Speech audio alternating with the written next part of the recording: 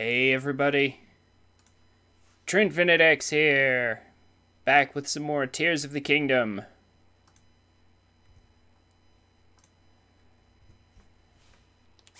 How's everybody doing today? How's it going, Aurora? Good to see you.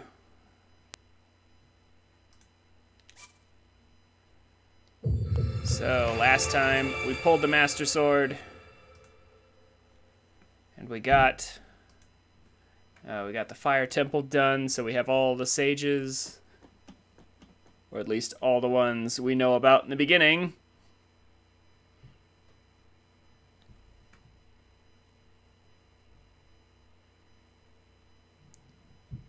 And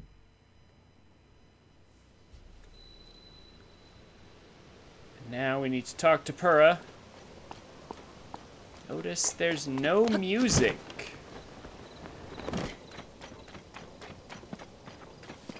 And everybody is looking at Hyrule Castle.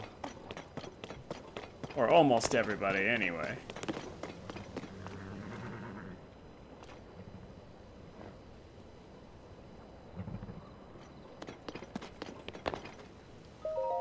Ça va? Oh! Huh?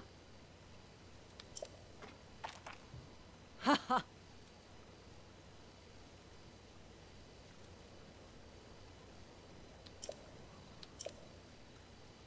Oh!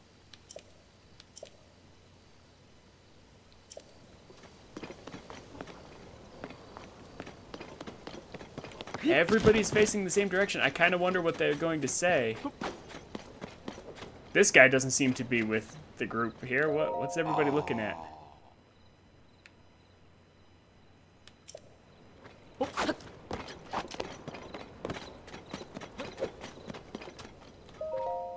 Oh.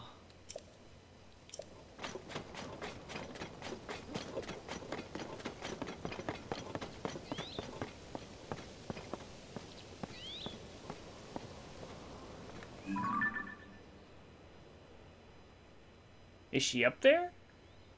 I don't see her up there.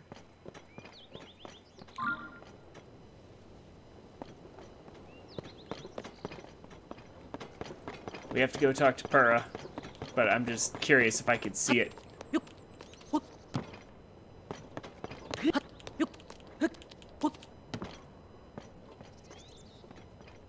Without looking through Pura's thing up here.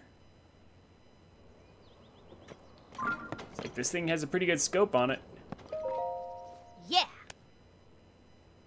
Linky, I heard what happened. Mm-hmm.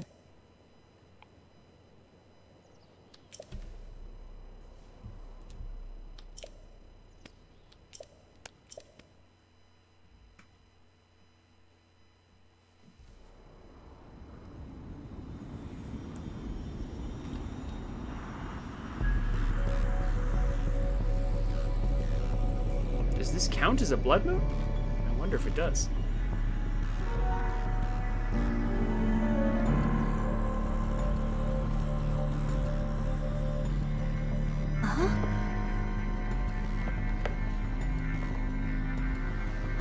Isn't that? Link, look at this! Quickly!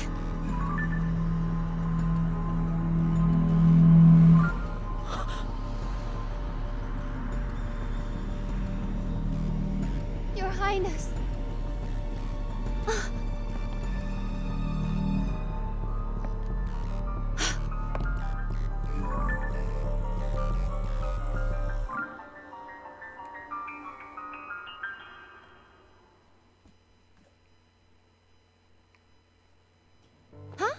Did you see that?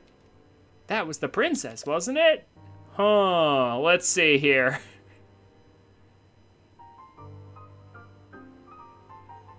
So all the sages have already come to the conclusion that the Zelda they saw must have been an imposter, but now apparently we have to convince Pura too, even though at this point it's just already absurdly clear that it's definitely not her.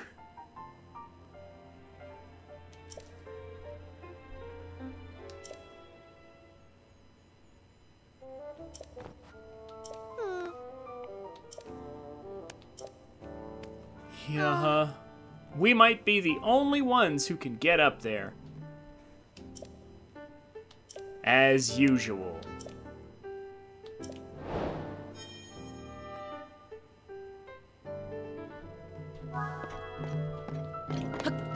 Don't worry, Purah, that's normal. Oh, also. Yep, that would be Zelda right there. Hi, Zelda. How's it going? All right. So we get this very tense music.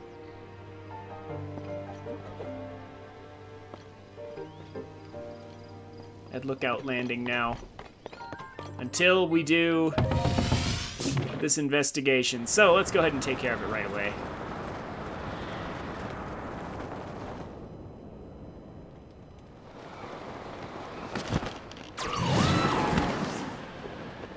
So, we definitely don't need our fireproof protection right now. Let's switch over to something more practical. Today, we are going to, my goal is to find Master Koga and take care of him. We're also going to deal with this thing in Hyrule Castle. We're going to get the main quests more or less taken care of.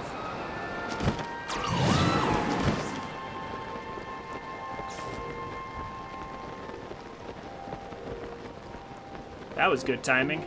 It's gonna throw lightning at us, but now it's sunshine all of a sudden.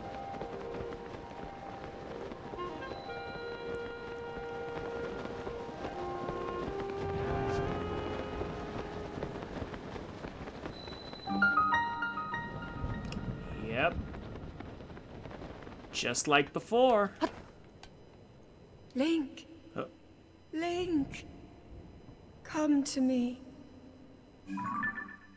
I am waiting. Waiting for you.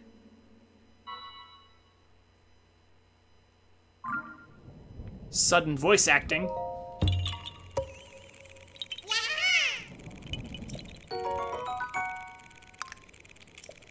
From the person who is definitely not Zelda.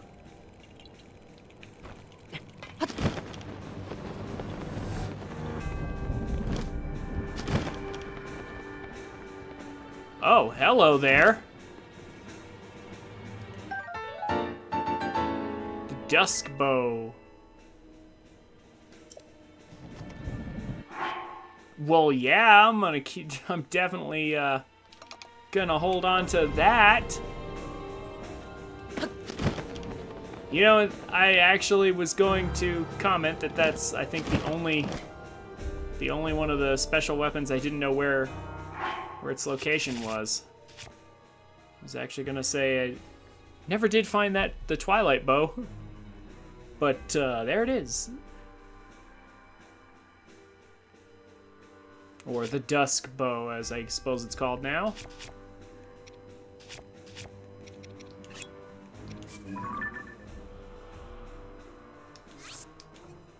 I'ma just collect that. Place this up here.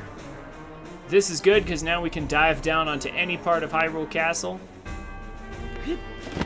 However we please, and whenever we please. Let's check out some of the stuff in these chests. A Royal Guard Spear. Yeah, you know, is it time to start picking up some Royal Guard weapons? I think it might be time very soon.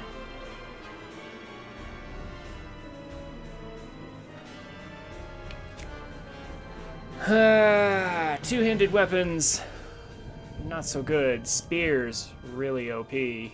Never even used this. But spears are just so much better than two-handed weapons. At least in my opinion, anyway. Yeah, why not?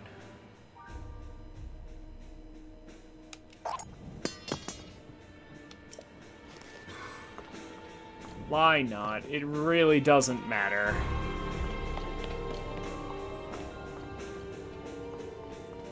We're just that overpowered that we can afford this. I'll take a sapphire, thank you. There is a shrine over there. I do want to grab that.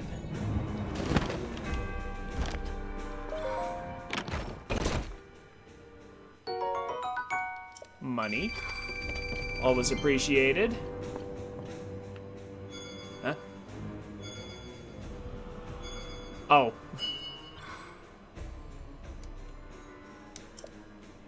Okay, cool. Apparently the game was just waiting for there to be enough space for it to be able to do that.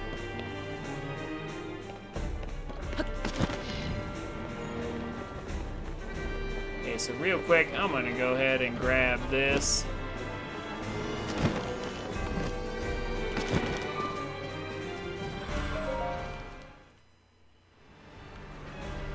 Before we carry on.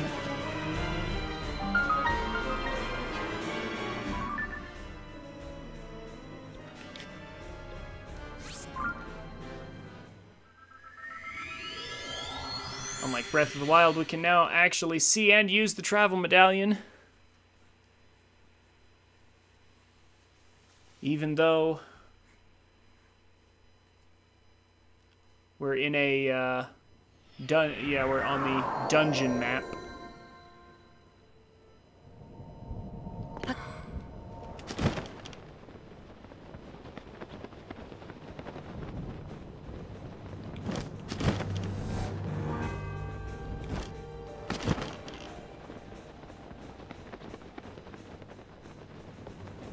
There's a bunch of really good free weapons just lying around here.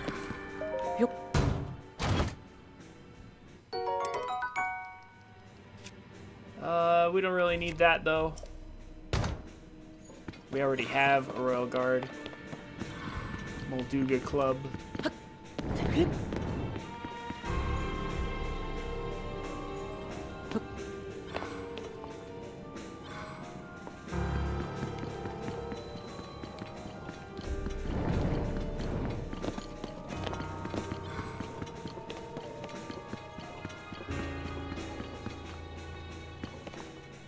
Let's see.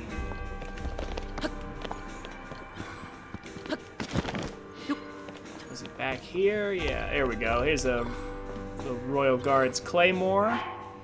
What am I gonna ditch for that?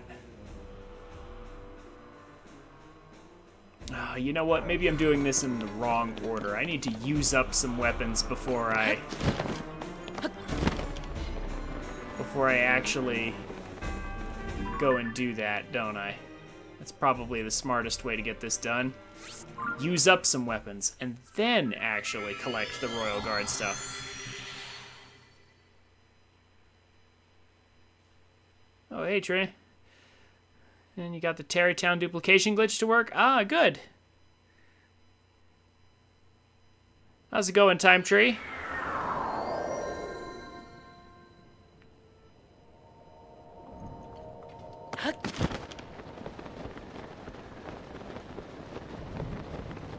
We're currently chasing phony Zelda around Hyrule Castle.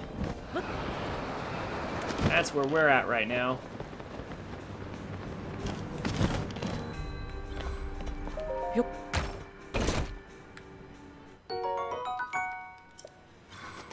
Yeah, we could afford to hold on to a royal bow, I guess.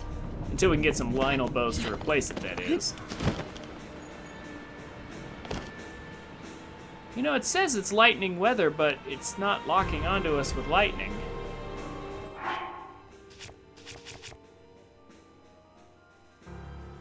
Oddly enough.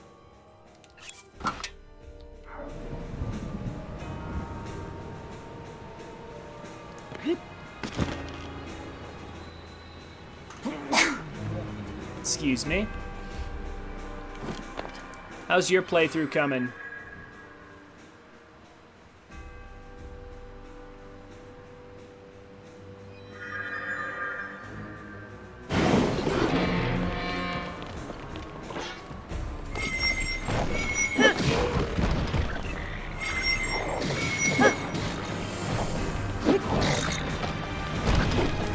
my army of ghosts. Yes.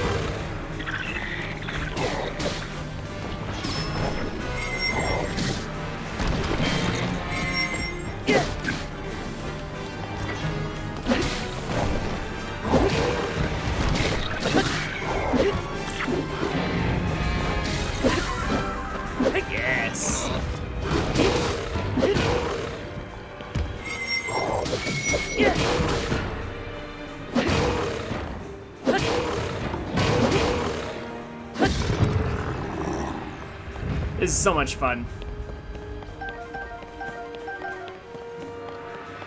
Let Aurora clued me into this 8-fold long blade.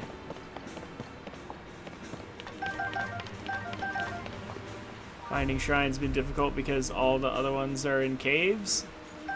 Ah. Ooh, boss bokoblin guts.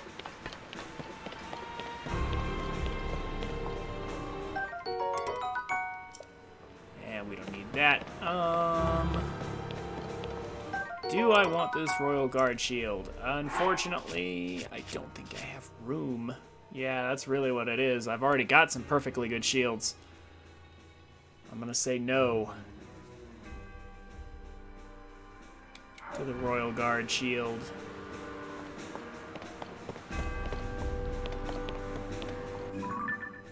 So Zelda moved on, way over there. As it turns out, the shrine over here is closer to it than our warp point.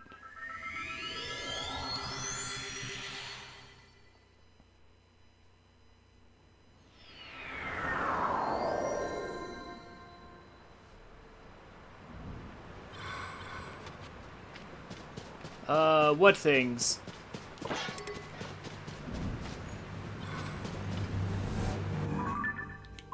Yeah, this way.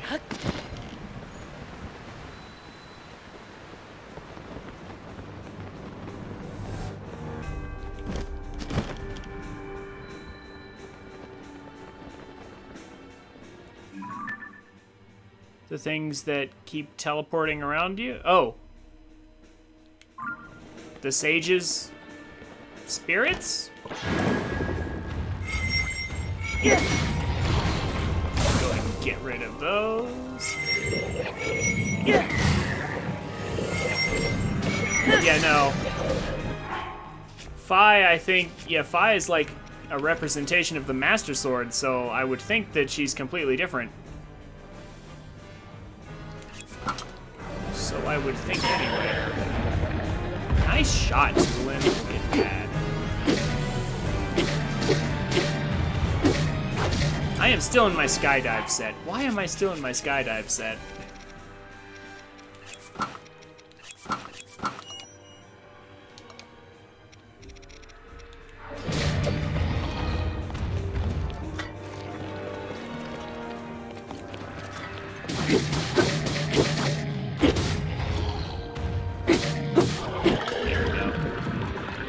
Easy, Enox.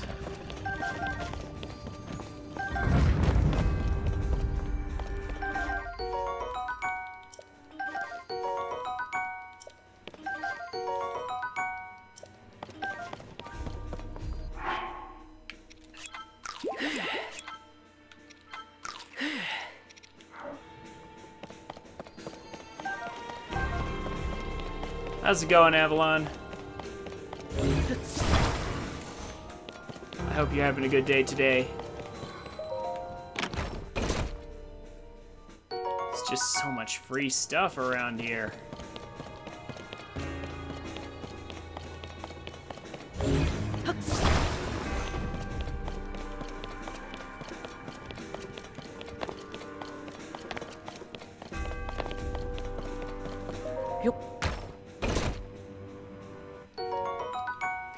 Dinral's spike. Shard of Dinral's spike there. The new dragon part. It's not particularly useful, but there it is. Let's take these free arrows.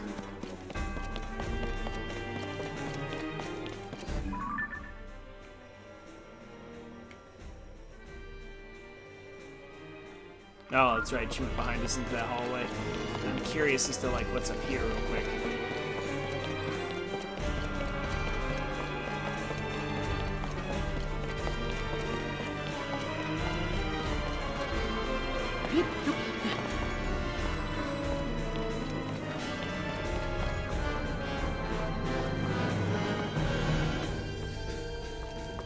Oh, she does. She does. I mentioned it last time. Riju reacts with the same. Yeah, all the Gerudo, including Riju, they all have a little speech bubble that's like, that helm. Like, they recognize it.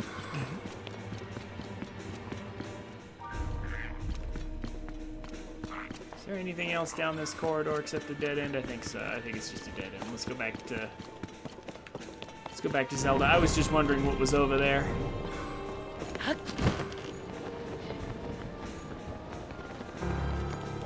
Let's chase around phony Zelda.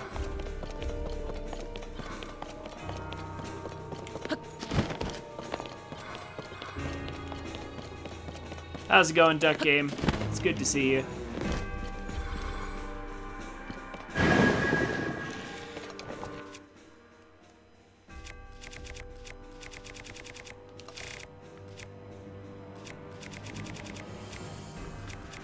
We have tons of ice fruit that's using this up.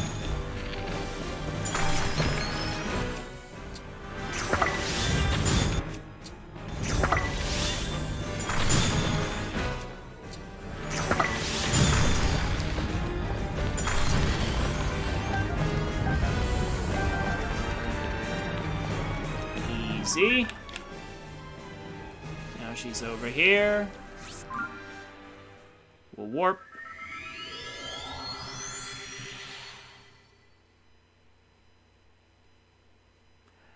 Yeah, it's...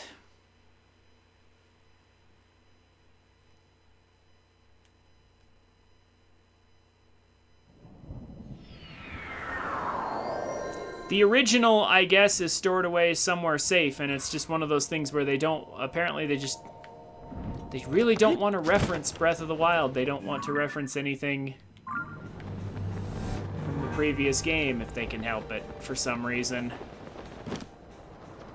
Like, we don't get to borrow the Thunder Helm this time, we get a replica from the Yiga. Instead, you know, and she has no real reaction to it. She's not like, oh, where did you get that? Or anything. Yep, there sure is. Still a Korok seed up here. And as for why she didn't wear it, well, to be fair, like, Urbosa didn't wear it all the time during, you know, the cutscenes where we saw her. Like, there was no real need to wear it, so I assume that's why she didn't. Royal Guard bow. Those are real powerful, but... I mean, I guess we could, right? If I could find bows somewhere.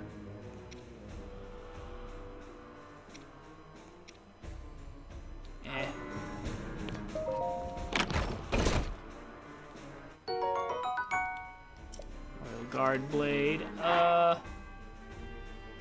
This is nice, but I think we're gonna be dropping it for the Claymore pretty soon. We'll see.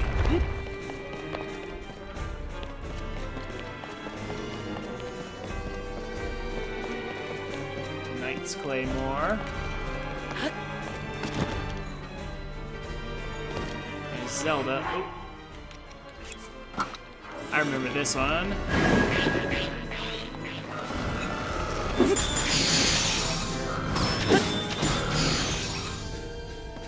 If you happen to have an ice weapon, this one goes real quick.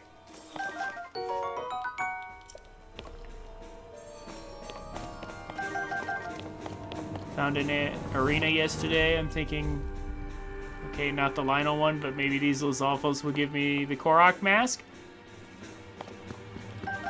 Oh no, the Korok mask is in the Colosseum. Shoot, map. Oh, Ravio hood. Okay. I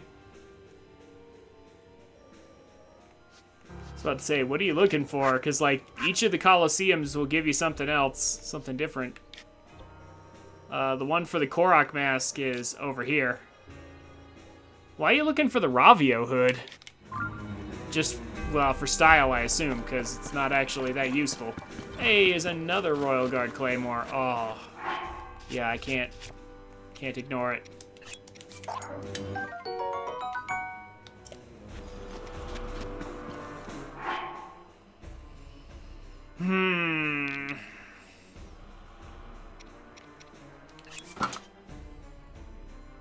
It's not like I don't want this Royal Guard sword. You know what? Maybe I'll have it yeah, maybe I'll just take it anyway. Maybe I'll just take it anyway. Oh, you wanted the Korok mask, was disappointed it wasn't there, instead got Ravia hood. Well, yeah, just go to the Colosseum in the, underneath the Korok forest.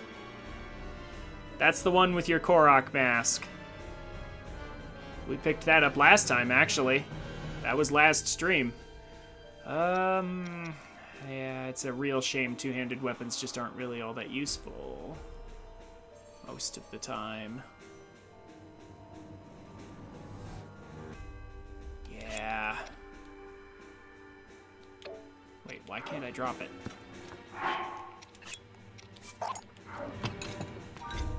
It's not even a bad weapon.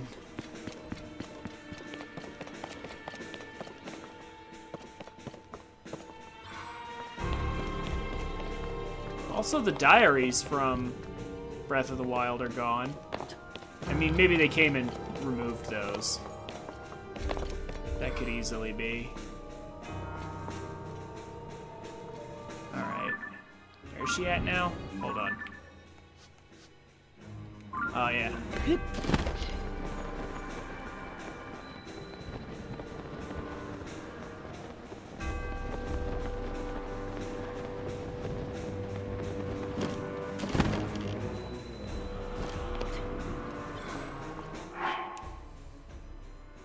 You want the Korok thing too? Why is it locked behind 5 Lionels? What?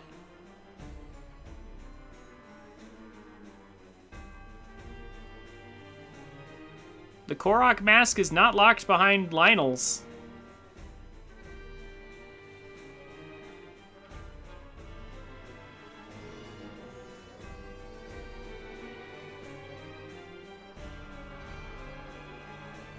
No. Time tree. The Korok mask is in the Forest Coliseum underneath the Korok Forest.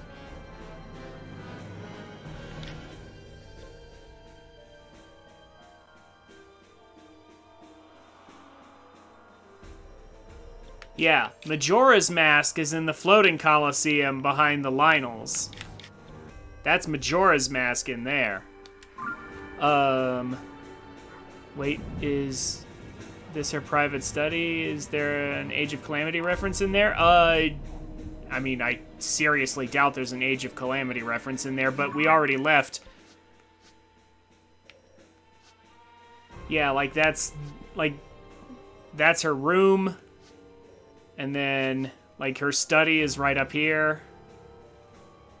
Yeah, I know what you're talking about. Is Terrico in there? I don't believe so. Like, I guess I could really go back and check after we're done chasing her around if you really want to know.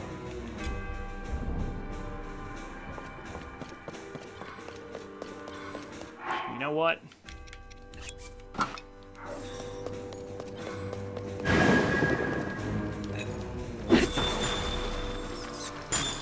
Ah! Oh. Good job, Unovo.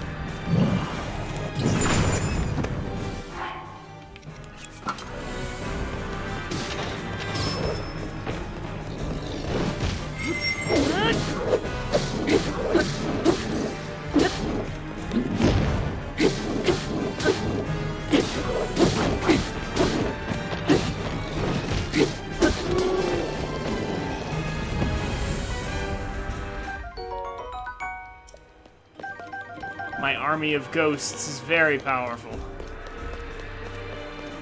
Tulin is especially amazing with those auto crits and all.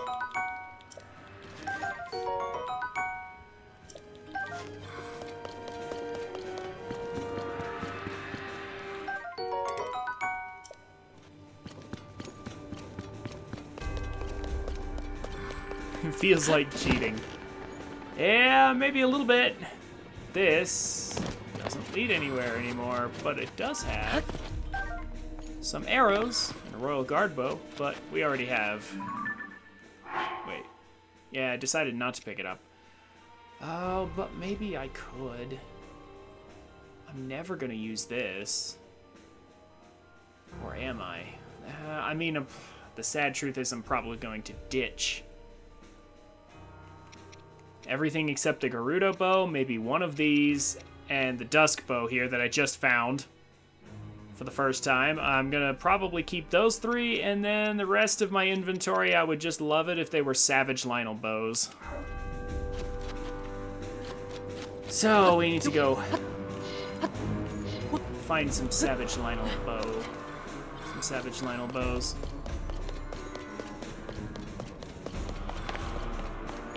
Gotta go get us some Savage Lionels, and we will do the Colosseum again before the end. Yeah, I know, it's definitely the Twilight bow, except it's called the Dusk bow for some reason.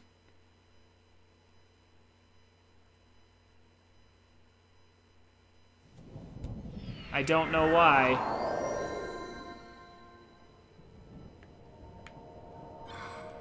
Here, you know what? Does it even work the same?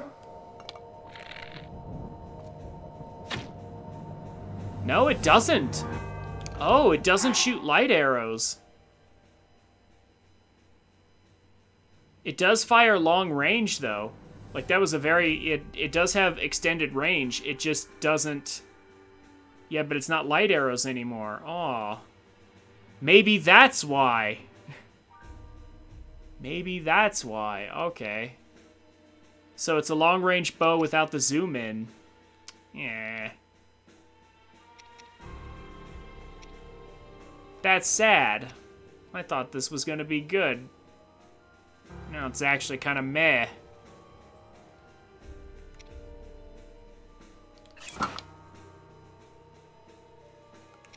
Let's not use up our Savage Lionel bow completely. Let's save a few shots on it.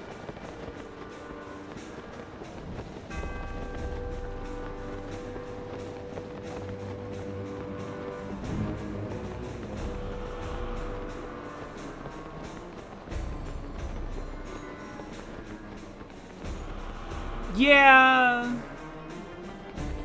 This, like I said, I only have minor complaints. Honestly, I think my biggest complaint is the plot. Like, the only other reason I'm not giving this game a max score is really just a ton of minor little things. Like, not being allowed to go underwater and have an actual underwater water temple, or... Honestly, the stamina wheel and the pacing at the very beginning of the game is still absurdly slow, and the stamina wheel just doesn't even need to be here. There's just no reason for it.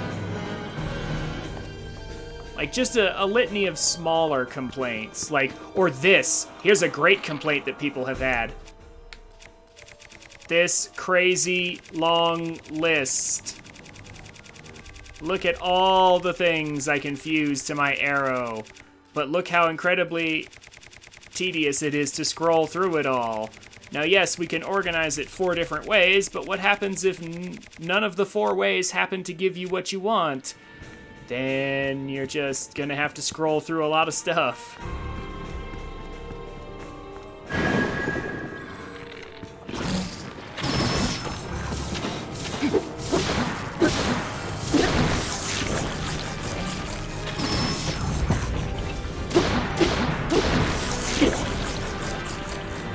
Like, there's a bunch of little stuff, okay? Like, I could go on, but I think I've made my point. Like, just there's tons of little, tiny things.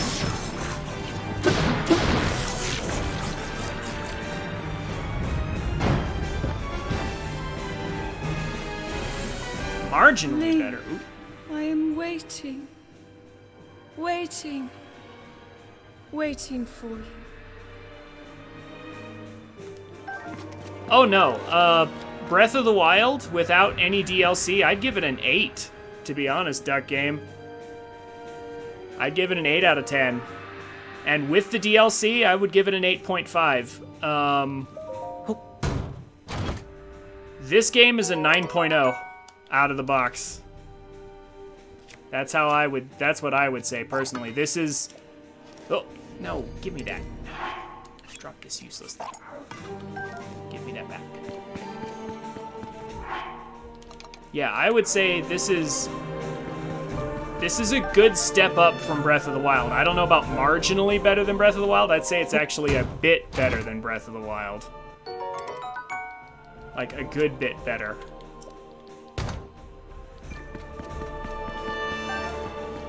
They improved a lot of things. Like, the dungeons all being unique, the aesthetics are better, like, it's a significant step up. It's still not a perfect game, but it's a step up. Like, a noticeable step up.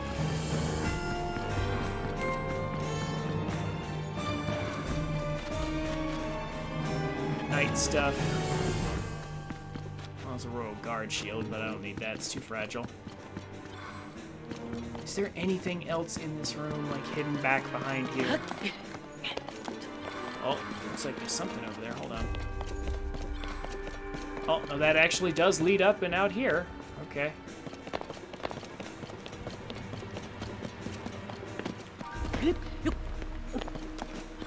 Oh, no, just some random knight and soldier equipment. Okay. And now Zelda's waiting in the center.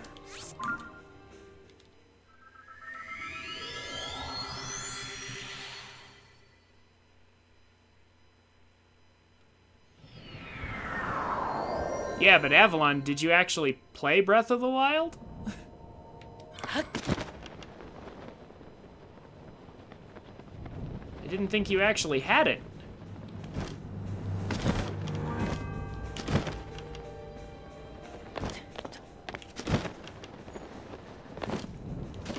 I mean, you don't have to play it to have an opinion. That's, you know, that's fine, but... Oh, you did? You did actually play it a bit? Okay. Didn't like the combat? To be fair, yeah.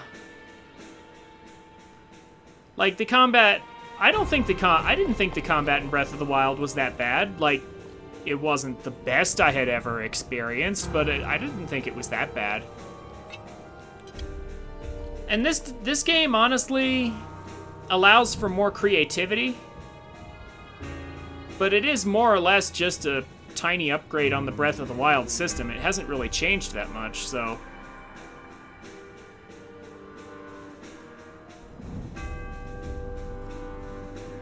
Yeah, like literally make the Zora set give us the ability to do like the Zora mask and Majora's Mask. That would have been perfect.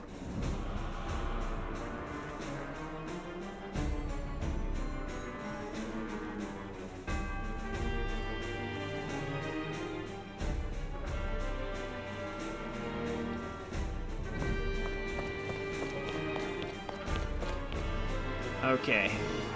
Speaking of combat, we have some combat ahead of us.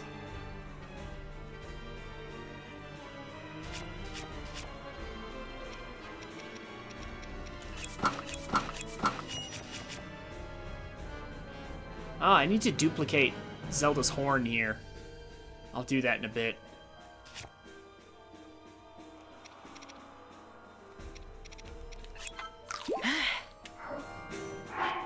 And let's go ahead with... We don't need a 30-minute one.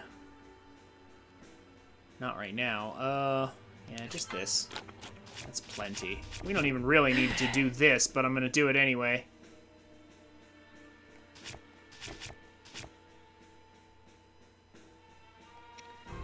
Yeah, this'll be okay.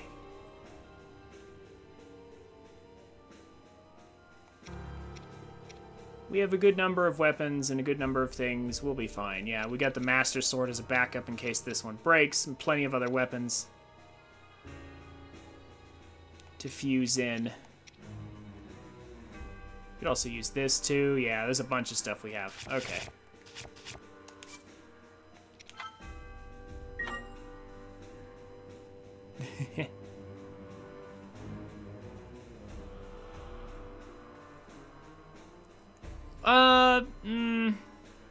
See, here's the thing, though. I would honestly say Breath of the Wild system is an improvement over, yes, Skyward Sword, like you said, but also Ocarina and Majora, because we have two other weapons here.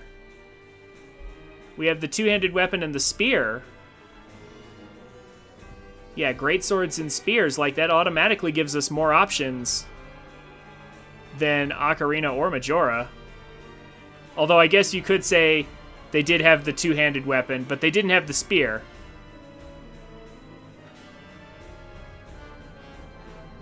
And this game, okay. I guess Breath of the Wild didn't have this, but this game has, like, we can fuse so many things to our arrows to give them different properties and effects, so...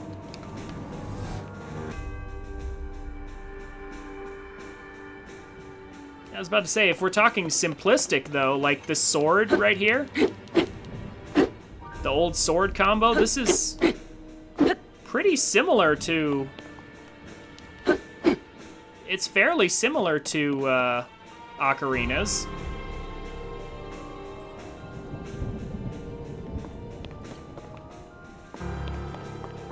And then again, I feel like the three different weapon types, plus we have things like the rods.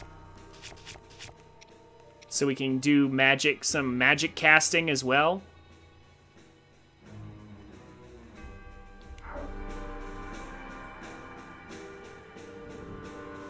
There's a bunch of different options.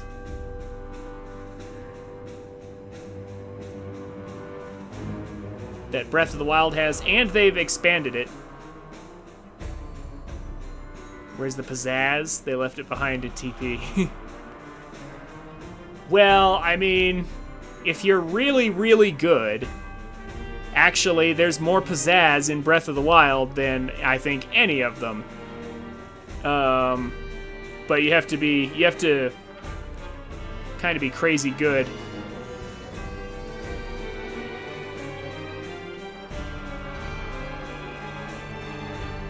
Wind Waker beats them all.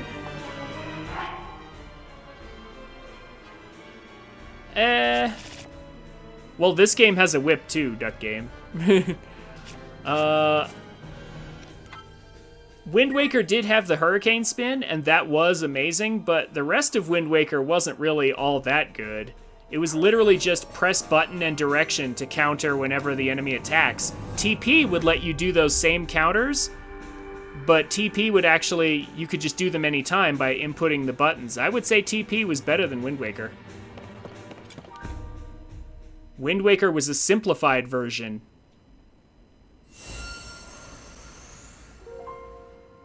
At last. I have been waiting for you to arrive. Now, Link, there is something here I want to show you.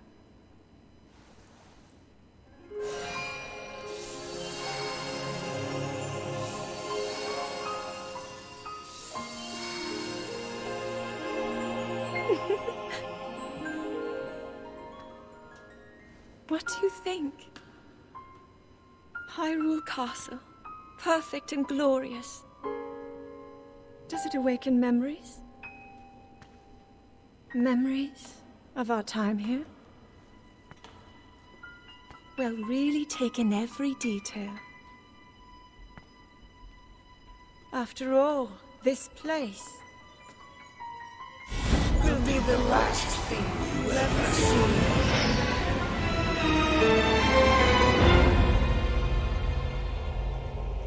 The fabled swordsman who endured my corruption, who has persisted in slaughtering my servants.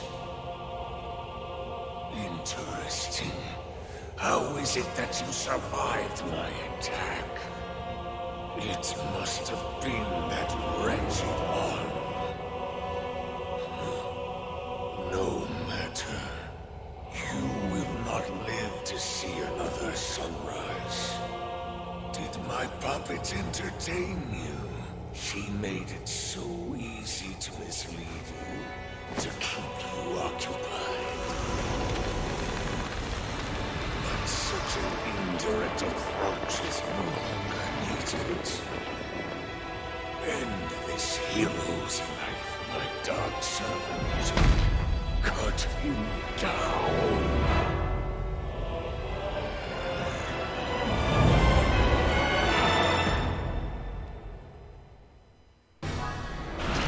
Okay. A lot of them. Lots of Phantom Ganons.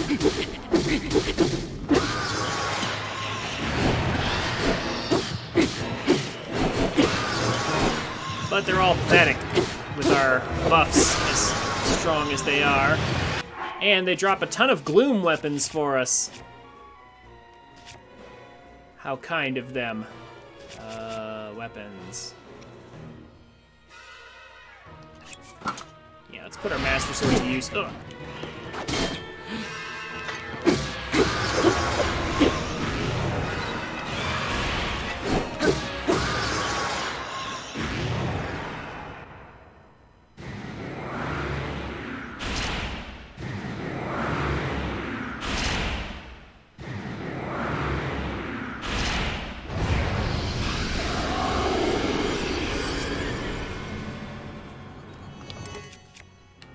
Okay, so on the one hand, this is an improvement because there's so many things we can fuse to our arrows to give different effects. On the other hand, this is a detriment because of this huge list. Like, we don't need all of this. Like, I agree with having more options than Breath of the Wild's limited, like, 5 different arrow types, I believe, but like, this is perhaps a little insane. This is perhaps a bit much. And they definitely needed to organize this better. Especially the one arrow at a time thing isn't great. But I do feel like more options is nice.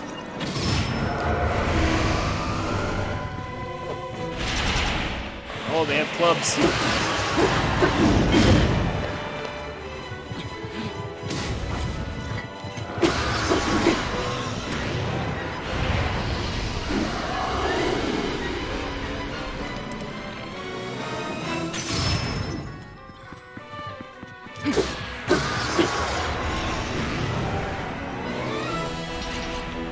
Now they have spears. Yes, that's what I want to see.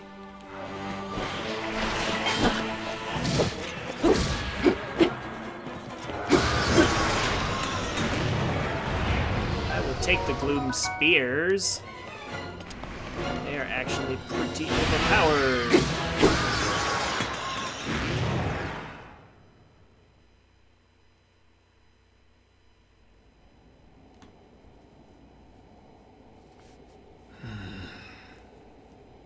It seems there is more to you than the power Rauru has gifted. But not much more.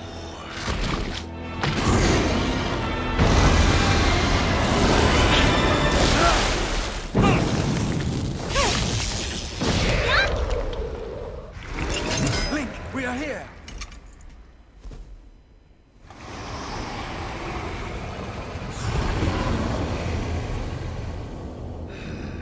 Those who carry the secret stones. Just what is this thing? You do not recognize me. Perhaps there are limits to the knowledge the secret stones impart. You stand before Ganondorf. The foolish actions of your ancestors served only to delay my ascension. Allow me to show you the world that was and will be again when I have been restored.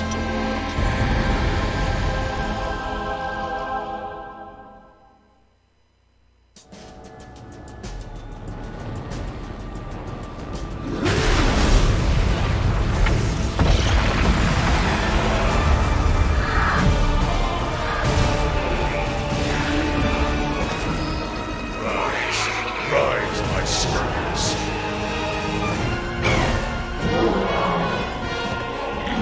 Sweep over Hyrule with the power I have granted.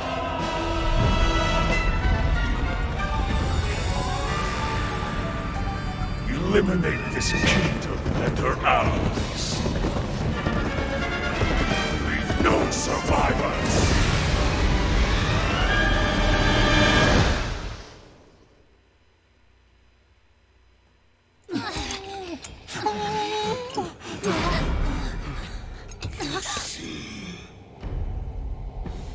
Cannot hope to escape your fate. My power will sweep across this land. You need but await the inevitable end.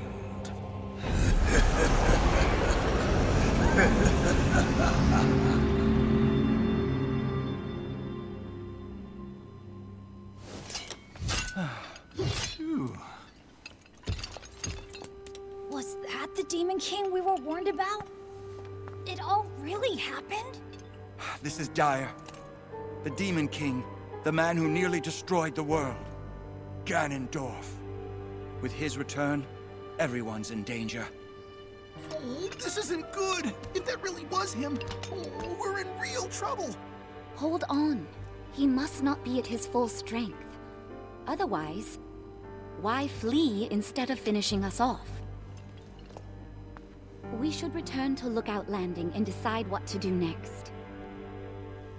Link, you should come too. Riju demonstrating that she's the smart one.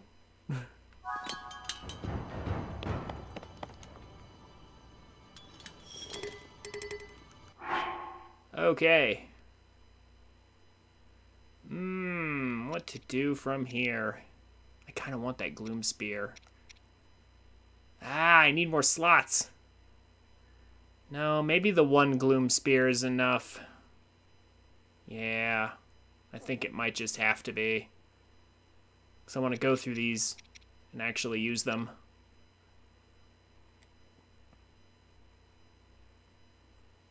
I mean, I could just ditch this to get a second one. Yeah, you know what? I think I'm going to do that. What is this fused to? Yeah, it's a Gloom Sword. Yeah, okay.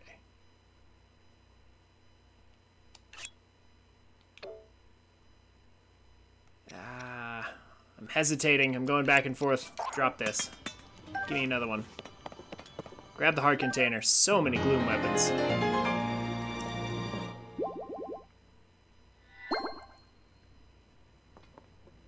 Can we get in here and do this part of the story without the sages? Okay, so we can get into Hyrule Castle, but that fight only happens after you do the 4 quests to get all of them.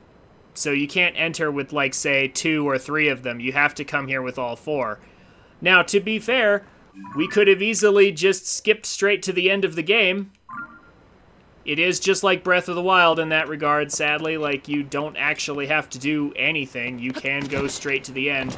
The speed run for this game is already under an hour. You can, in fact, just get off the Great Sky Islands and rush straight to the final boss. I mean, at least they force you to have the Master Sword, though. Like, if you didn't pick it up, they force you to have it for the actual finale. Because it's part of the story, but...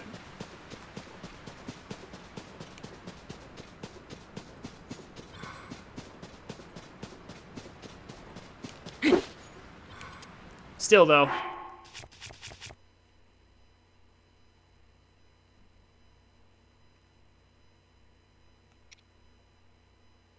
Yeah, I guess so. Like, I've seen the speed run. I know they don't they don't go out of their way to pick up the Master Sword, but they are forced to get it.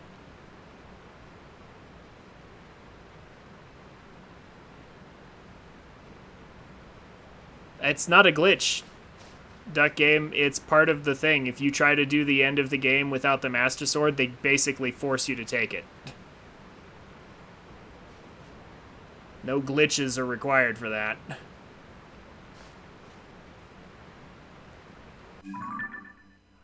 Alright, now that we're done here, well, I guess we just go back to Lookout Landing and talk to Purah. Then we can get started on the last quest before the end. Nope. Again, I've seen the speedrun. They definitely did not have the required stamina. They just give it to you.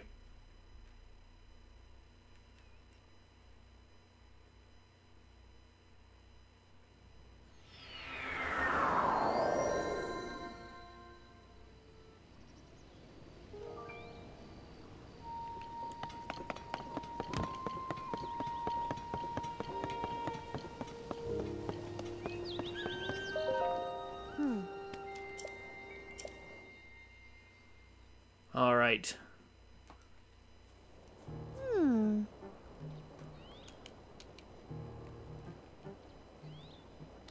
Yes.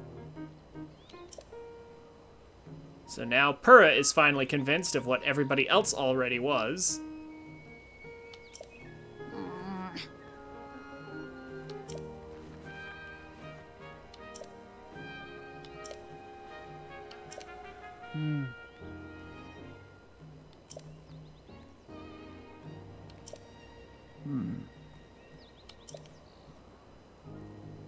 Once again, I feel like this should be voice acted. Another one of my minor complaints about this game that prevents me from giving it a perfect score. In this day and age, there's really no reason why it can't be voice acted. Oh.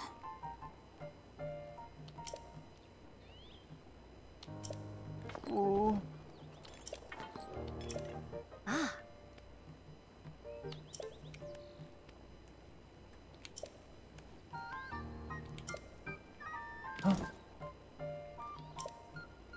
But anyway, this is the part where finally he said that 6 sages were with the Demon King Rauru when he were with King Rauru when he fought the Demon King during the Imprisoning War. Wind, fire, water, lightning, and time, that was the princess. Wow. There was one more sage.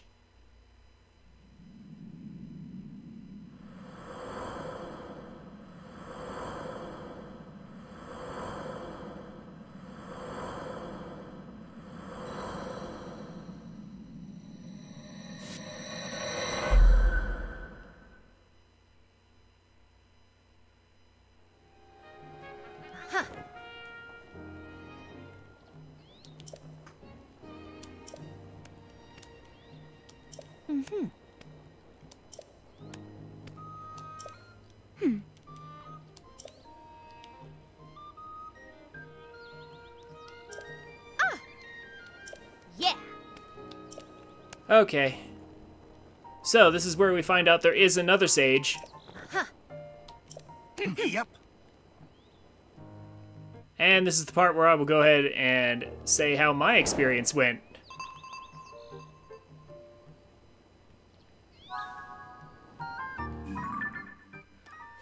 So in my other file, I already did some exploring around this area and found the Construct Factory and the Spirit Temple before I even knew there was another sage we would be collecting. Before I'd even gotten the cutscenes for the story.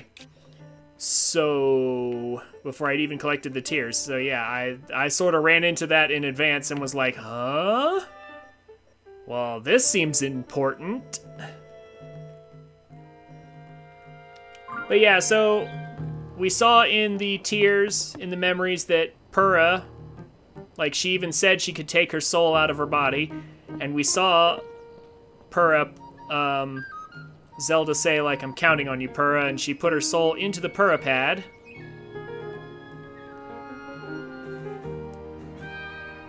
Or sorry, Minoru. You're right, my bad. I'm mixing up names because I'm talking too fast. Yeah, Minoru put her soul into the Purah pad. That's why I mixed it up, because I have to say them both.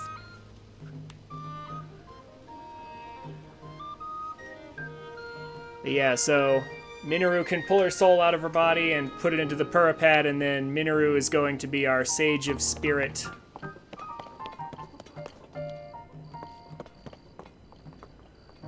But we're supposed to, like, follow some breadcrumb trails to, like, find her and all that.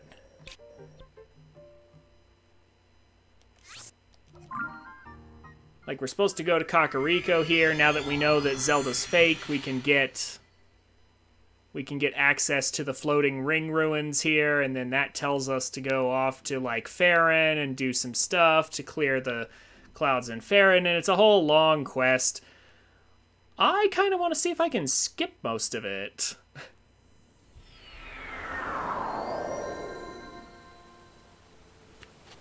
Like, I'll go ahead and do this part, since it's so short.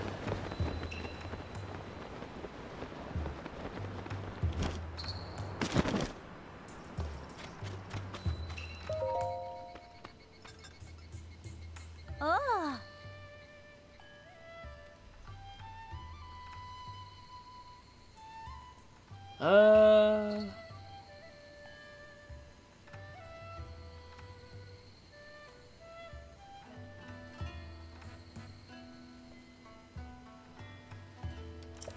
Oh.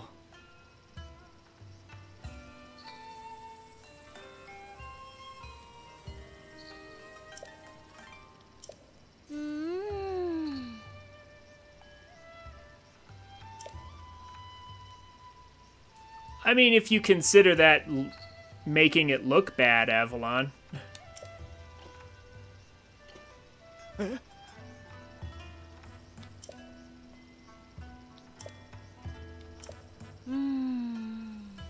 Like, it's definitely true.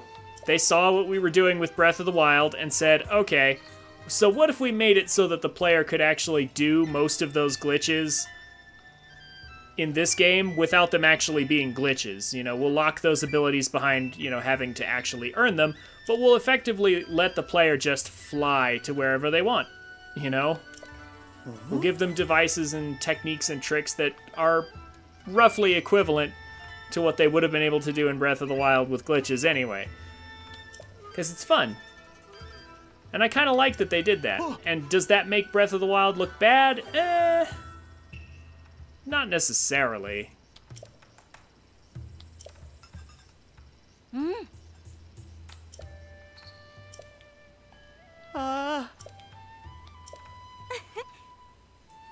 So Zelda was fake, which means her orders to not investigate those floating ruins don't matter anymore. So now we can just go in there. After they finally finish talking about it.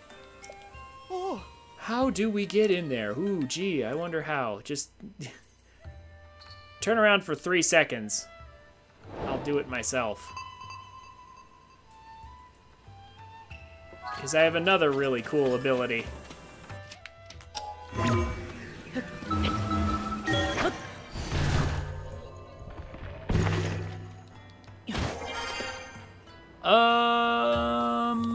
That depends. I feel like that would only happen, Avalon, if you don't know how to do the glitches. Like, yeah, if I can imagine right now a casual player who doesn't know how to do the glitches in Breath of the Wild, trying to go back to Breath of the Wild would be terrible. But if you know how to do them, honestly...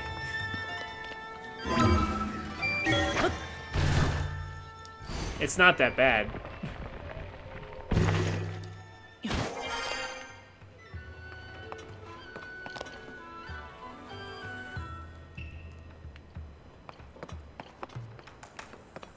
Alright, so... camera...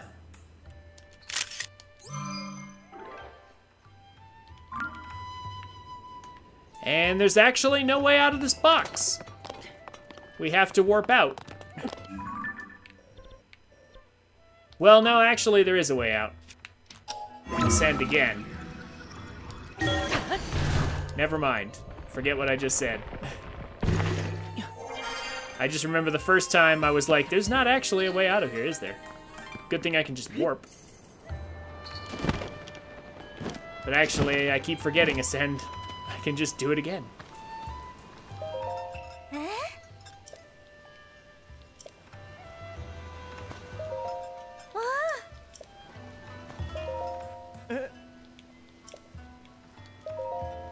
Hey, look, got an image.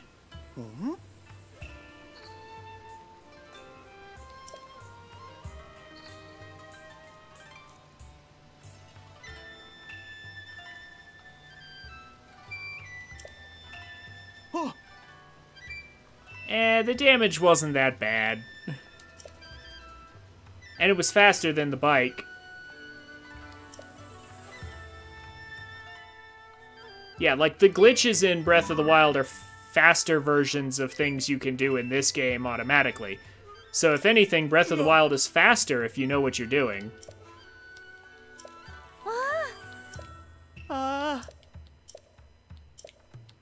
But if you don't know what you're doing, like if you don't want to do any tricks or glitches, then yeah, this game's going to seem so much faster than Breath of the Wild.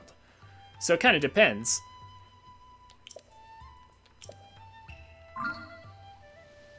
No. Imagine if Ascend was on cooldown. I'm glad Ascend has no real cooldown. Although it does make me wonder why we don't have just the ability to pass through walls in general. You know, like Ascend lets us pass through walls above us, but why not in any direction? I do kind of wonder about that sometimes.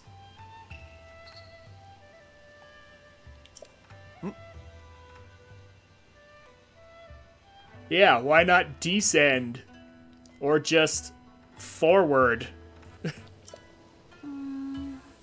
Wouldn't you fall into the depths? Why, so? Or caves? So? But I think that would just be a little too much for Zelda to handle. At that point, it would be thinking in portals. Might as well just have portals.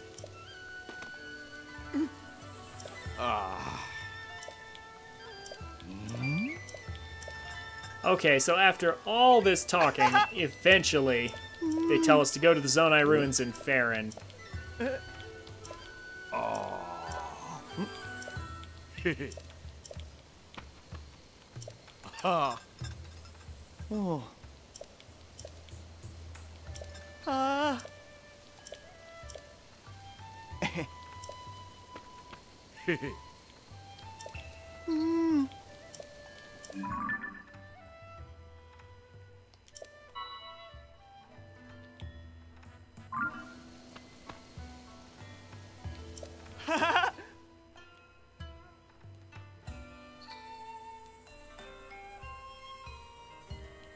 Okay.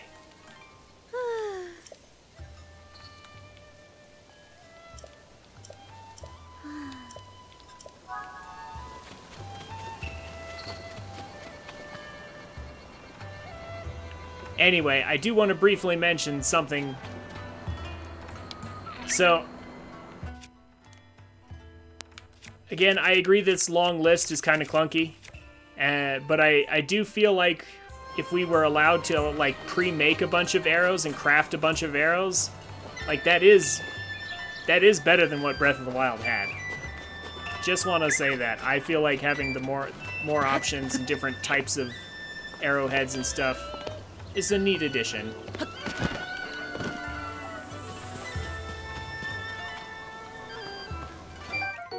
I was gonna say that a long time ago, but honestly, cutscenes happened.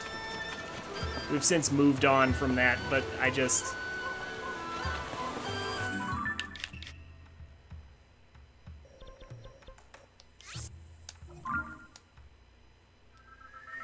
wanted to say it, never got the chance.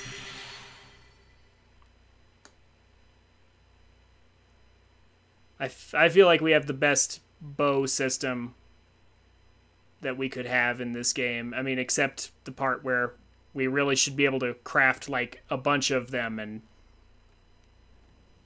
have them as different arrow types. And maybe certain things just don't need to be craftable to arrows, like random pieces of meat or something. Like anything to make that list a little more manageable.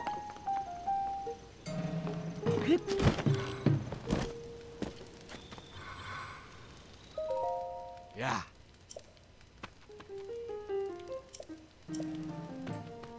Oh. Ugh.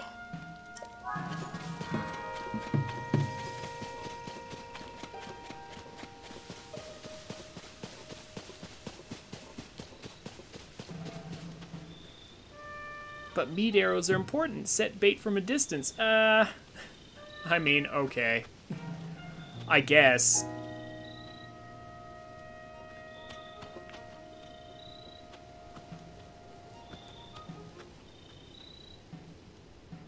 But then do we need to have, like, every single kind of meat be a different thing? Like fish on, you know, fish attached to an arrow, this type of fish attached to an arrow, that type of fish attached to an arrow. Like, I just feel like it could be simplified a bit, you know? Okay. Anything to keep this list from being so long. Like, all these different types of horns and things. And maybe we could simplify this a bit. Or make this list a little easier to navigate. If it wasn't for that, though, I would say Breath of the Wild and Tears of the Kingdom provide, especially Tears of the Kingdom, provide the best bow system in all the Zelda games.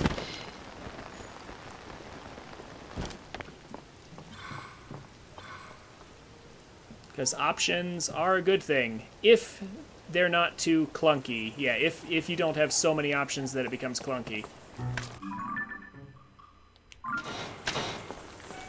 Are we headed the right way? No, not exactly. Let's just warp over to this shrine. It's actually even closer. And we'll get out of the key swarm.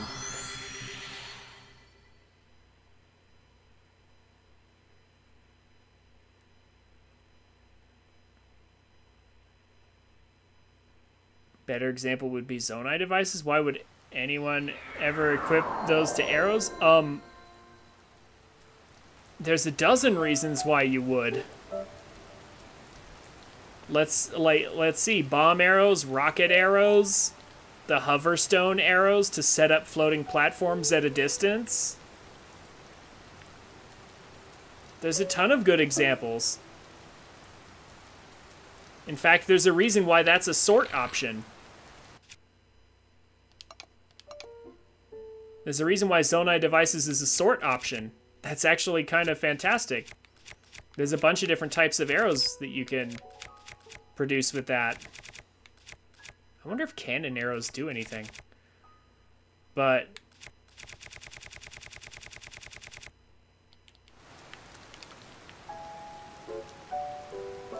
like, maybe there's some Zonai devices that don't make any sense to fuse to an arrow, right? But like,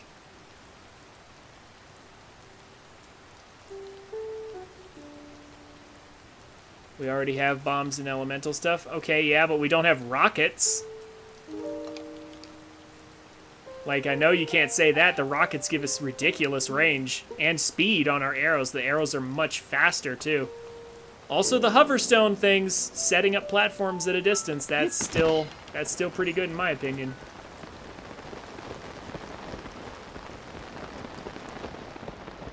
Okay, so we're supposed to come down here. And we're supposed to, like, set up... Yeah, we're supposed to go through a long quest here on the ground in Farron. But I wonder if there isn't a way to just skip past it. Oh, look, a blood moon.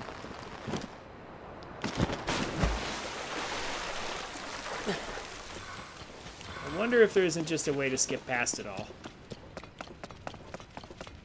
I'm just gonna go up here, grab this now.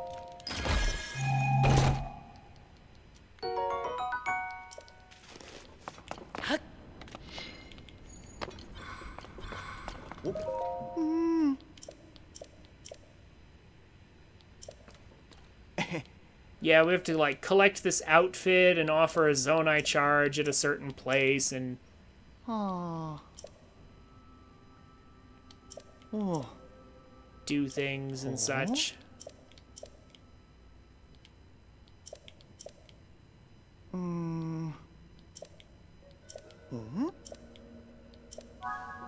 But I am curious. Can I just skip all of that? I think I can. But let's find out for sure.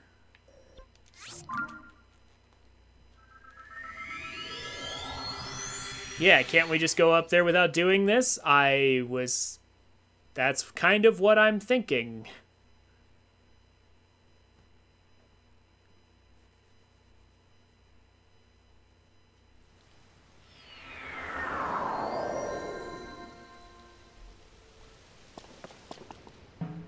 No, there is something we need to do in the sky first.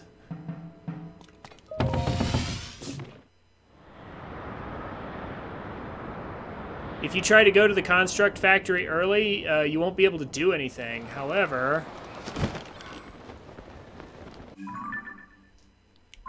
very briefly...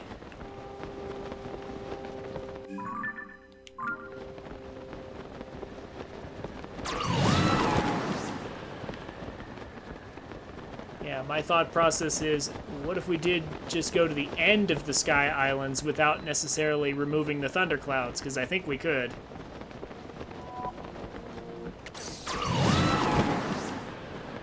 I'm going to grab the shrine that's over here, because this is a great place to build a bike and fly from there.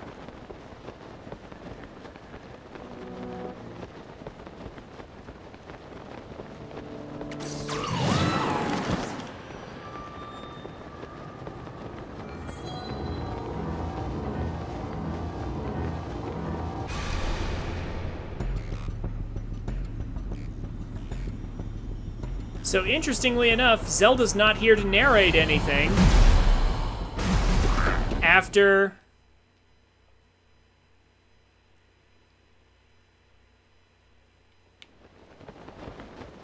we chase her down in the castle. Zelda stops narrating the Blood Moon cutscene.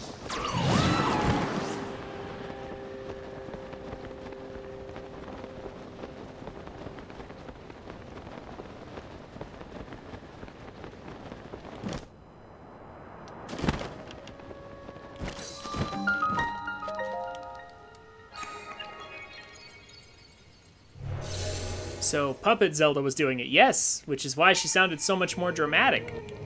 Makes sense.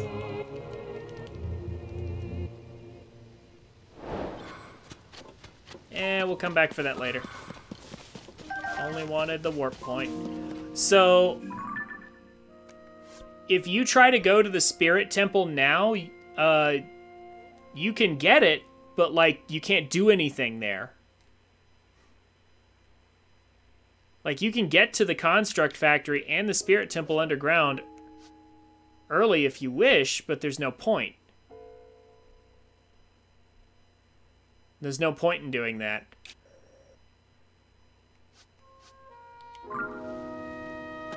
Because there's a critical piece that you need up here in the sky. Like, you literally cannot progress without it. And it's right there-ish.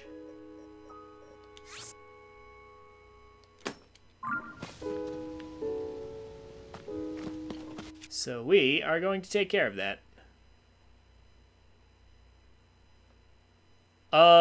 You'll see in just a second when we get there.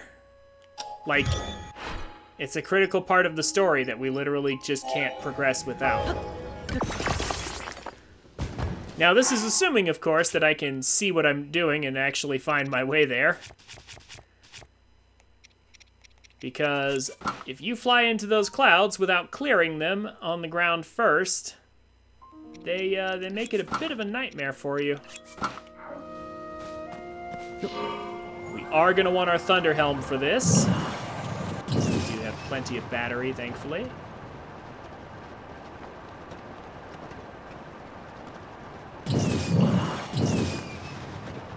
Looks like, yeah, the islands there at the bottom are where we want to go.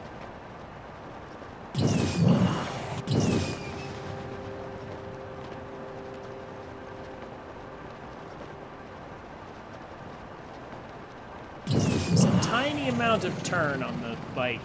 It's a very tiny amount. I think it got them mostly aligned.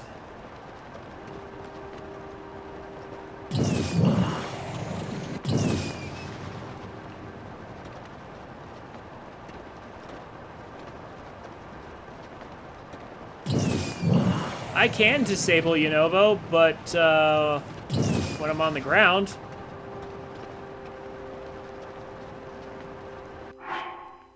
Let's see. Hold on.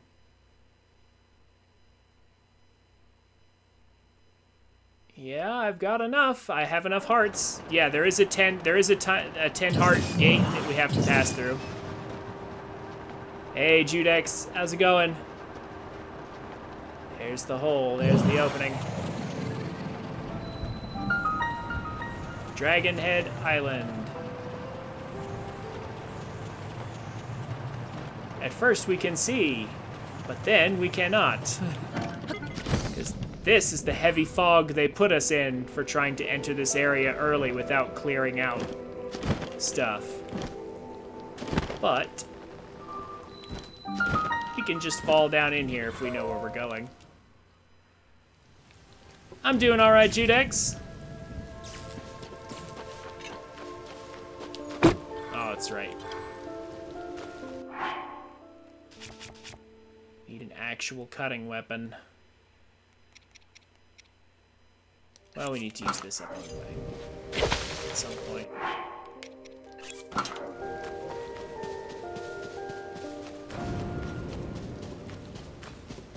I'm doing all right today. We chased Zelda around, and now we're skipping the part where we have to clear the clouds.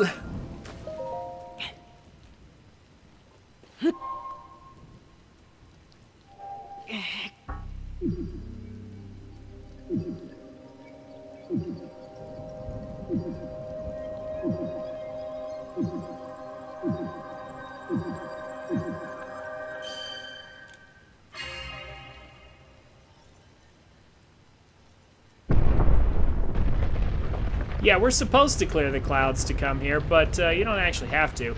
This is the part you need. Without this, you literally can't do anything in the depths.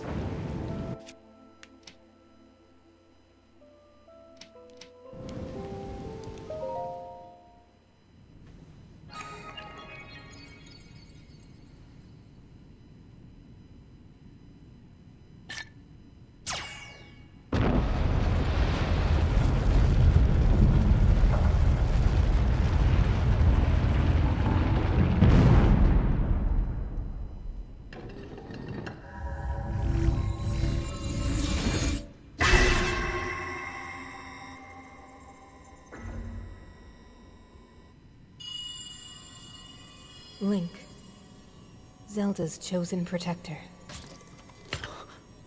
Take this. Follow the light.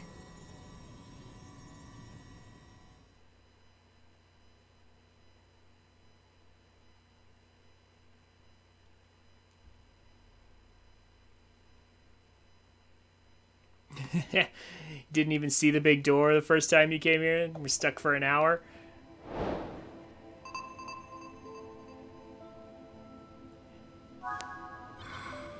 Yeah, I can see how it's maybe a little easy to miss, because that tiny little grove there is the only... Like, you just have to notice that, and then come through here and see the door.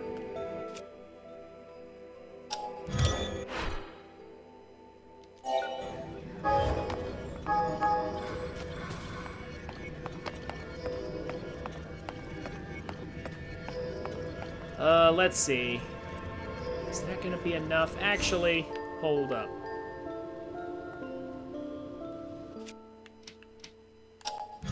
might need the bigger one. We have 15, but actually before we do that, are there parts over here I can have? Yes, good. Let's save some zonite. I need the bigger one to carry it. Come here.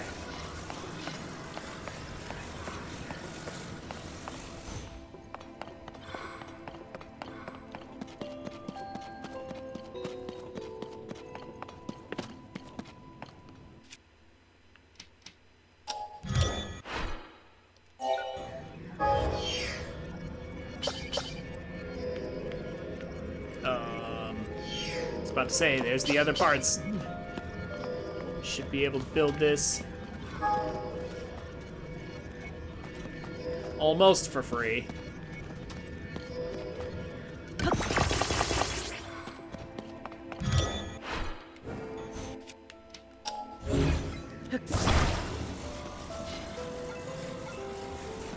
Just stick that on the back. Is that in the way? That's in the way, isn't it? Yeah, it is. Alright.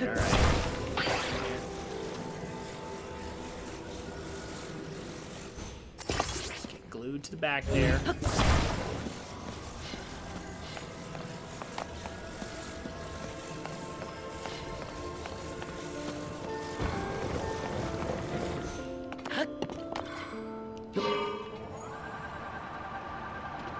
So if I went here right now, I should be able to just grab this and carry it down.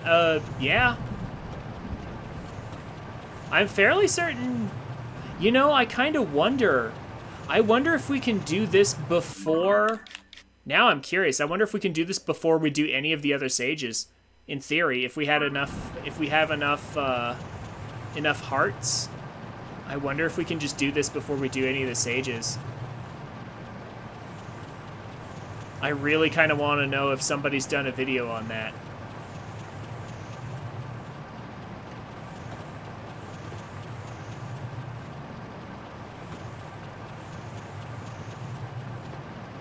Yeah, I was about to say, carrying it would be maybe a bad choice. Flying it down is probably smarter.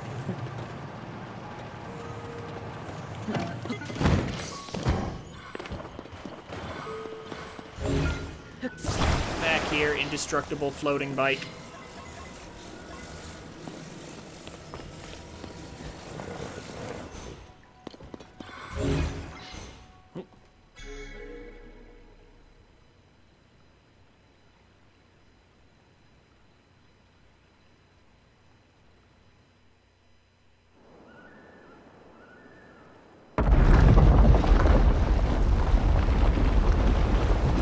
Incidentally,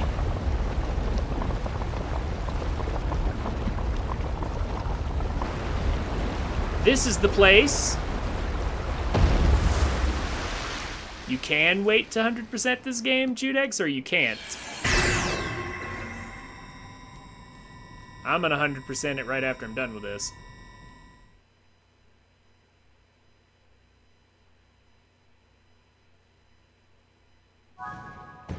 Oh.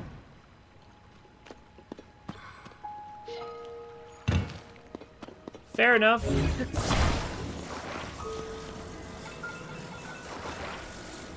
But I want to go ahead and 100% it now. Or soon. I'm gonna stick this on there again. Carry the whole thing down there. I want to take this with me. Please let me take it. Please let me take my bike with me, game. Make me have to make another one.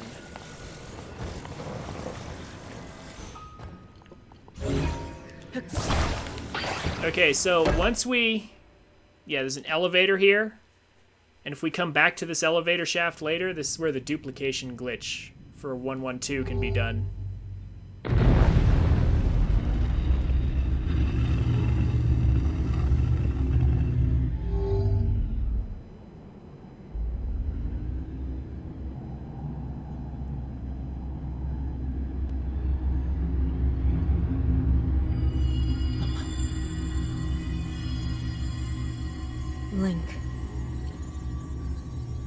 Zelda's chosen protector. You must hurry. We must meet as soon as possible.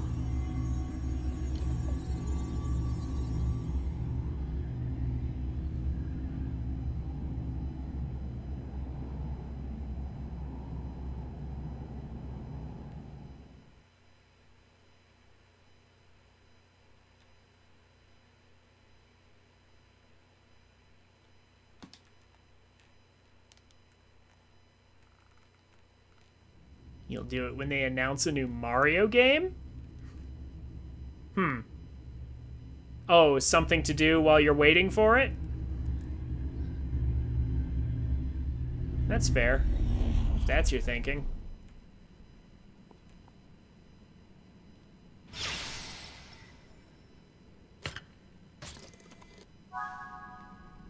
No, the cutscene took it away. That's okay.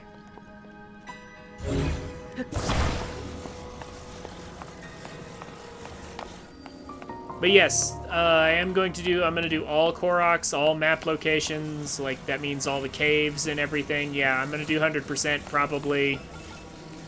probably right after this playthrough is done. I might take a break to do some Cadence of Hyrule though first. Because I do understand what you're talking about, Judex, about burnout.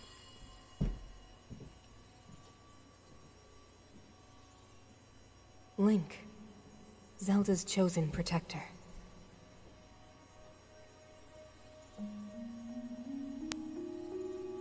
My name is Minoru. I am the Sage of Spirit. I am happy you have arrived. At last we can speak with each other. Unfortunately, I no longer have a body. Without a physical form, we cannot yet speak face to face. But, do you see the 4 storehouses in the area?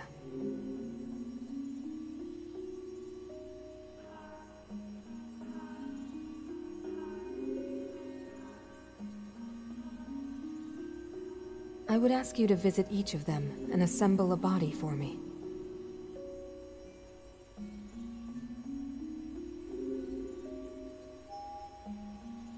This is my request to you, Link. Loyal swordsman to Zelda.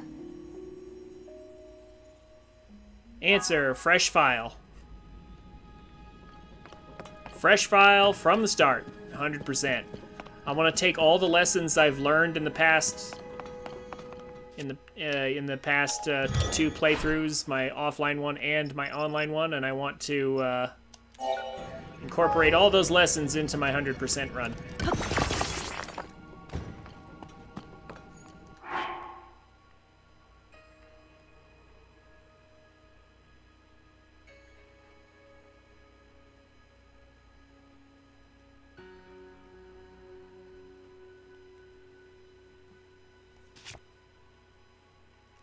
So, now let's see, what am I doing?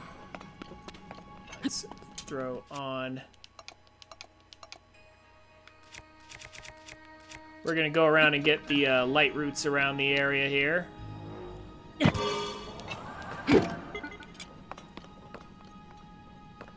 We're also going to grab...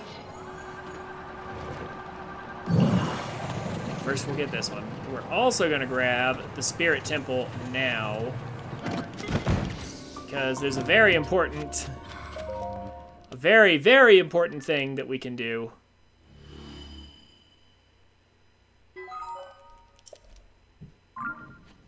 By having the Spirit Temple already on our map.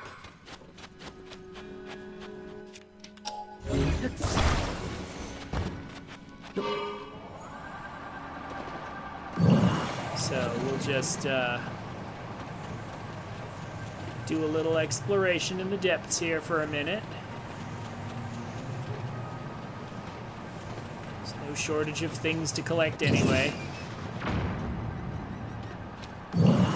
And maybe I'll clear out the clouds later or something, if I feel like it.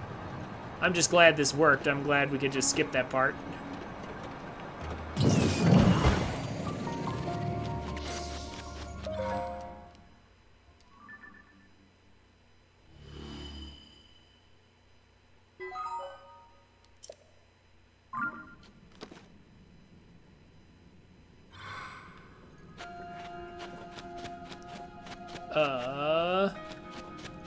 Have you not seen me build the bike, Duck Game? This is our bike. This is how it looks. You take a fan, you put a control stick on it, make sure it's centered, and make sure it's angled. And then you take another fan and you angle it properly and you stick it on the other end. Nice and simple. And then you stick a bright bloom seed on the end of it. The giant bright bloom seed, and then suddenly you can see where you're going in the depths, and it's a very power efficient vehicle. This is seriously the best way to explore the depths. Okay, so we've lit up the factory here. But we're not done. We are actually going to go straight to the Spirit Temple now. For a very specific reason.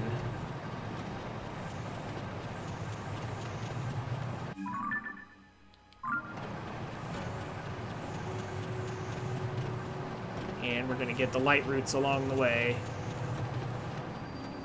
So we're certainly not going to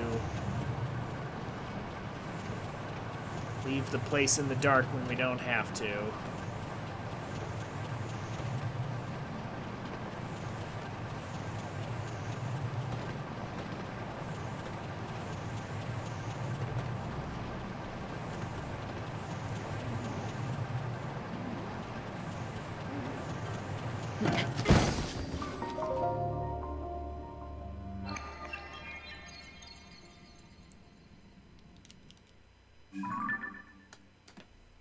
Struggled to get the proper angle. Looking at it like parallel lines helps you.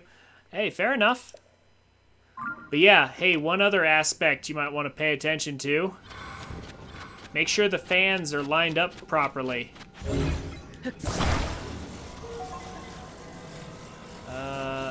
Like, see the little, it's hard to see. But, see if I can, like, lean it up against something here real quick.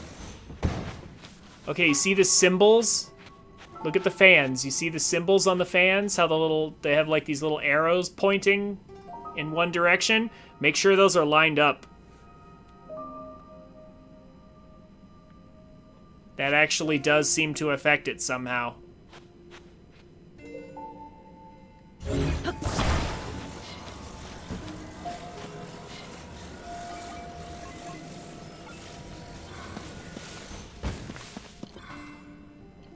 I don't know why that affects it, but it does. It is for some reason important. Let's see, down that way-ish. Yeah, past the Hinox.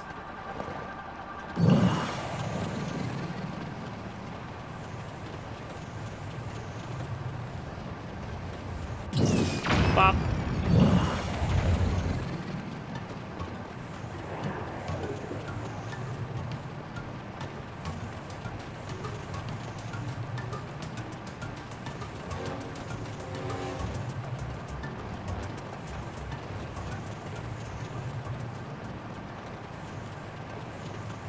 Where's the light route for this area? There is this right here. You know what? This deposit right here is nice to mine.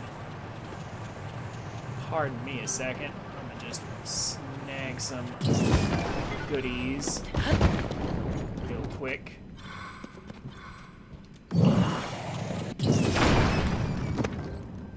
Free Zonite is free.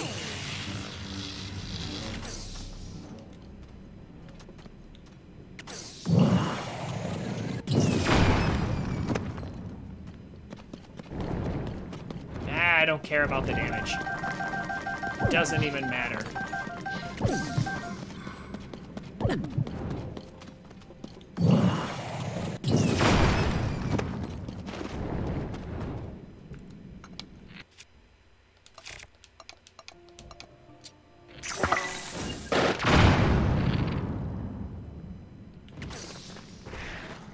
Let's not do this though. Let's use this.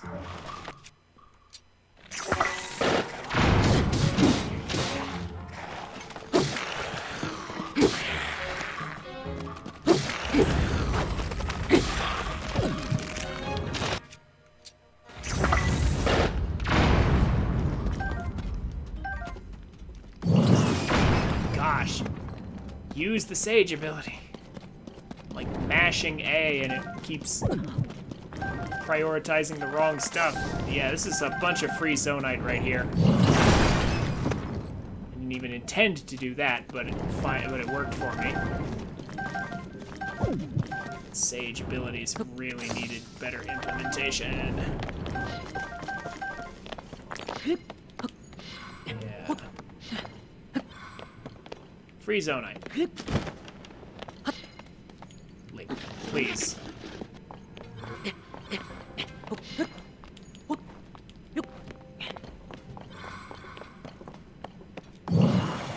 Suppose you don't need it.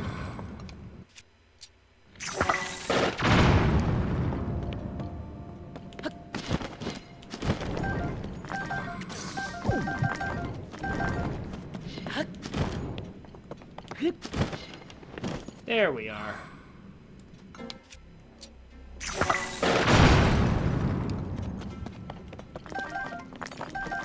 I think that's a good amount of stuff. Now we'll heal ourselves. Honestly, I just needed an excuse to use this.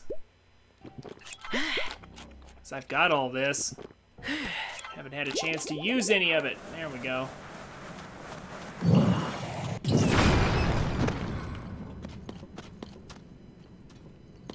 Now we can proceed to the Spirit Temple. Nice little stocking up session. Now it should be right around here somewhere. I'm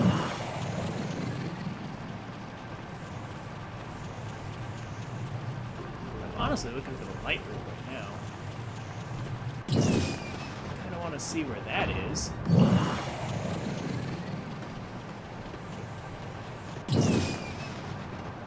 I believe we're supposed to come through here, and then somewhere around here is the Spirit Temple. Where's the light room? Sure it'd be nice to see. Enemy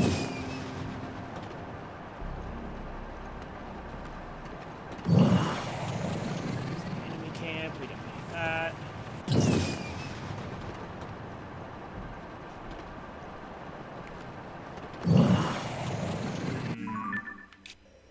Oh, no, I think we went... Yeah, we need to keep going that way. Alright. It's just that I don't see any light routes out in that direction.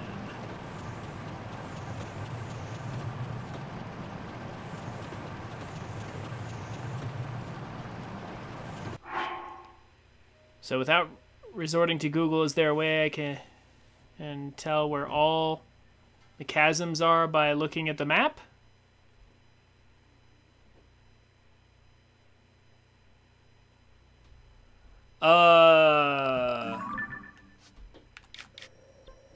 You mean like these, like the entrances into the depths? You can tell where most of them are, but there are some that are hidden inside of like caves. Oh, here it is. Here it is.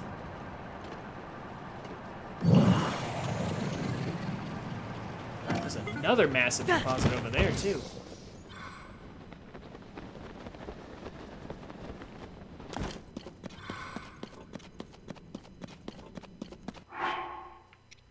Just curious what happens if I...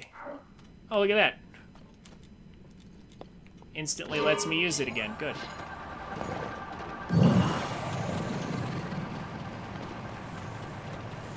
Let's just go up in here. Hi, Spirit Temple.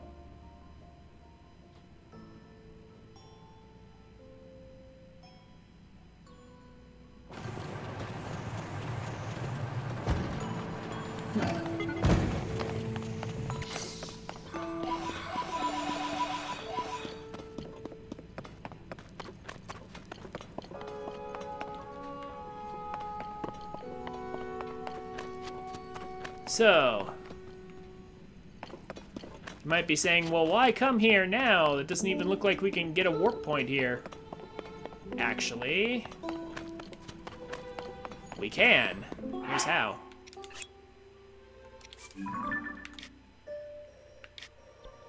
So one of our things is down over there. Where's my other ones? There's one in Hyrule Castle. Where's that last one? Gotta find all my travel medallions here.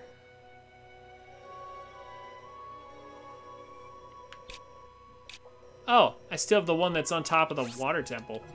Yeah, we don't need that anymore. Let's put it right here. We're definitely gonna want this. There's a very good reason why.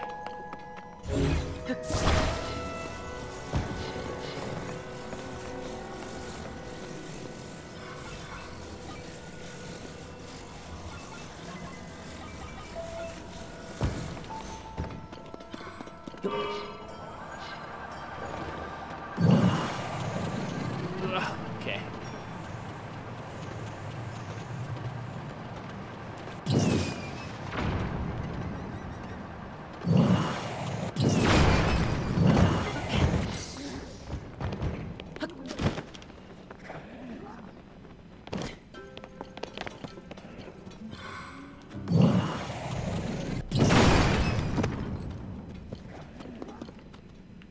I'll take free stuff.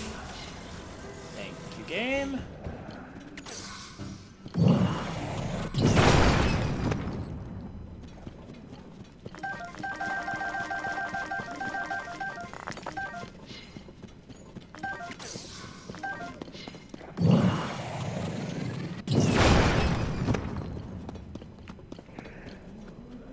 Free things are always nice.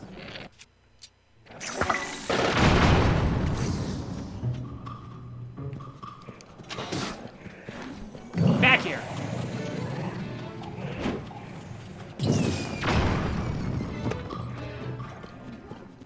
Ugh.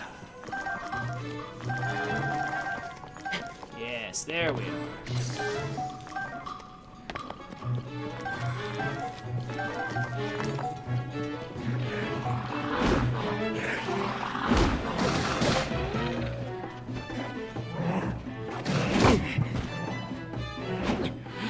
Didn't even see you there. Pardon me.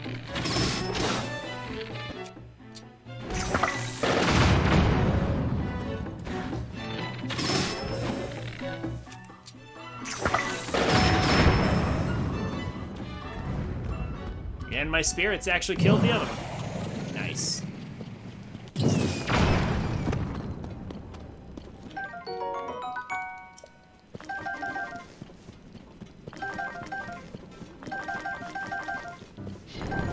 Might be able to get some more battery today. Just from doing this. No duplication required. Sounds like a good idea to me.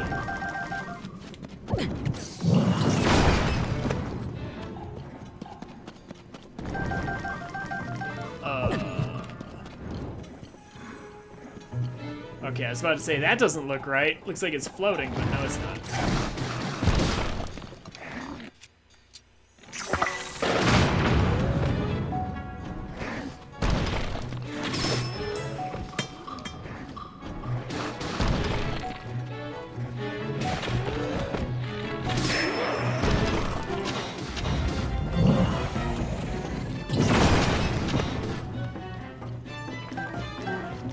So much free tonight.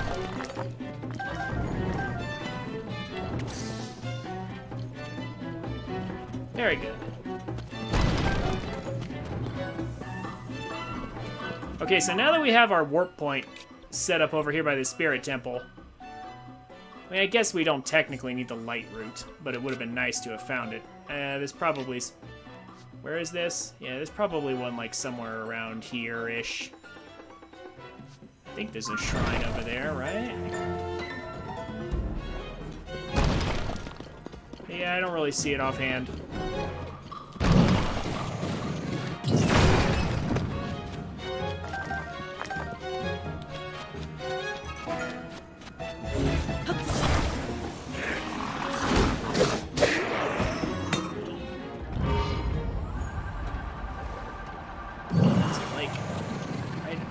Is it nearby somewhere I could get it?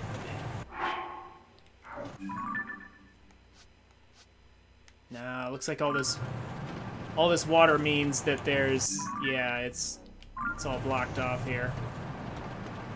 Oh well.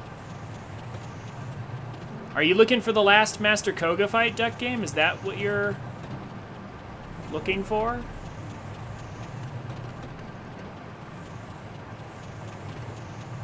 Is that why you're looking for a way into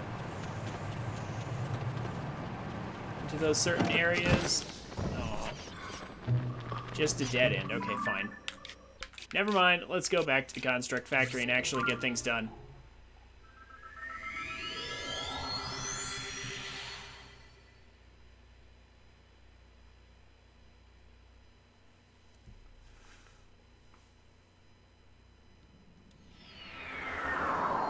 I mean, you said north of Rito Village, but...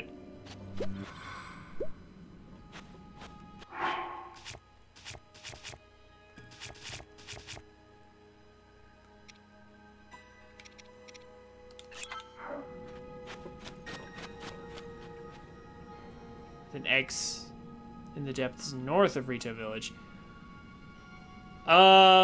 I believe there are entrances in Hebra, but they're all in caves, and they're not particularly easy to find. I haven't really found any myself. The only way to really get through Hebra is to just kind of, like, go through here.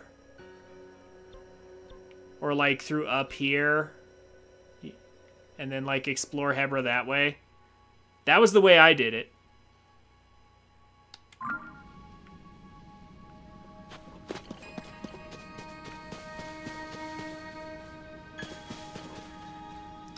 Okay.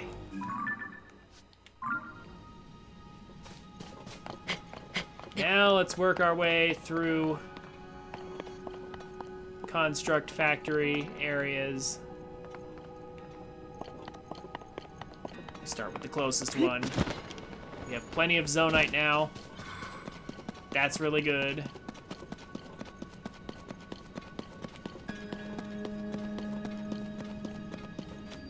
Means we can make lots of stuff.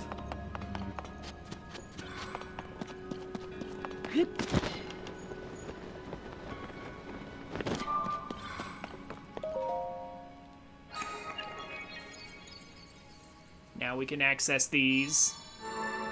And the parts will actually come down. We actually can't get these parts until we get the head from the Sky Islands.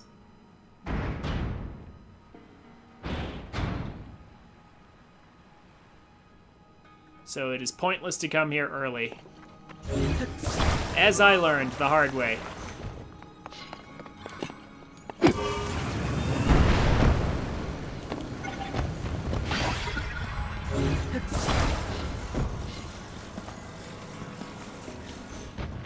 You know, I kind of wonder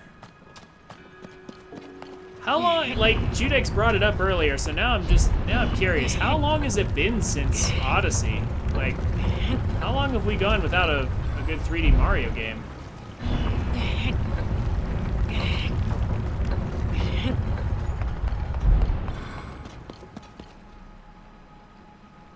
How long has it been?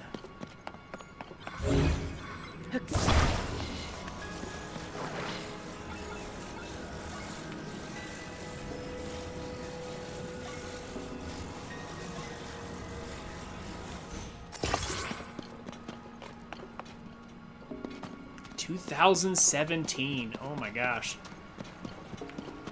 Nintendo, get to work. Like, thank you for Tears of the Kingdom, but get to work on Mario now.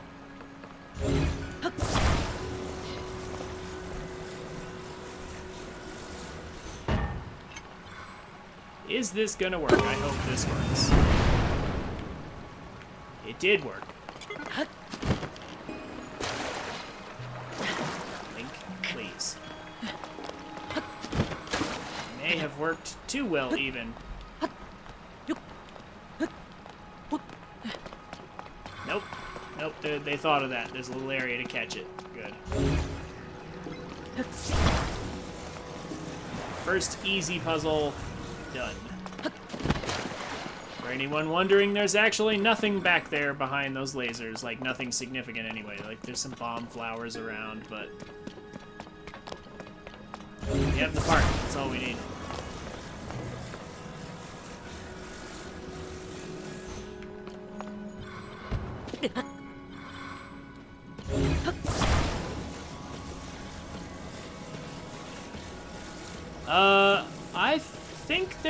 I think I encountered one, but it was in a cave. Like I said, you're not gonna... there are no chasms in Hebra that you can see from your map. That's for sure.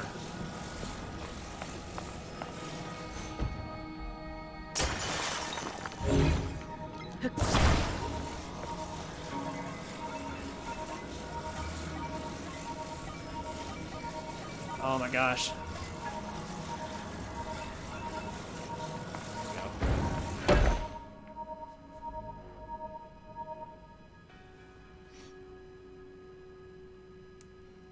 That's one. Bring the other 3 here as well, Link.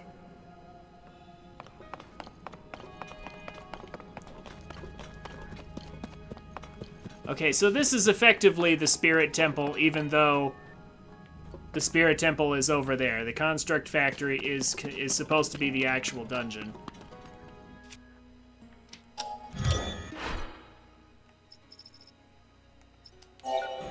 I'm gonna use this to get around since we've collected so much Zonite. We are freshly restocked.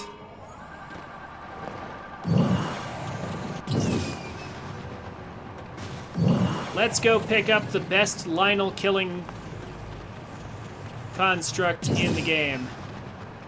I believe it's in here. Yeah, the right leg depot. I believe this is the one that has it. If you guys stick around long enough today... oh, you think your internet's dying again, Judex? But if you guys stick around long enough today, I'm going to show you something amazing. I will show you guys how to kill Lionels with absurd ease. Like, if you thought it was easy already, there's actually a way to effectively stun lock Lionels without a single arrow.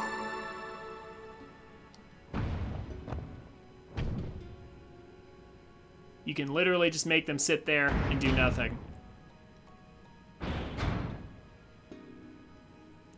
And it all starts right here, in the right leg area. Let's see here. Can I take my bike with me?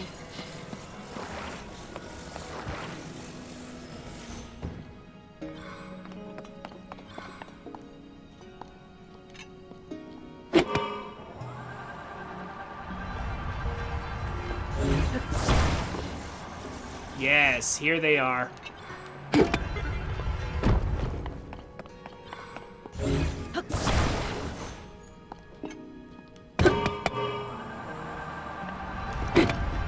No, the bike. Oh, okay, well. So much for that. Of course, the sword swing just had to cover that too. All right.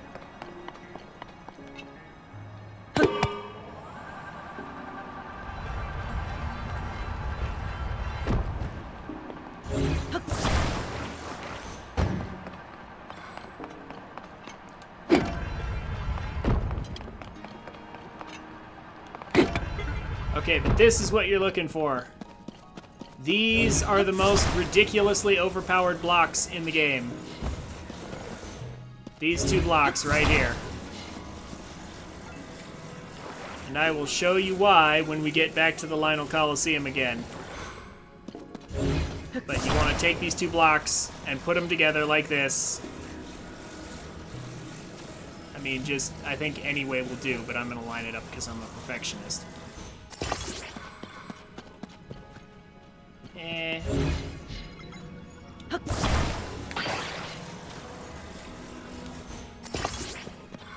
Oh, I think I did better before. It's a weird mashup there. I don't actually think it matters if they're perfectly aligned, but I just want them to be. Fine, there we go. I'll just take it. This is good enough. Okay, Then we want to go into auto build. We want to save this.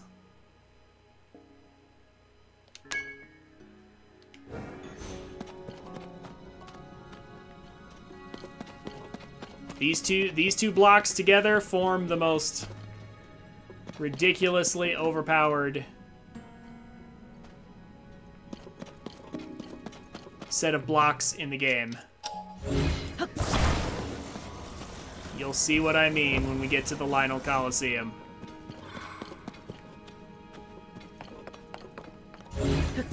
Then there's this. So, I believe what they want us to do is, like, attach it to that and then, like, you know, find a way to push it up the rails or whatever. Here's what I'm gonna do, though.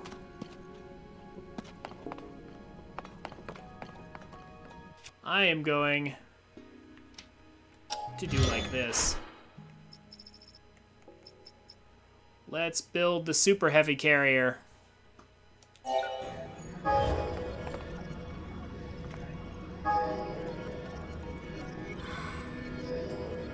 I see. It doesn't want to do that. Okay. Alright. Here's what we do then. 6 of these. And this. Take all that out. We tell auto build to do its thing like so. But we're gonna add, these.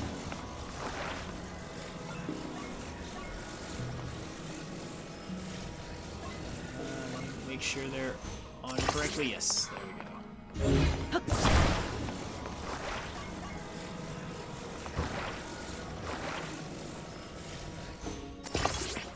They're all lined up. Good.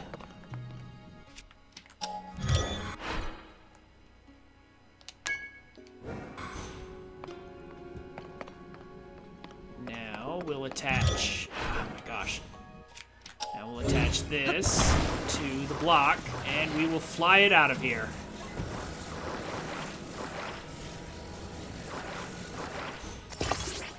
At least I'm pretty sure this is how I did it.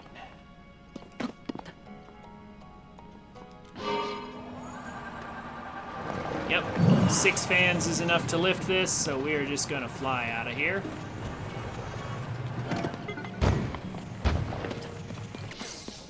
They want us to go up there. Fine.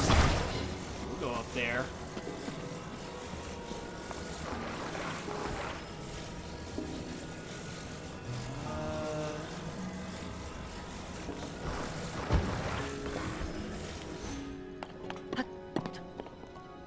Is this enough to lift it, though?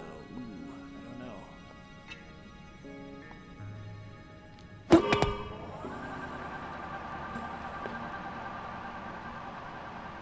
Nope, it's too heavy to lift.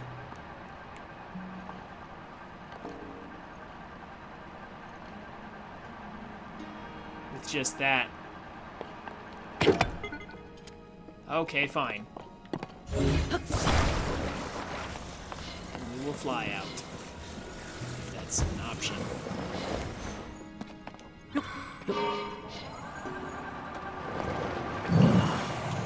Ugh. Tight up.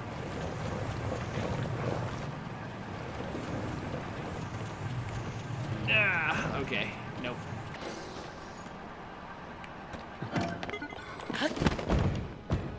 Close. Might take a second to get through here. Let's try it from this angle. Give myself more space by going this way first. Yeah, there's a certain amount of space that it needs.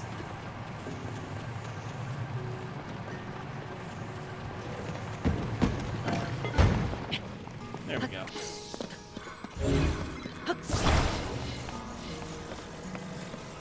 And now we're out of here.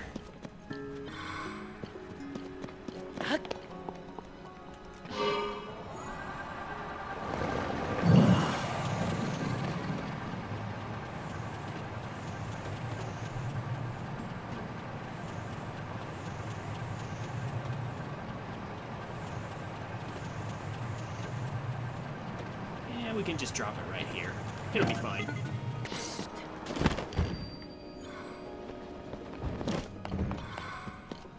See? Zonai devices are indestructible.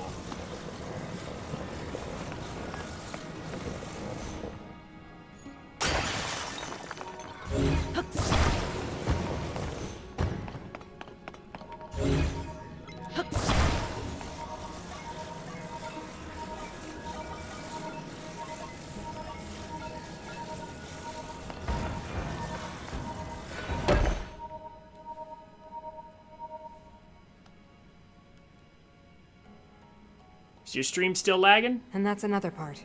2 left. Or did you manage to fix it? Your stream lags a lot. I was doing that Saturday.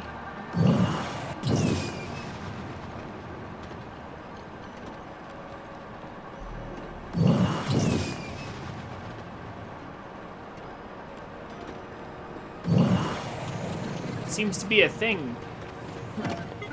Your internet.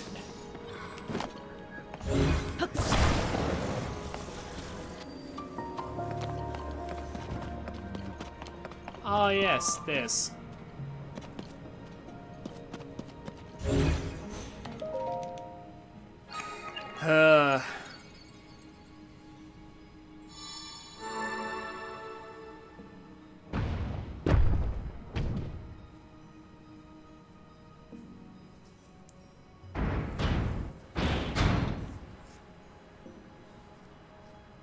I mean, maybe it's just because it's, you know,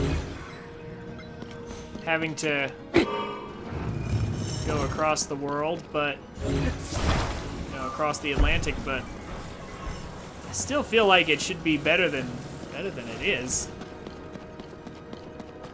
Let's see if I can just fly this to the end. I don't know if I can, but I'm gonna try. We'll see if this is a good idea or not.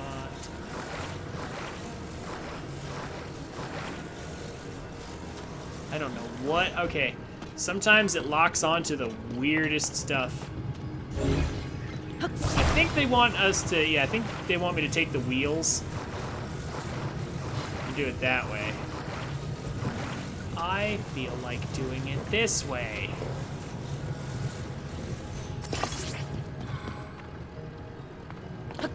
This might be a mistake, but I'm gonna try it anyway.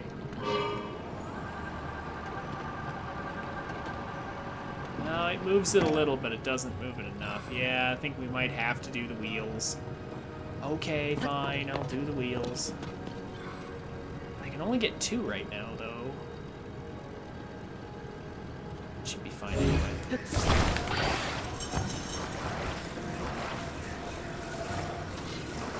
It should be fine if the camera will work for me. There we go. Onto my bike that I have attached. Onto that.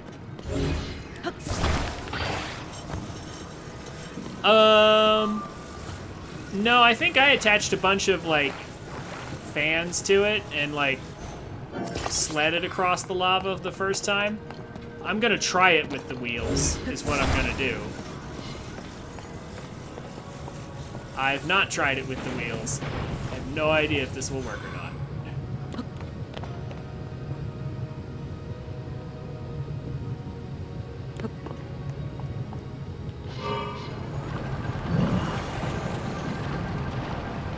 Hey, look, it works nicely. I don't know if it's gonna make it through there, but we're gonna try. What's up here? Is this treasure?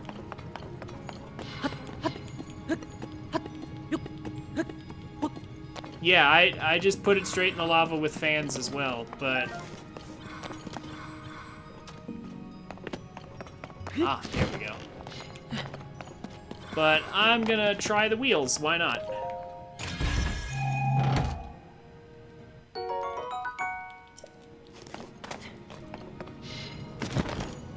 Yeah, because there's another wheel over here, and there was a third one on the door back there. I just didn't use that. So in theory, I could make a 4-wheeled vehicle right here. Get out of the way, Tulin. Oh my gosh. You know what? The spirits are not helping me in here. Why do I have them?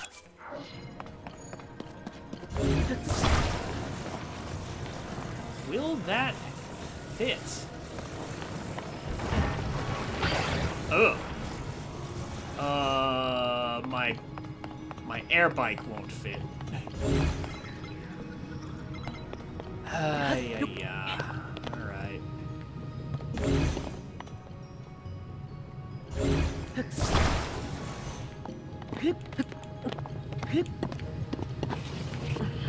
Link. Oh, my poor air bike.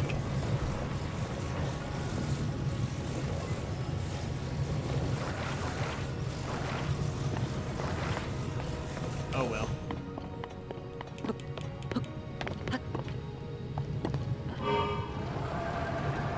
No, the air bike's too fat. Fine.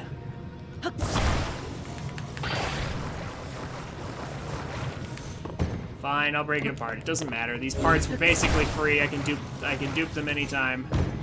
It's not a massive loss. I can't bring it with me. You only ever have Tulin on? I bring out the others when I'm fighting just cause, like, why not have an army of spirits fight for me?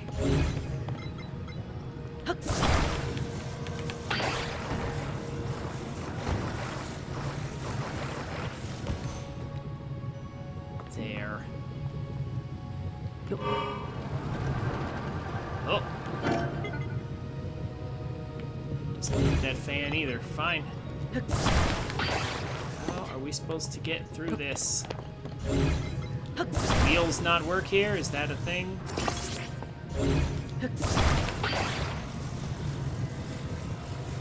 Here, whatever. Nope, the wheels don't want to go through here. Okay. At least... not that way, anyway. I mean, I could just use my fans to build, you know, like a hovercraft again, but what if?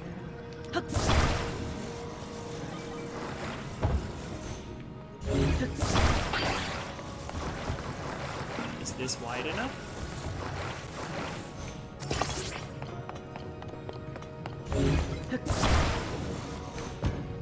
Out of my way.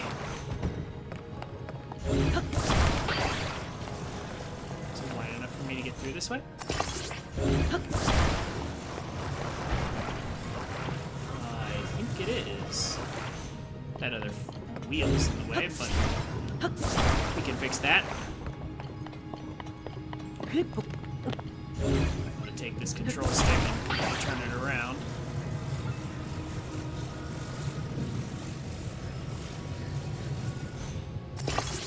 How about this?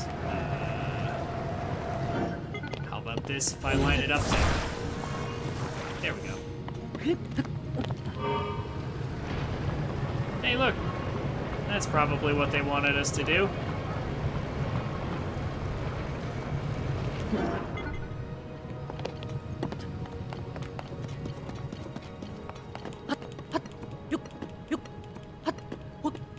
Looks like 2 wheels was meant to be the solution anyway.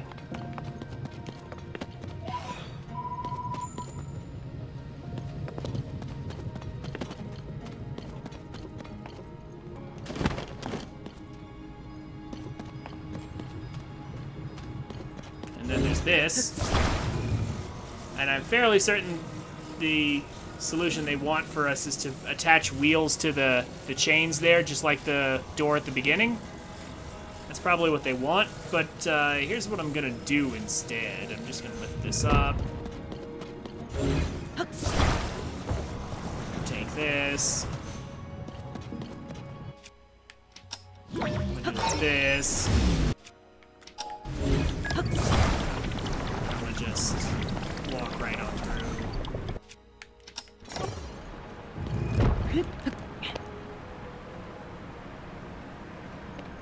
Is that something I can manipulate? Oh, it is. It's a really giant fan, huh? wonder if that has like, a large amount of thrust or anything. Oh, hello. I didn't see you before.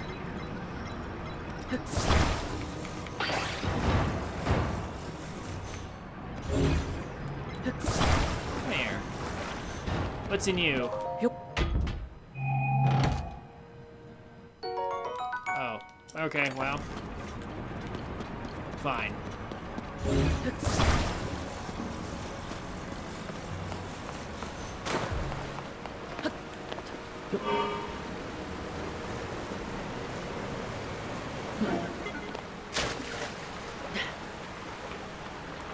Oh, it's deep. Okay.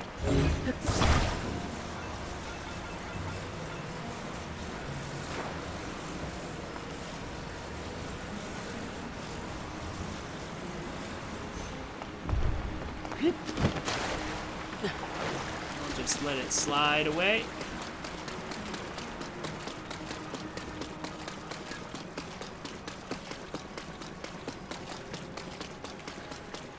I wish Link would slide on. I think, well, I should have shield surfed is what I should have done. That would have made sense.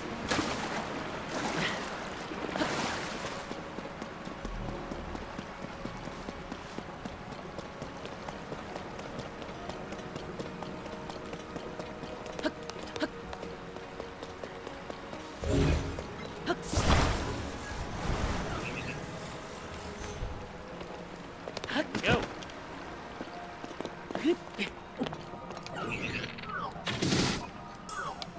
How are you still? There we go.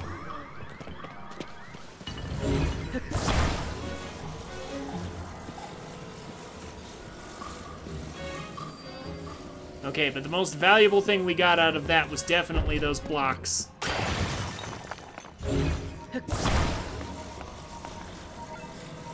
Those blocks are actually amazing. We're almost done here.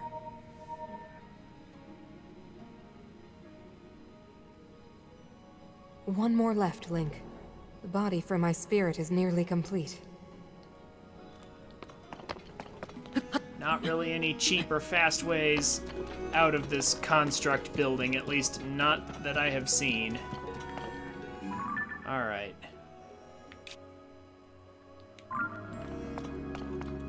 This way? No, opposite direction. That way.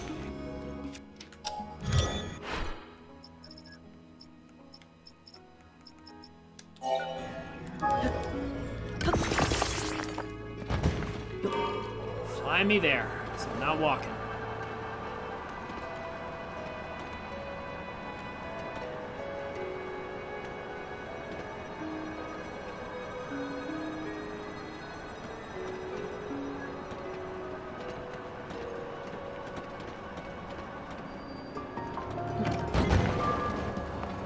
Oh yeah, I remember this one. We really do build a car to get out of here, I believe. So, you're definitely going to want to have the Thunder Helm for this one. That makes it 10 times easier to do this. If you don't have the Thunder Helm here, like, you can get through, but it's just so much simpler with the Thunder Helm. Whoa, whoa, whoa, whoa.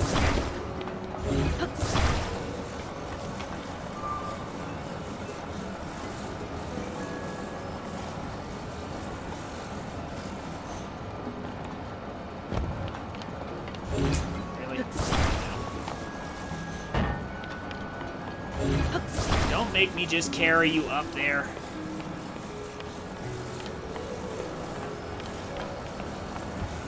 And this is what I'm talking about. With the Thunder Helm, we can just walk across this. Do you not have the Thunder Helm, Judex? There's a lot of armor in this game, to be fair. Some of it is fairly easy to miss. Okay, I was about to say, having the Thunder Helm is a big one. Okay, so we could just, like, carry it down there, or we could be smart and fly.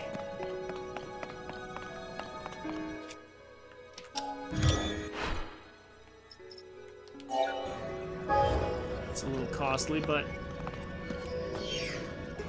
take the control stick and then like that. And then I think we can fly this one.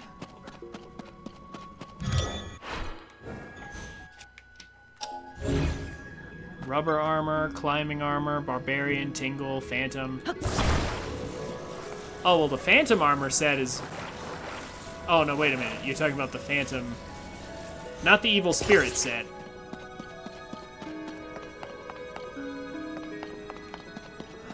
How's this gonna work, actually? I don't know. Yeah, there's a bunch of armors I don't have either on my main file. So, like, you're not alone. Whoa. 6 fans, and it barely carries. But it does, if I hold forward. Yeah, I think the positioning is partly to blame. Oh, it's really dragging us. But we are moving. We're hovering around.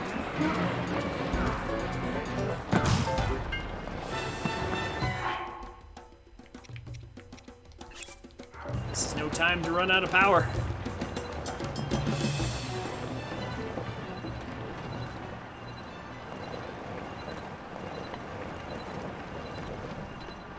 Yeah, the only armor sets that I plan to upgrade is Fierce Deity.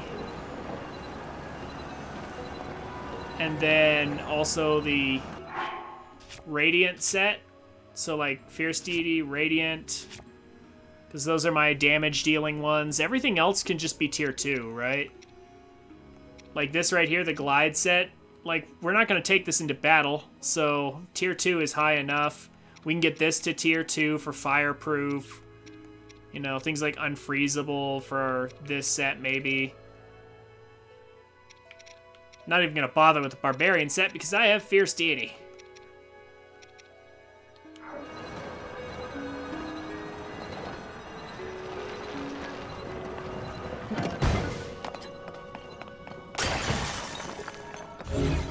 Finally, we are done.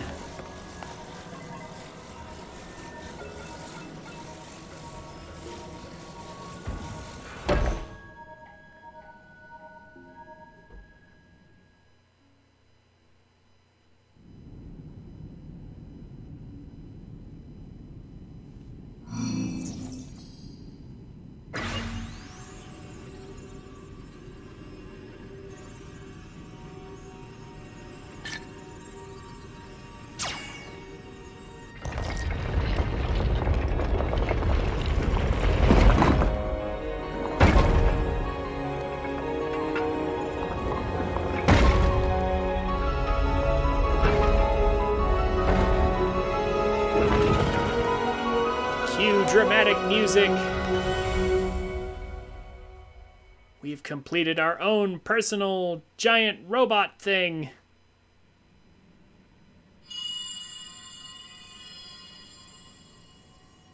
Thank you, Link. Now only one task remains. We must recover my secret stone.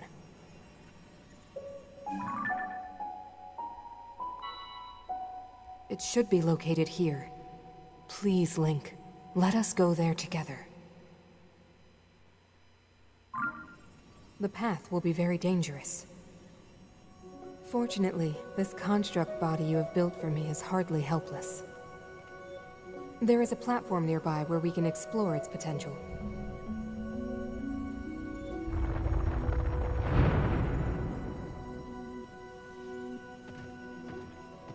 Now hurry, Link. We must recover my secret stone.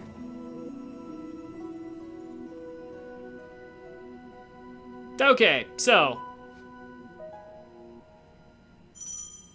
Mineru's construct. Sadly, it kinda sucks. Like, it does have some uses, but it kinda sucks. Like, if you want to build a mech or a robot, there are a dozen better things you could build than this.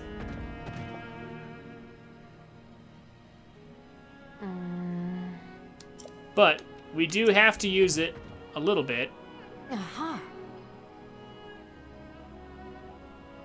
Now, Minoru is going to make a suggestion here. Oh, the road ahead to the Spirit Temple's long and arduous. But we can just stop at all the ports along the way.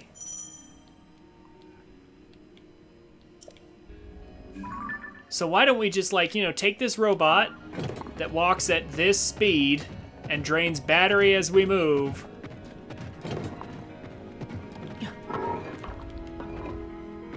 No, get off.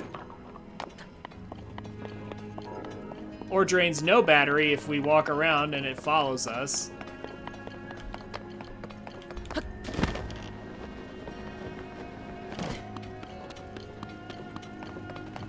It's like, we could just ride this armor all the way through the depths this whole way, or we could just warp there. So actually, the only thing I'm going to do is I'm going to grab the, let's see, X, Y, or L, excuse me, X, L, and X, shock emitter, flame emitter. We'll do the shock emitter on the right hand. And that'll do.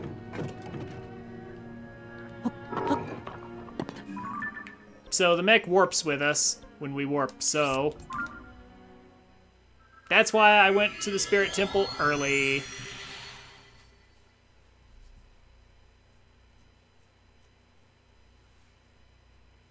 Dropping our travel medallion there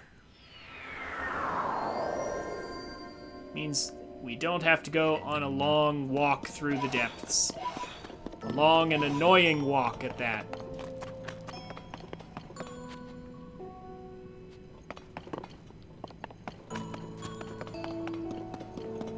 Oh, wait a minute. I think we do actually have to walk her over to that platform, though, because I think this is a cutscene. That's what's going on here. Because they really want you to walk the whole way and, like, stop at all the vehicle ports on the way.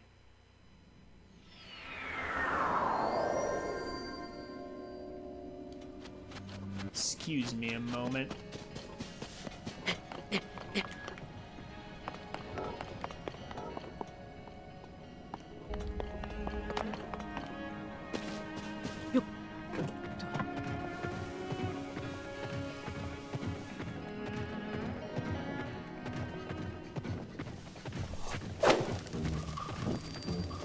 Try my best to ignore these people.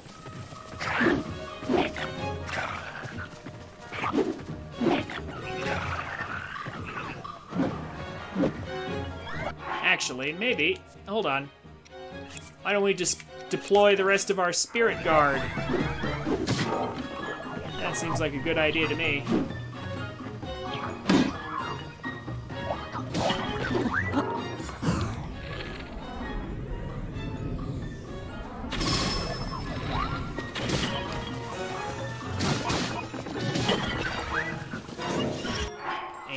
Let's actually just kill all these guys in our way real quick here.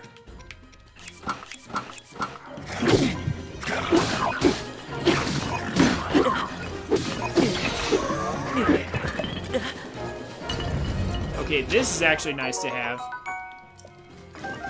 Better construct horn.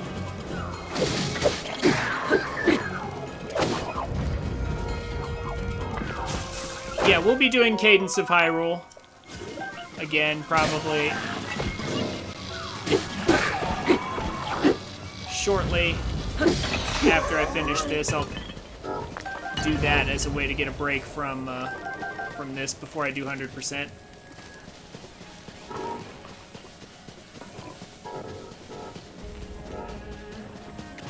And all these guys want to get in the way.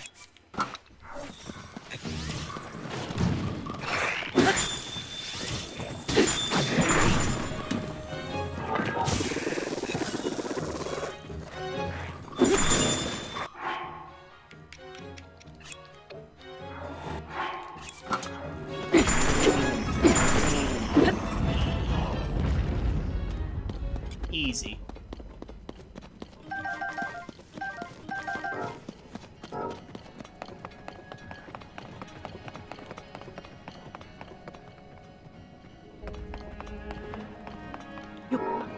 Right? Yeah, here we go. Yes. This is why we couldn't just warp before. Okay. Now that we have this, however, I believe we can just warp over there. Right?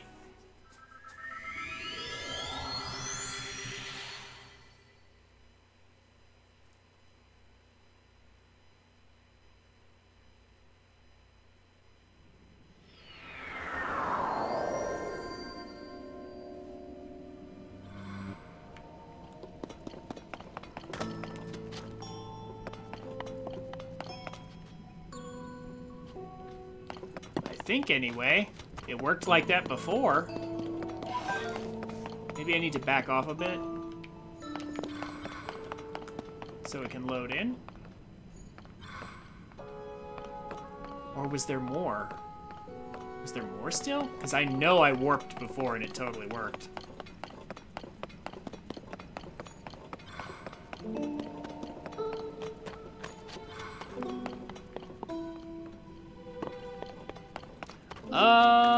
Yeah, maybe. I might do something like that. For the YouTube playthrough, I might do something like that. Hold on a sec.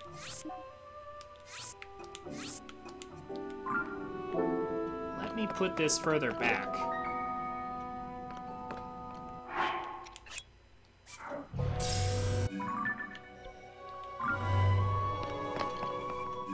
This should not work. But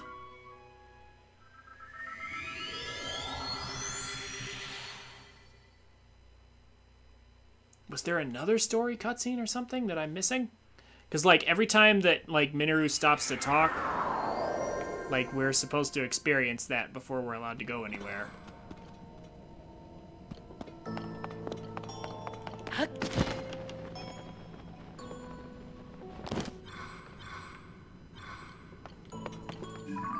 Positive that I did this before, where I just warped and it totally worked. Okay, I did warp here first. Maybe that's how it works.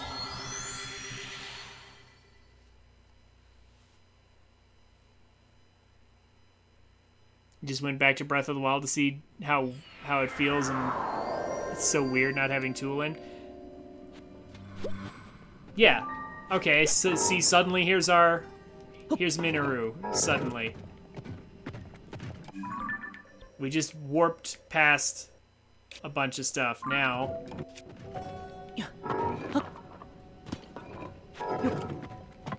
what if I warp again? Oh, yep, there it goes. That looks like it's all it needed right there.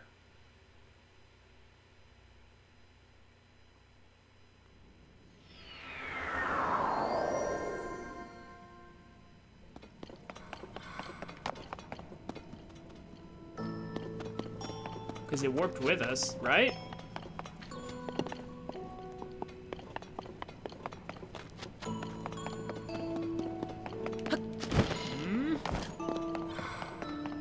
Maybe it's because I don't have the light root in here. I'm 100% positive that on my other file, I just warped here. Like, I warped here first, and then I warped there. And Minoru was just there with me. And that's all it took. I am quite positive that's all I had to do. And now, for some reason, it's not coming... Yeah, the robot's not coming with me. And I don't know why. But I'm gonna figure it out, because I don't want to walk. I do not want to walk that thing here. That is a huge pain, and I am going to avoid it. The question is... I'm gonna go get that light root over there. I'm gonna try and find what light root am I missing to light this area up. Is it that one way over there? Is there really no other shrines anywhere in this whole area?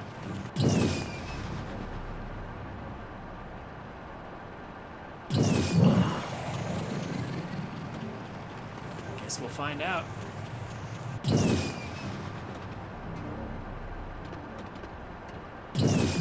Is that lava over there?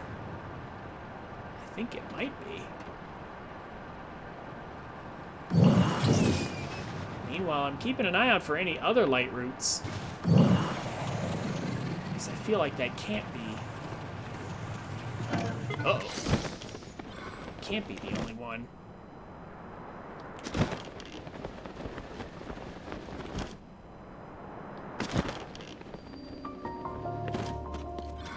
We fell into a mine. Oh my gosh. No. I didn't want to build another. I just want to... Oh! Oh look, suddenly Minoru's with us now. All of a sudden. That doesn't make any sense. How come I couldn't just... Yeah, how come Minoru came all the way out here, but when I warp over here, it won't do it? There must be some kind of flag, some kind of trick here.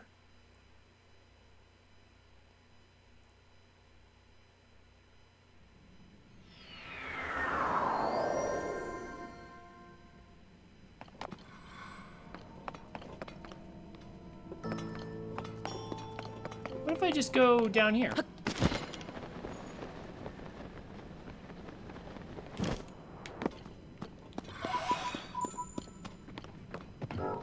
Oh, hello. There we go. Now it just spawned in. Cool.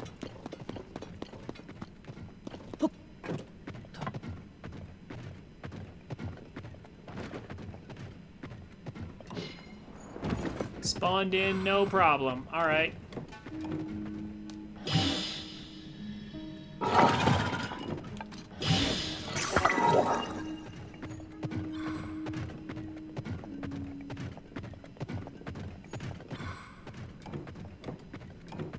I'm sorry, Twitch isn't working with you.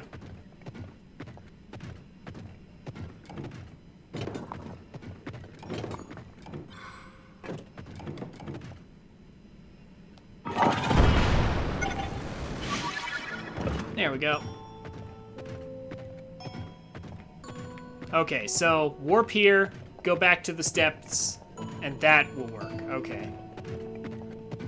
That's how we get it done.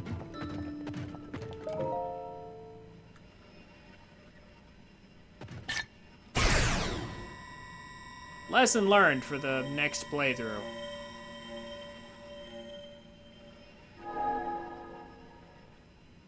Yeah. Subsequent playthroughs will be easier now that I understand how this works. Sorry if that was trying to watch. This is honestly the least exciting of all the temples, if I'm being real.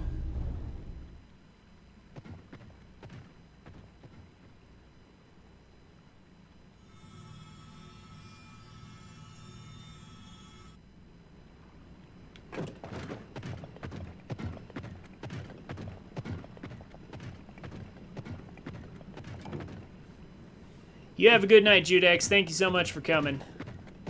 Sorry Twitch ain't working for you.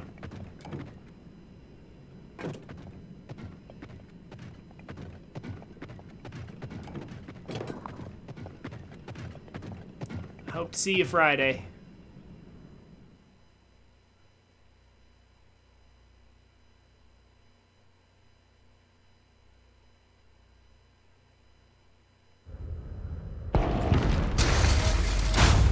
Now it's time for some robot boxing.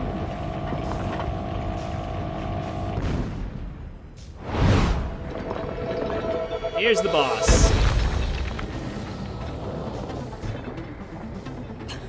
That construct! I made it long ago. But the glow...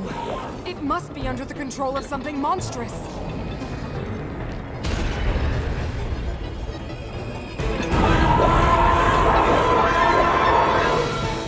If the Demon King has turned my creation into his pawn, we must defeat it.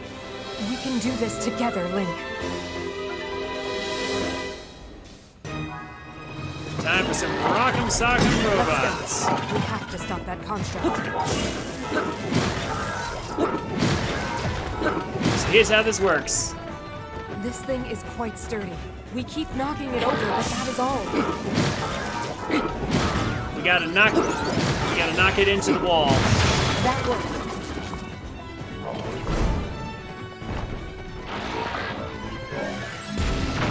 Yeah, the goal is to push it into the wall. Be brave, but not careless. Retreat and recover your strength.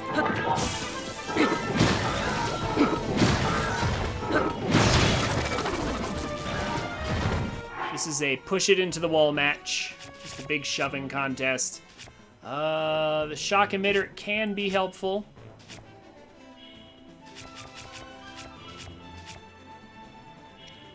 But this robot is slow and clunky.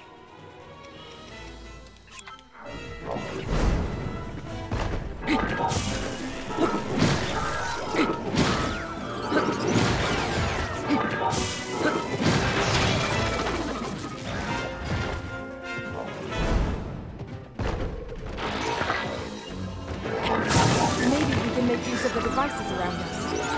I did, but I don't have as much range. If you would please move now.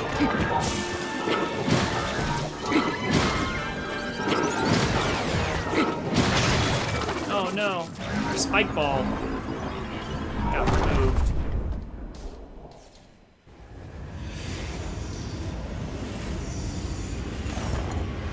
But now is when we ask, why didn't Minoru... Brought out more arms. Be careful. Yeah, why didn't Minoru just use this construct instead, or... We won't last long at this rate. We need to find another approach. Yeah, why doesn't this construct have multiple arms?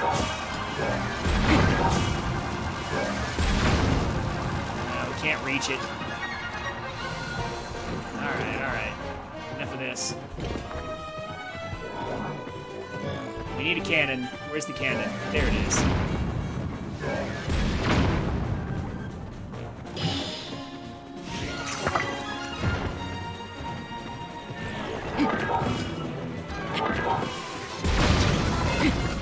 Cannon is very helpful. However, we need the ability to hit. So I need... can we do double cannon? Is that a thing that works?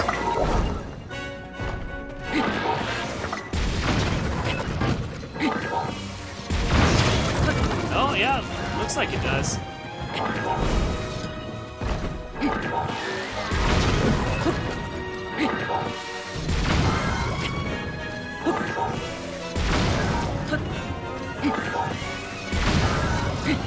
Very slow, however.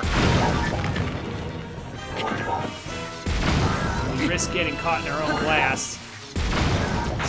It's a very slow way to push this thing. I want those spike balls. Or one of them, at least.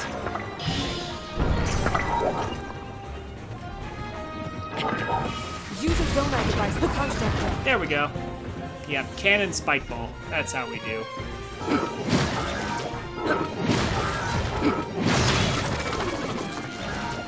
Not gonna lie, it took me a minute to figure this boss out initially. And even once I did figure it out, I was like, this is kind of meh, to be honest.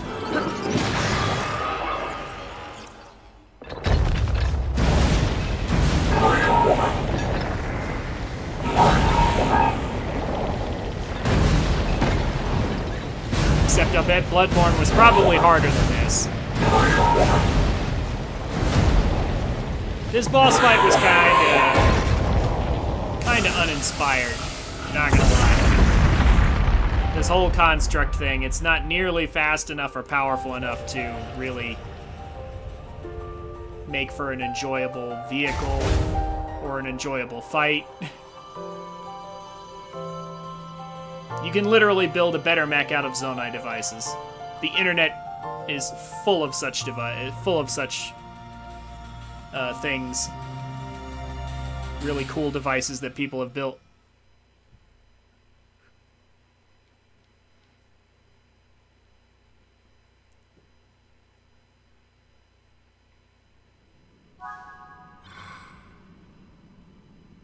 Okay.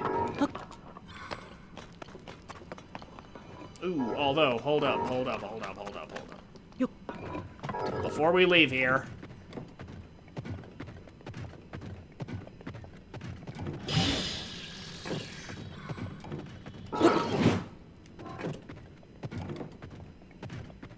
I am going to attach a new spike ball to both arms.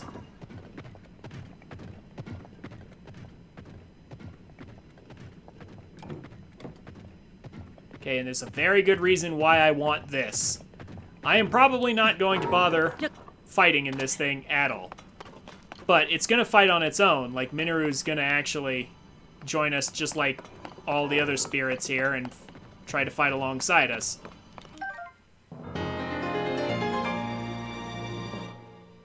So I want her armed with something that is not gonna get in my way.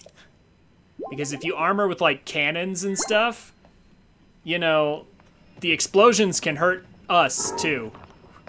It really does kind of get in the way, actually. So I want her armed with stuff that's not going to get in my way. Cutscene time. Repeat cutscene number 5, except it's much more detailed this time.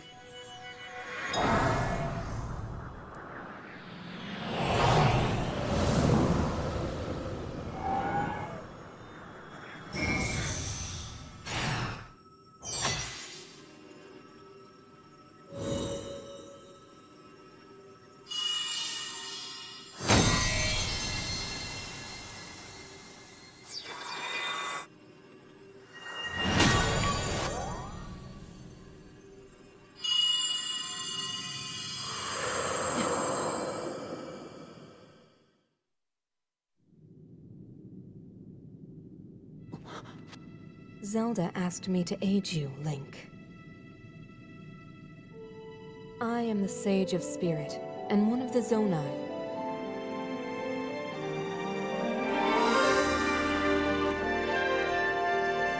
Minoru.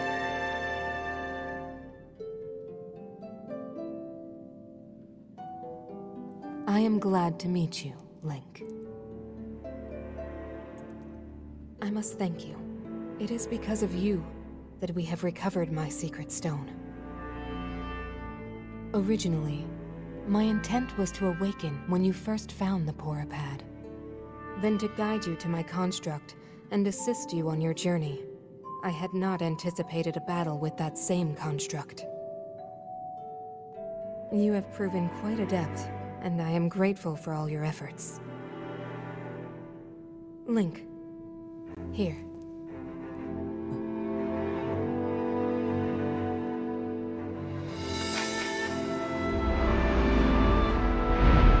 In the name of Minoru, Sage of Spirit, I grant my power unto you. I believe it will serve you well.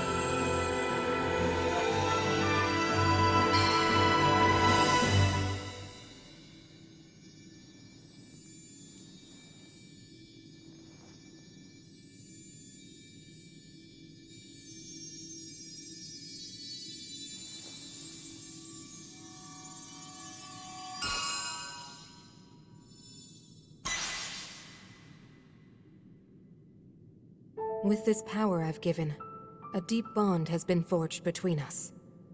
And from this point forward, my spirit will reside within that construct. I will help you however I can.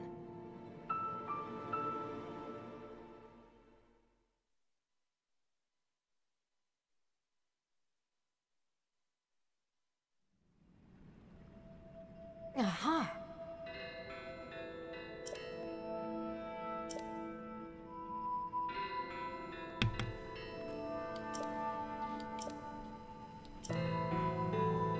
Well then. So, she starts by forging her bond with us, but that's not all.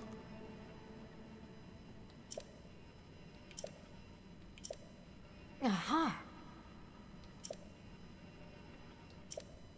Yep. Cutscene number 2. Long ago, My people, known as the Zonai, came down from the heavens to the surface of the world. It was said they were descendants of gods. They bore treasures from these same gods, secret stones capable of amplifying the abilities of those who possessed them. Using the knowledge of the Zonai, my younger brother Rauru became a great leader. He met a young woman named Sonia, and they would wed. Rauru gifted Sonia one of the secret stones. Together, they sought to establish their kingdom. This is how the Kingdom of Hyrule, with Rauru and Sonia as its first king and queen, came to be. The future looked bright. However, tragedy suddenly struck. A man of great evil emerged from the desert. The leader of the Gerudo, Ganondorf, killed Queen Sonia and stole her secret stone. Using the secret stone, Ganondorf transformed into the Demon King. He then created swarms of monsters and attacked. Hyrule rose up to face these threats, but the evil power driving the monsters forward was staggering. The defenders were on the brink of defeat. Rauru then came up with a plan to turn the tide of the war.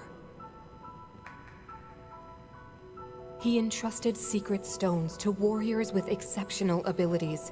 They became sages and united in an effort to finally defeat the Demon King. Rauru and the sages outnumbered the Demon King and should have been able to stop him. However,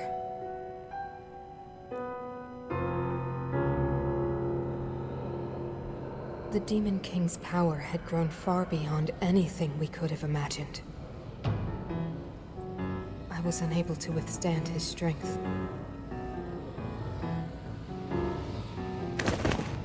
Our fight appeared all but lost. And then, Rauru.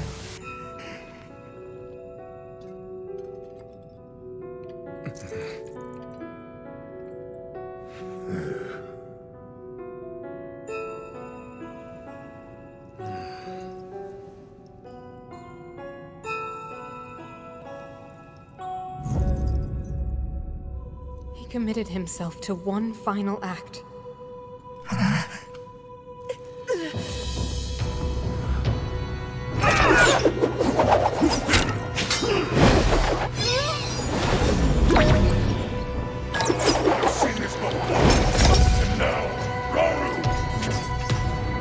That pride will be your downfall, Ganondorf!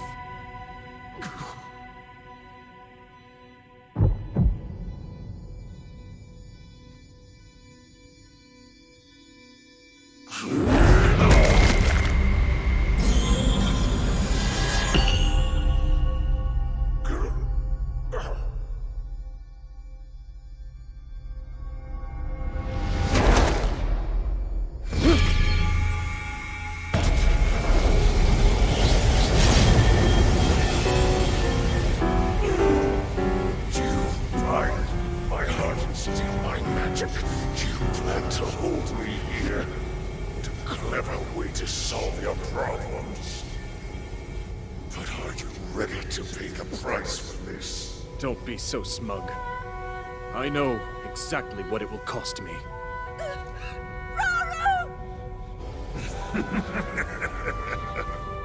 Thousands of years will pass in the blink of an eye. You only delay the inevitable. You're wrong. Years from now, someone will appear with the sword that seals the darkness. A swordsman with the power to defeat you. Link. Remember this name. Link. Interesting. I look forward to meeting you.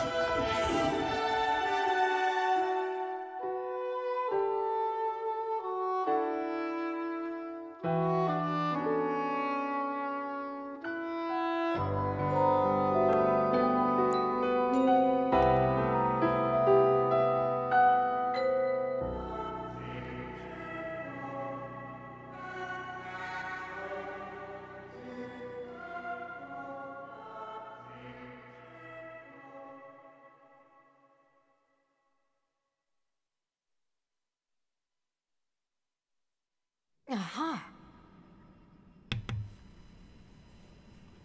I like her version of the cutscene more than the other four sages. It goes into much more detail. And yet at the same time leaves me a bit unsatisfied. I love how she was totally willing to describe her own people as a descendant of the gods.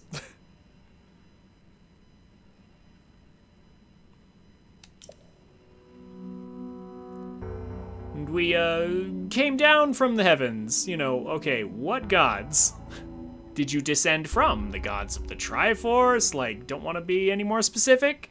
Yeah, that's what I thought. But at least her version of the battle was more specific, and I did like the strategy employed. Zelda using the recall on all the weapons to bring them back. Ganondorf swipes them aside, but that causes him to have to turn around and not look at Rauru, giving him an opening. Actually, pretty decent.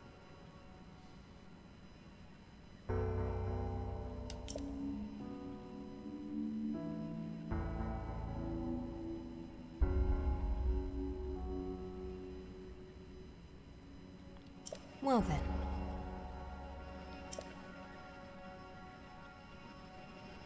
Oh yeah, that's right. There's a third cutscene here.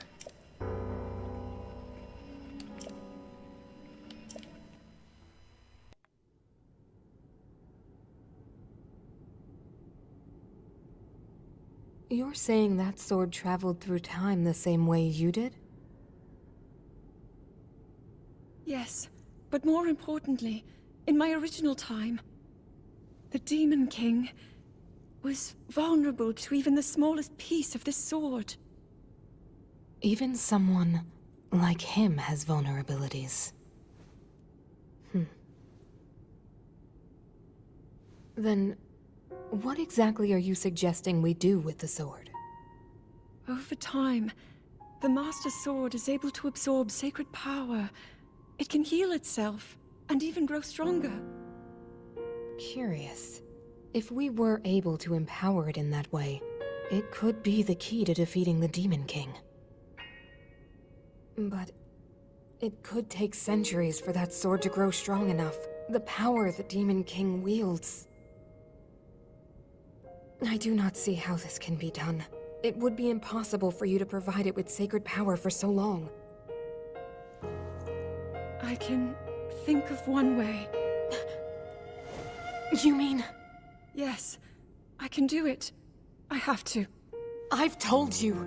That act is forbidden, for a very good reason. It would mean throwing yourself away. Oh, Minoru!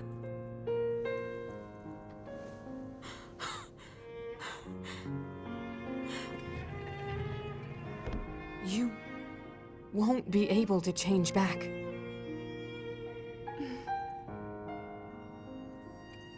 The moment I had the sword, I knew what to do. I knew this was why I came to this era.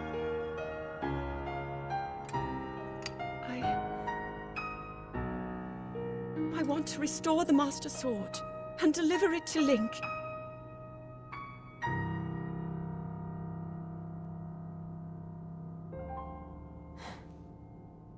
I understand.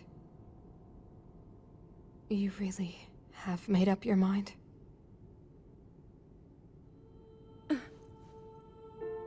Very well then. As a Zonai, I bear my share of blame for these events. So I too will devote myself to this goal, and to this hero of yours. For the swordsman Link, I will do everything I can. Even if my body should perish, I will still be with you in spirit.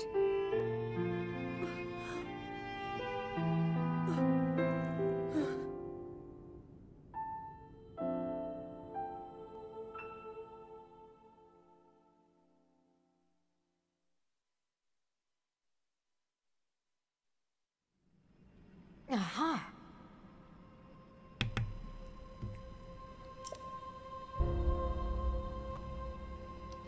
Well then.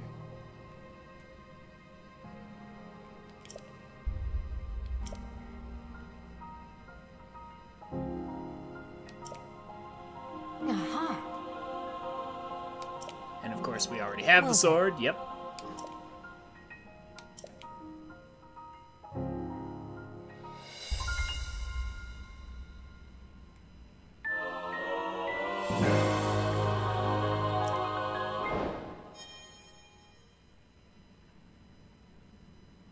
Yeah, I was about to say, it was at this point that by the time I got to this point, I had already come up with several theories on how Zelda could, in fact, go back. Because I knew there was no way they were going to leave Zelda like that. Just as a matter of, like, there's no way they will. Like, this isn't that kind of story. This isn't a tragedy. There's no way they would do that. Especially not when they have so many broken and easily accessible ways to do it. My theory at this point was that they were going to use Purah. You know, Purah's age reversal rune that she invented in Breath of the Wild to reverse herself back to a little child. And now she's a mature young woman in this game. That's what I was thinking at this point. That would be a clever solution, because they can claim that they foreshadowed it in Breath of the Wild, that actually they totally do have a way to solve this. They can just use Purah's age reversal rune to reverse her right back to the way she was before she turned into a dragon. That was my theory at this point in the game.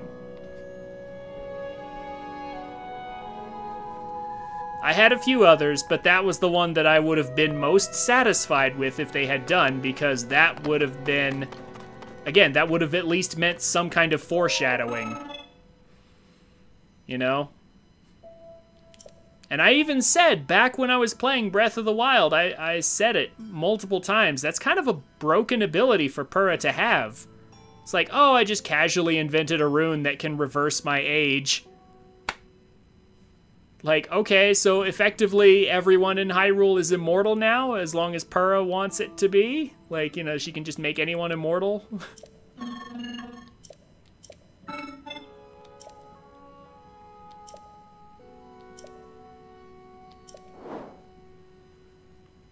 Okay, so for Zonite, we can buy some really good Zonite equipment here.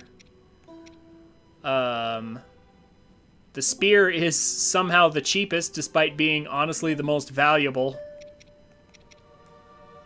But we can pick this up for free, actually.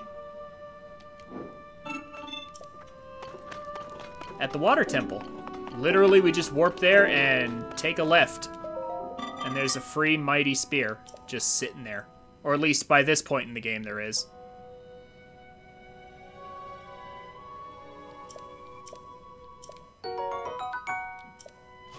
And we can get as many of these ancient blades for arrowheads as we want in exchange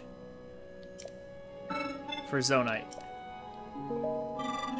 Or we could just dupe them anytime.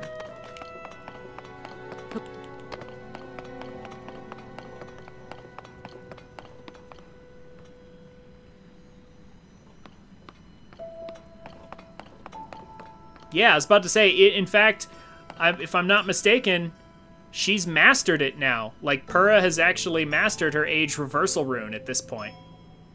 Because she went from 6 to, like, 26, like, physically, in the span of just a few years. So, like, she's clearly mastered and fine-tuned it a bit so she can control it precisely now. So, why hasn't she used it on Robbie or Impa?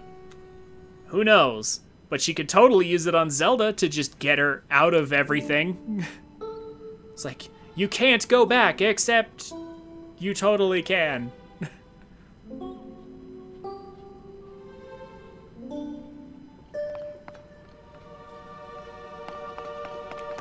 Because we've already foreshadowed how, or at least, like I said, that's what I was thinking originally at this point. Why are there... Yeah, there's random pose. Oh, the whole arena is surrounded by water. Yeah, and there's just these random Poes sitting up in the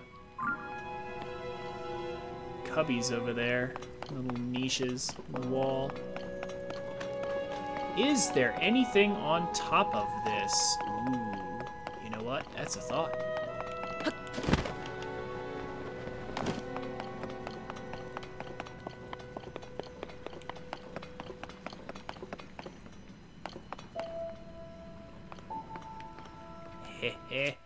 Let's be smart and have a look. And I was about to build a device, but let me check Ascend first. And then I'm gonna go to break because I haven't actually taken one and it doesn't look like Ascend is going to happen.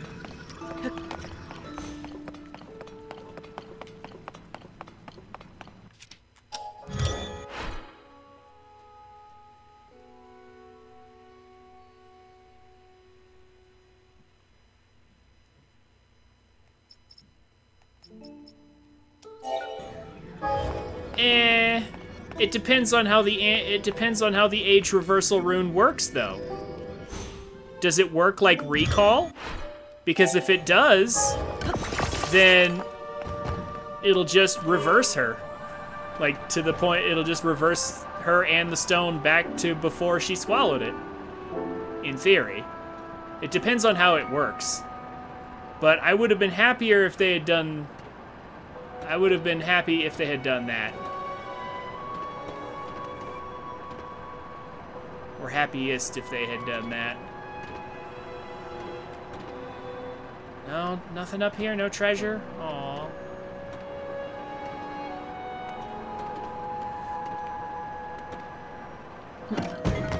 Then I'll grab this and leave, I guess. Yep, guess we're just done. Wait a minute. Hold on a second. How do I actually get back down here? I just thought of something. Do I take the elevator? Oh. No, yeah, I just dropped down. Okay. Okay. I was about to say, how do I get back into this room?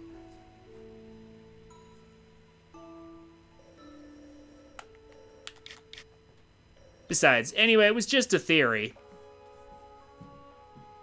We'll see when we get to the end how it actually ends. We're not that far away, honestly. I figure Friday I could probably finish this playthrough. For now, I'm going to go to break, and then we're going to hunt down Master Koga. And then I think if there's any time... It's just a theory. A game theory, yes. Yeah, then I think once we hunt down Master Koga, we'll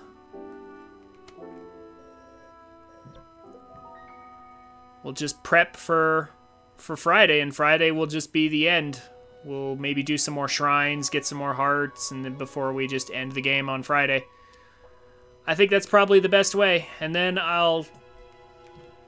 we might do some Mario Kart or something on Saturday, or maybe I'll just do Cadence. I'll probably take a short break from this game for a week or so. And then when I come back, we'll be doing 100%. So we'll start over a fresh file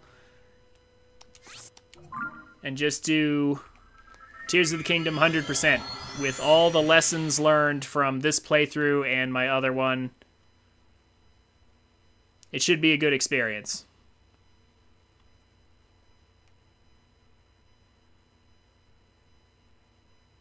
You know, I haven't actually been to Terrytown. Yeah, I might do that next time, too. I'll go to Terrytown, get a house, just demonstrate that. Why not? And, like, looking at our depths map, like, we've barely explored the depths. We've got, like, half of it. At most. We've barely gone anywhere. I mean, but honestly, the depths really do just house a lot of the special equipment. Like, they just scattered all that stuff all over the place. That really seems to be the primary reason for coming to the depths, is just to get that stuff. So it seems, anyway.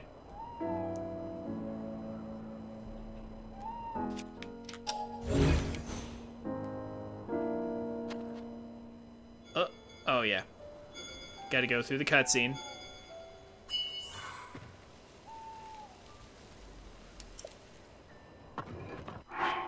Probably gonna turn Minoru off, though. To be honest. For now, at least. And I'm gonna go to break, and I'll see you guys in just a minute.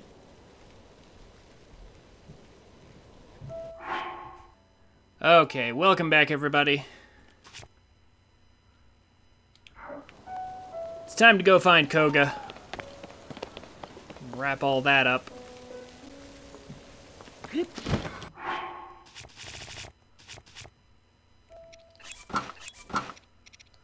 We have fought Master Koga twice so far.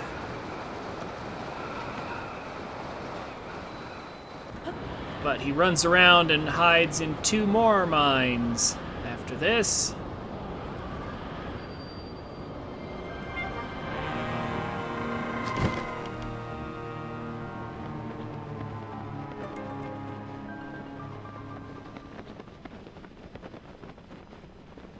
Oh, there's one over there. One of which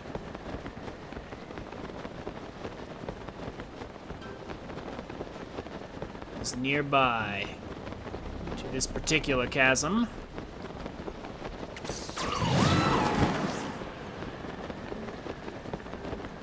Oh, hey, look at that! A Lionel! This is perfect. I can show you guys why I copied those blocks.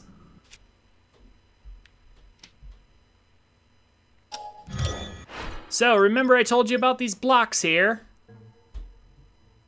I told you they are the ultimate Lionel beating construct? Guess what? It's true. It's very, very true.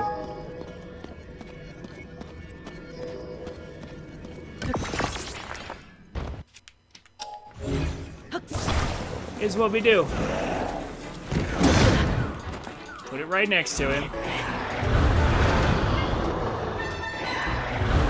And look at this.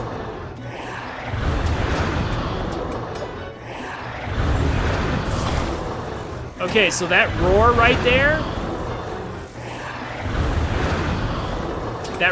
there will destroy any Zonai devices or constructs you put next to a Lionel.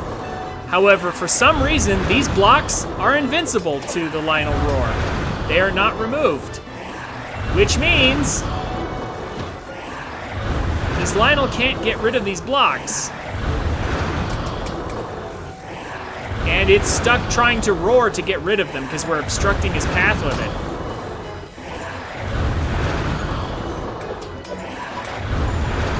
it. It does get pushed away slightly. But honestly, that's nothing. Let me put on. We could let the Ghost Army wail, or we could do it too. Look at that. If you stun him, I think he recovers. No, he didn't recover. What do you know? He's just sitting here in his way. He's just stuck permanently roaring.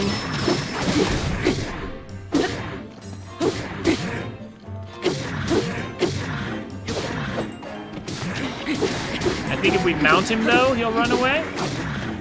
No, he'd try to. Nope. The block is still in his way.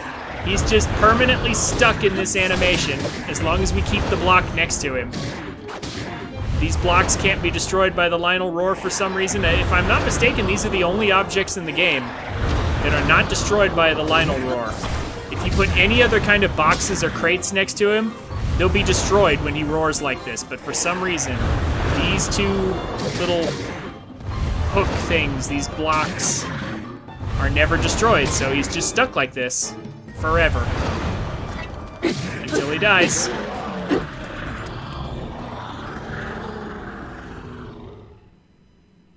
Easiest way to beat the Lionel Coliseum ever.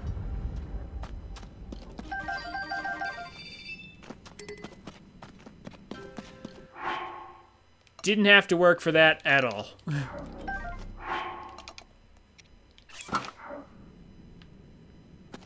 And I only paid like 6 Zonite for it, too. That was a joke.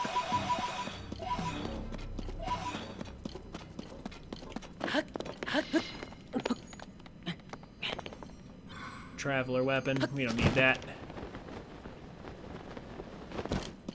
Oh, where'd my bike go? I think my bike must have despawned. That's okay. I'll make another one.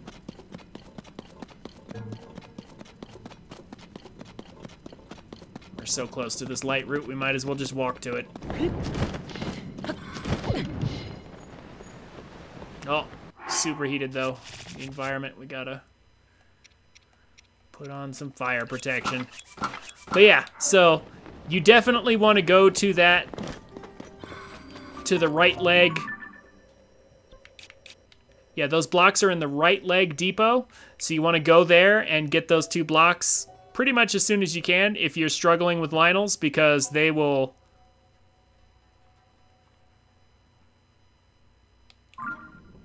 they will make Lynels a joke.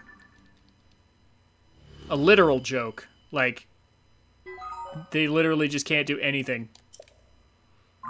It's crazy good.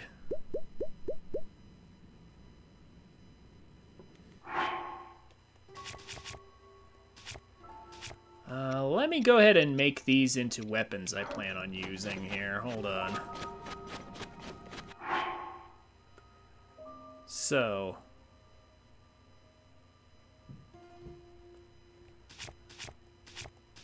I need Molduga bones for all of these, because Molduga bones are, of course, the way to go.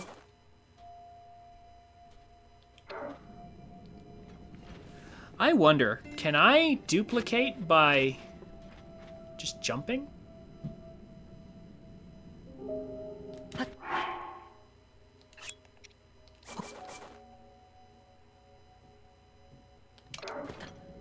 No. Okay. I thought I saw the speedrunners doing that, but apparently it doesn't quite work. Maybe there's some sort of timing to it. I'm gonna go ahead and prepare for next time when we'll do the Colosseum. I said I was gonna do it today, but let's probably do it. Let's do it next time.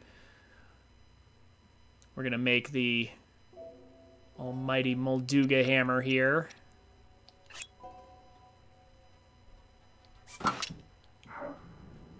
And a spear and all this, and it's very good that we have one of each. It's very good to do this because what this means is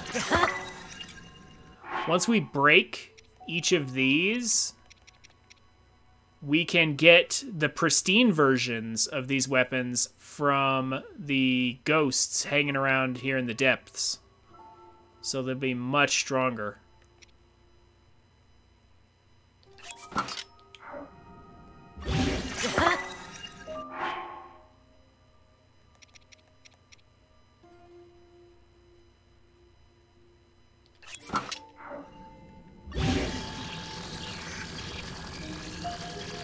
Do I need 2 of them? Yeah, why not?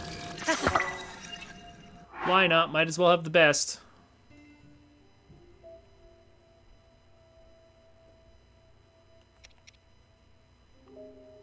But we will go through them very quickly. I am surprised the Molduga jaw fused to my Master Sword has not broken yet. Like, the sheer amount of durability that the Master Sword has in this game when you fuse it with anything is kind of crazy. It gets a ton of durability. We'll use this. I want to use up a spear. No, I've got a ton of these weapons. Yeah, I should probably use this first then. There we go. Alrighty. Let's get out of here and find Koga.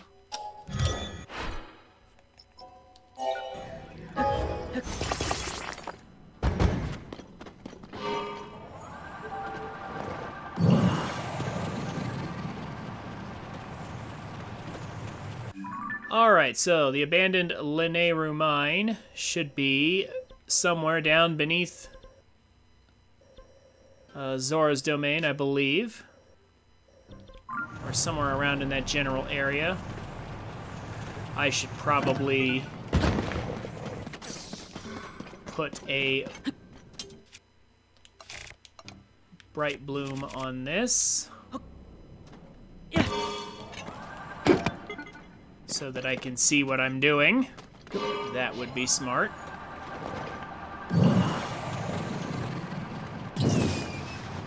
Now we can head out.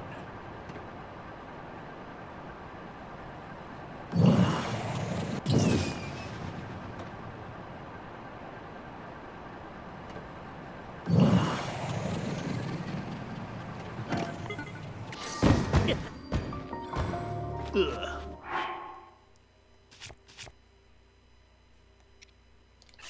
Good thing I've got so many of these. I should probably put on better armor or something. There we go.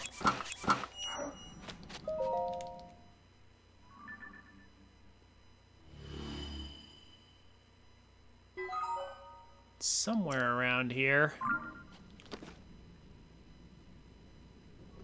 I remember the place where Koga is kind of secluded. There's a very narrow entryway into the abandoned Leneru mine, so it may take a minute to find him. But I do have a general idea of where he's at, so shouldn't take too long to find him.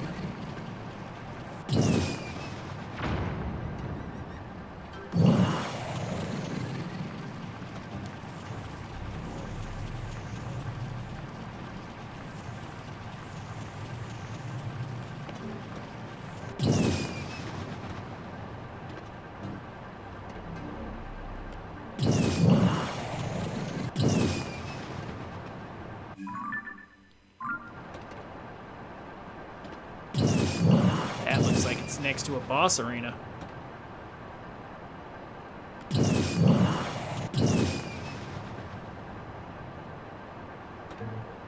Maybe we'll fight a boss again? Oh, it's that guy. Do I really want to? That could give me some more battery, I guess, but I don't really need that much more.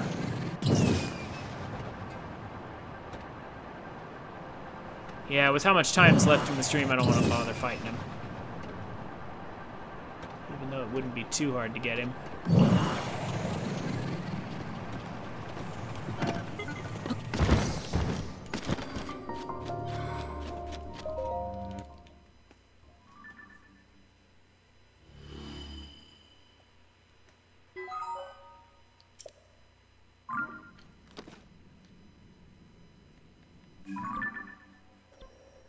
Okay, so somewhere around here. Oh, wait, is it on the other side? Do I have to go the other way? Ooh. I might have to.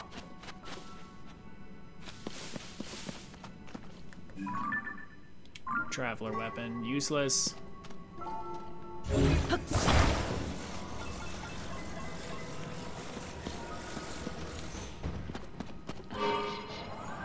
We have plenty of fuel, we can fly forever, so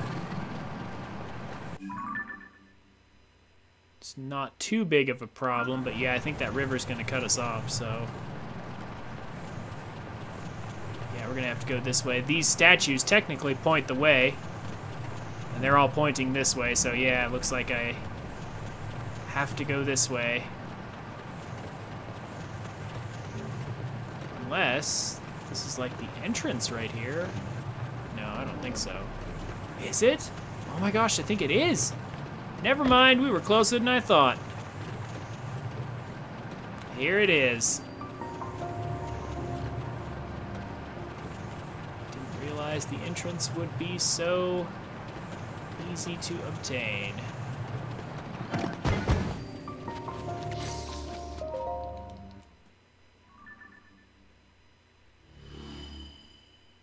Yeah, there's an entrance on either side. Okay, so going the other way.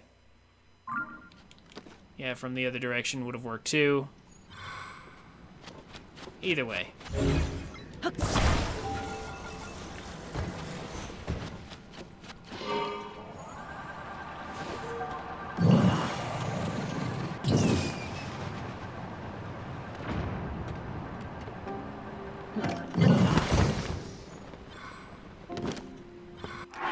Let's greet Master Koga in style.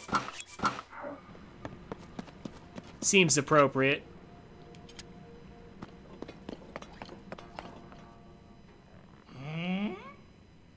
What am I doing wrong? Maybe my angle's off? No, it's still not working.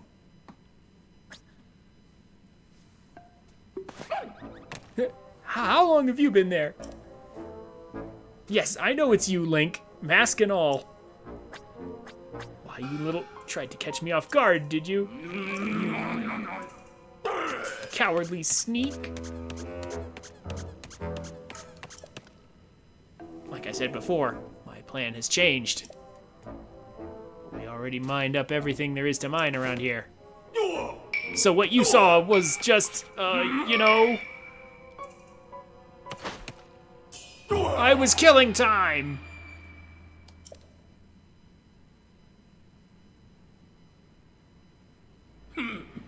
So yeah, you get it. Anyway, I can't believe you followed me to another mine. Persistent little pest. In honor of our long-awaited reunion, I graciously allowed you to fight me one-on-one before.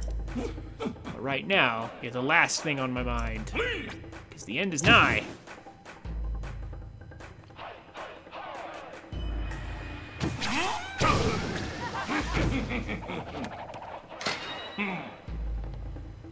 I've got things to do, so let's make this real quick.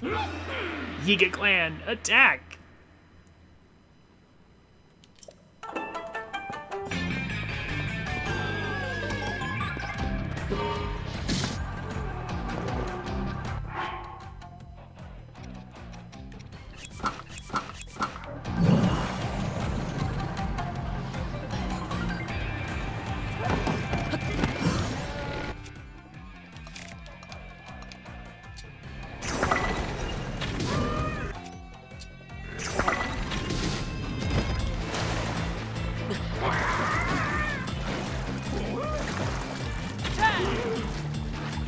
Climb up, Link. Link?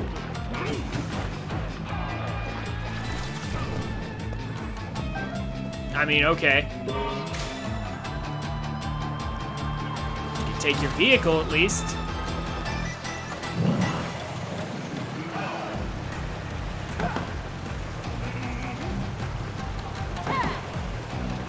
Run into a wall if you keep going that way, Koga.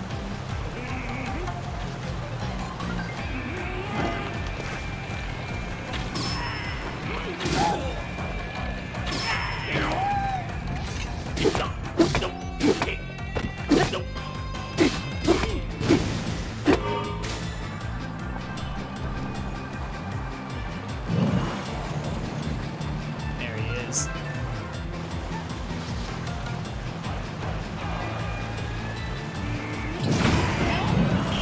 There we go.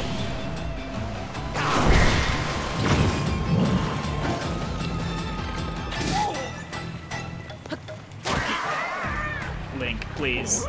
Climb up on the craft. Thank you.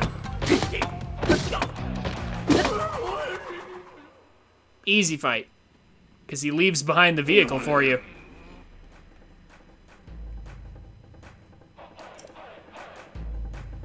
Oh, the steering stick got wet, so my hand slipped.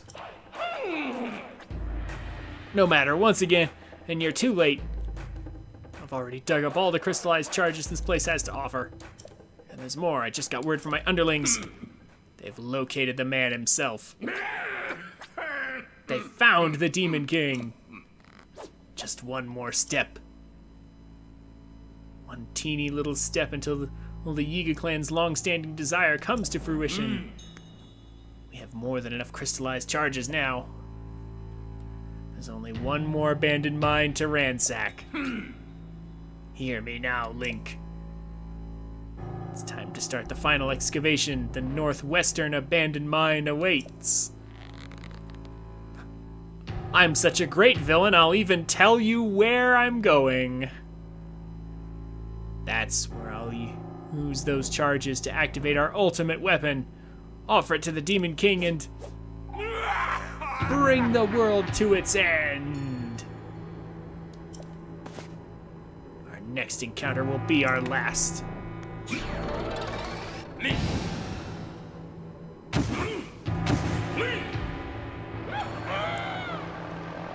You'll get yours, just wait.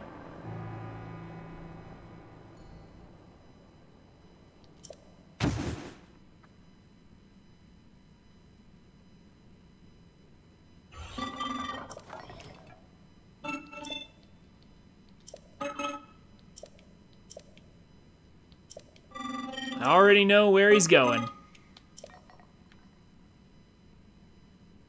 We'll be doing the last the Koga fights in just a moment.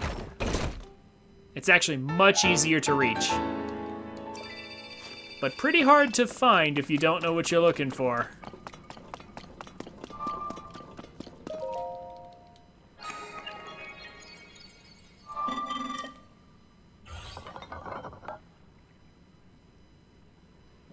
We'll get the schema stone here.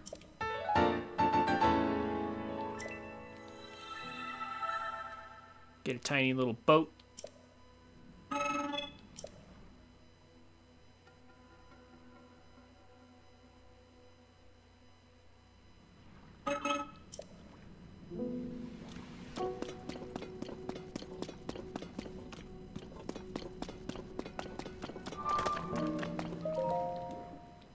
Open up the shop here.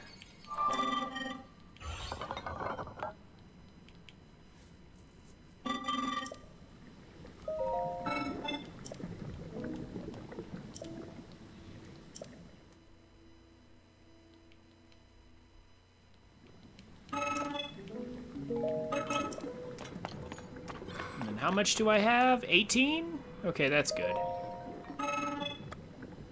I'll just take all these.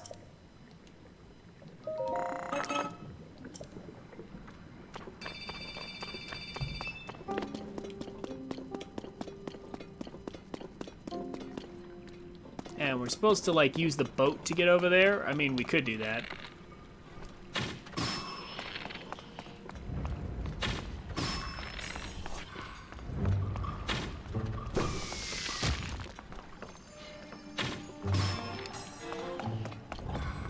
Or we could just, like, climb up there and... Oh, I was mashing and just... That's how it happened. Wasn't intentional. Yeah, just jump from over here and get that.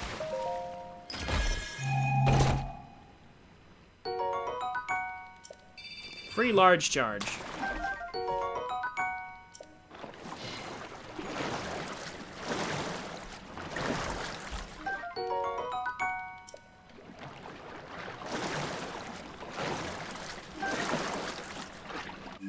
Okay, so now to head off to the final location.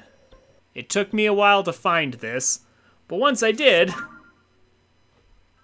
I was definitely a bit surprised. I was like, ah, so there are entrances to the chasm in Hebra, or into the depths in Hebra. They're just potentially hidden in caves. The final mine is down here.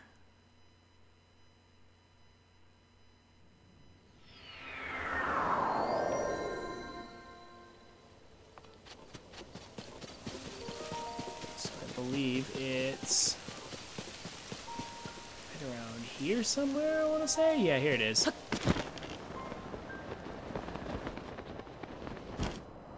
This tiny little hole in the wall. Link, please grab the wall.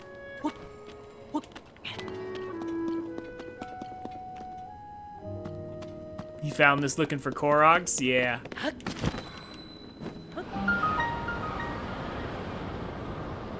I I guess that's one way. I was forced to take a bit more of a roundabout approach to finding this. Like, I actually had to look up at least where to start. I don't think I looked up exactly where it was, but I looked up where to start looking for him. Because I had explored all of Hebra at that point. I explored all of Hebra, and then I looked up where to start looking for him, and then it was just like, oh, I see.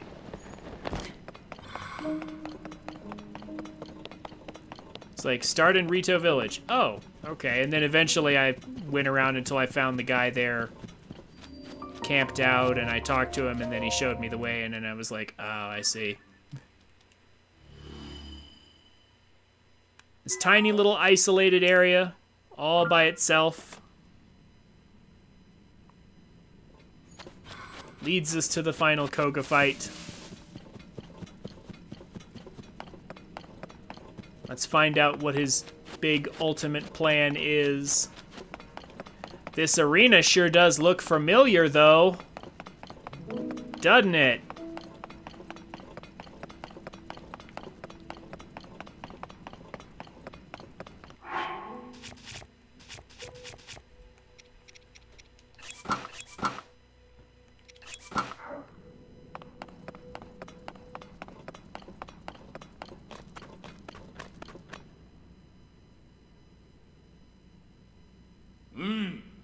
I've been waiting for you. Your disguises will do you no good, Link. It is done. We have enough crystallized charges at last. And now, our gift to the Demon King. A weapon beyond compare.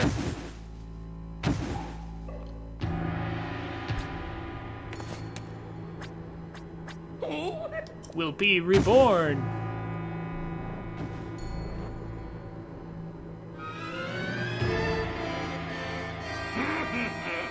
Today will go down in infamy. It's the day of our ultimate weapon's resurrection. The day the world faced its end. Behold this feat of engineering.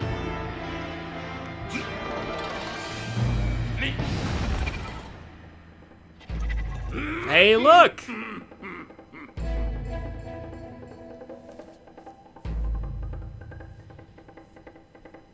It's another of Minoru's constructs. This unstoppable Zonai construct. Count your blessings, Link. Your death proved the Yiga clan's might. Then I'll take my rightful place in the darkness below the castle where the Demon King now dwells. Yes, where the end of all things will begin.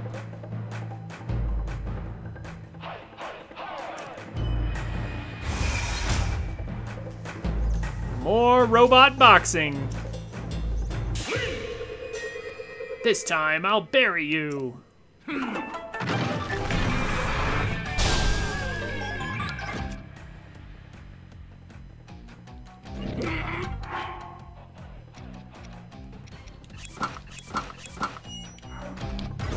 So I encountered this before I encountered Minoru.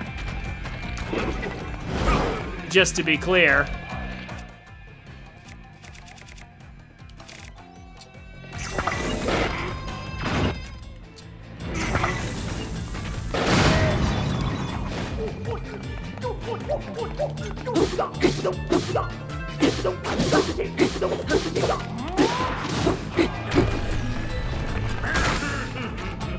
So I didn't have Minoru.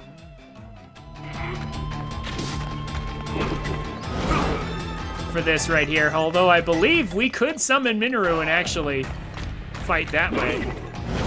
But I just used bomb arrows.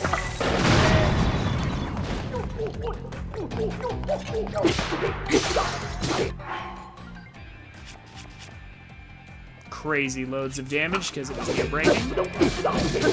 Oh, the Master Sword even ran out of energy finally. And that's that. Although I think we can use Minoru and just box with him and push him into the walls.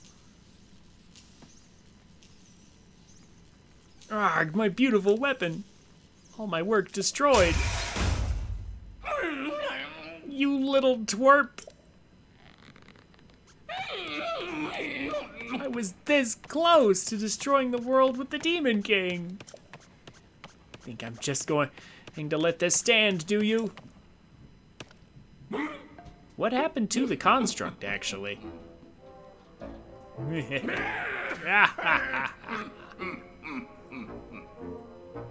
All right.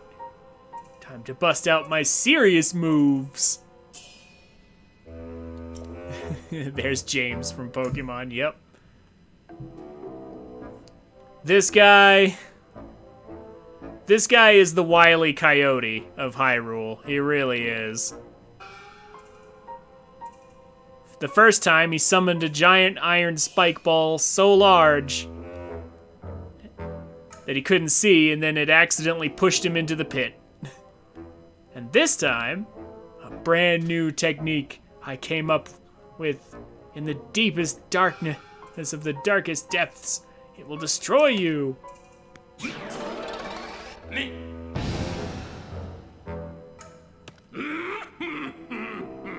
I tremble in fear before my unstoppable Koga rocket. This is the end. Now fly, Koga rocket.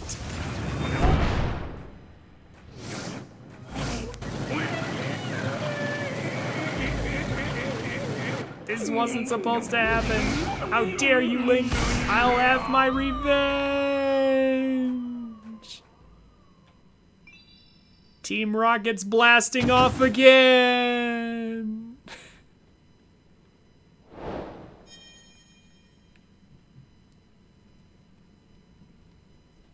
Like I said, Wile E. Coyote or Team Rocket is a perfectly fair comparison. The Yiga clan's blasting off again.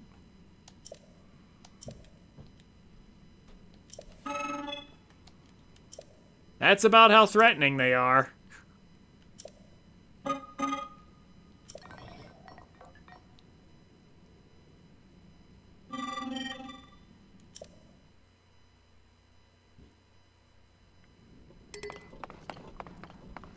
Okay, so the Master Sword actually broke. Finally. That thing lasts forever. Hey, a diamond finally! I actually naturally encountered a diamond. And another 100 charges. Because why not?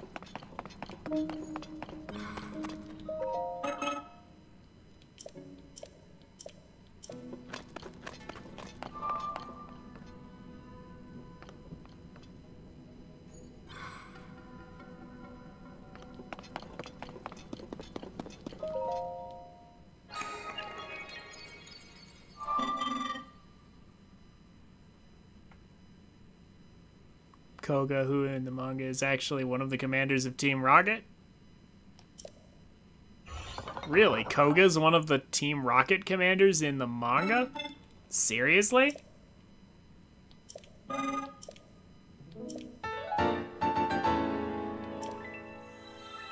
Huh. Koga, Surge, and Sabrina are all Team Rocket? In the manga? What?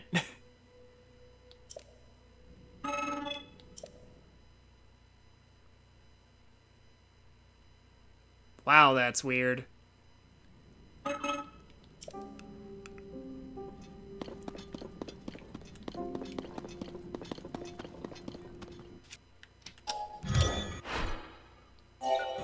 Rocket platform.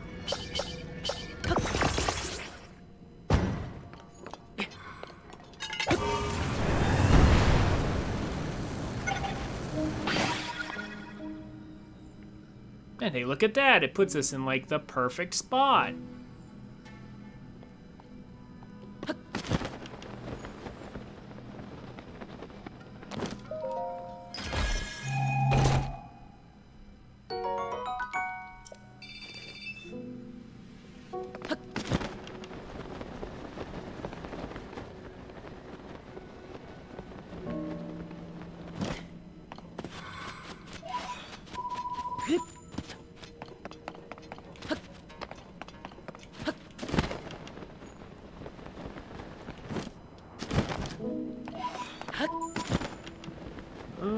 Is there anything up here?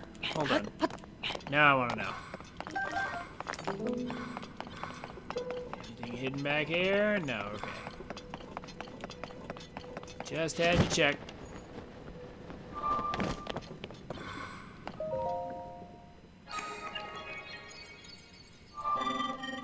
Okay.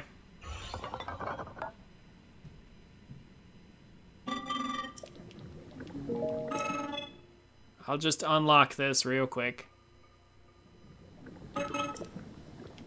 That'll do.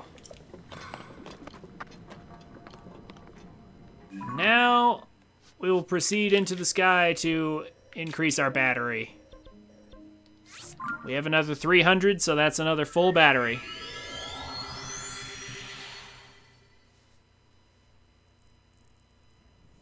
Huh. Interesting. Never read the Pokemon manga, but I know enough to know I know enough to know that the game, the show, and the manga are all very different.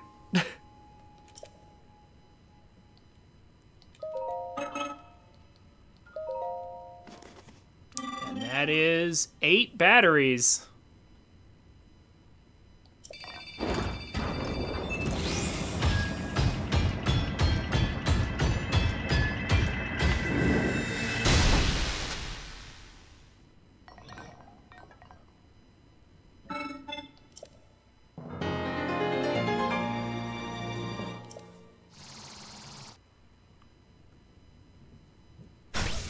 So that looks like the maximum, but it is not, actually. We can have up to 16 batteries. If we continue to upgrade, our green batteries will turn blue. And they'll effectively be double batteries. We really don't even need this much, to be honest, but we have it anyway. I'll probably do a little bit of duplicating and things, especially Zelda's horn here. I'll probably do some duplicating and stuff off stream on my own time. A little bit later. But for today, what shall we do? Beating Master Koga like that is probably a good place to just end. Well, no, actually, we could talk to... Yeah, we should talk to Purah. Let her know that we found our 5th sage here. I'll be duplicating those diamonds, too. Actually, maybe we could pick up the light scale trident before we go as well. It wouldn't be that far out of our way.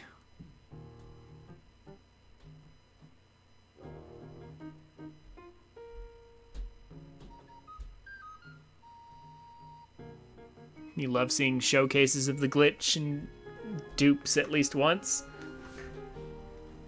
Yeah, they're fun to do.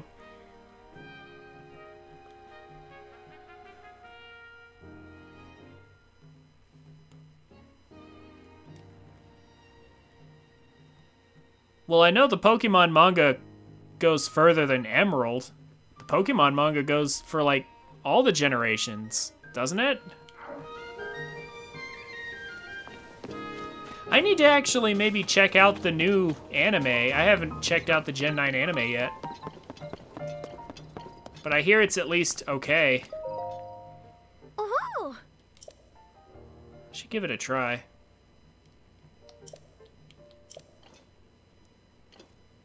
Oh. He defeated Koga. Yep.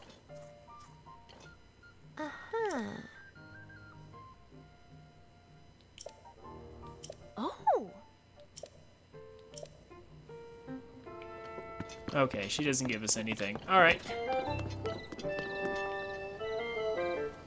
Definitely a different tone than Ash's adventures.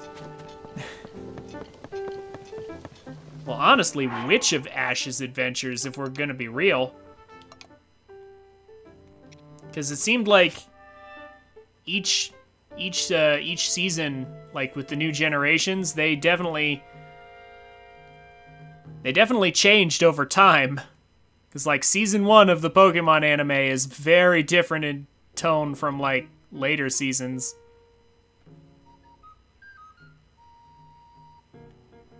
Like they definitely, towards like Gen 8 especially, they started to really get, how shall I say this? The first season seemed a bit more comedic compared to like say Gen 8 that felt more, it really felt more like a modern kids show. Like it wasn't even funny anymore.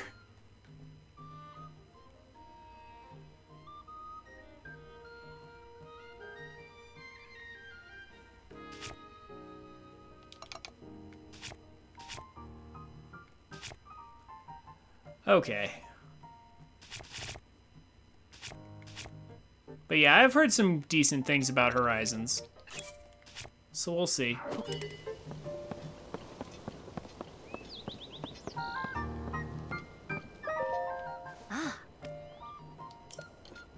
We found the 5th sage. What? Found Minoru. Uh-huh.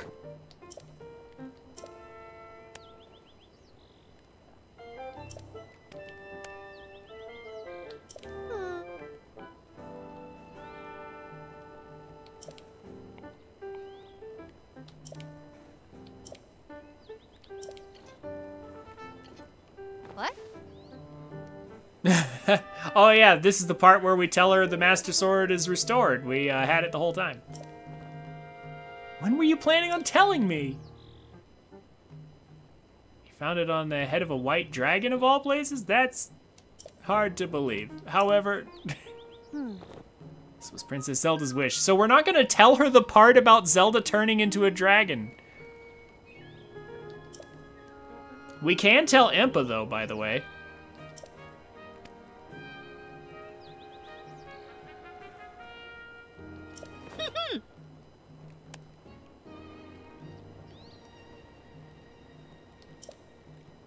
Check it.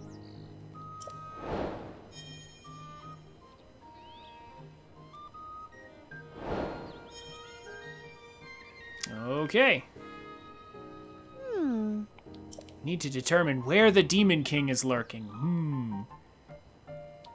Seems unlikely he'd still be in Hyrule Castle. Can't think of any place here on the surface. That must mean it's in the depths. Yes, and Master Koga just so happened to conveniently tell us all about where he is.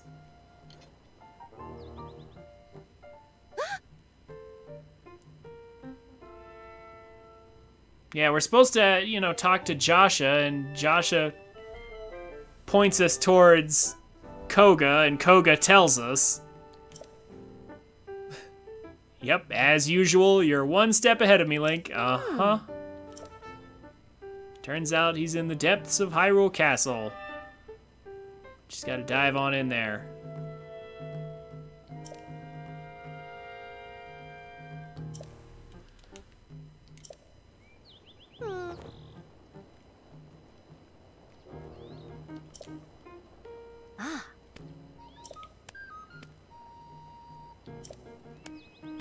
Yes.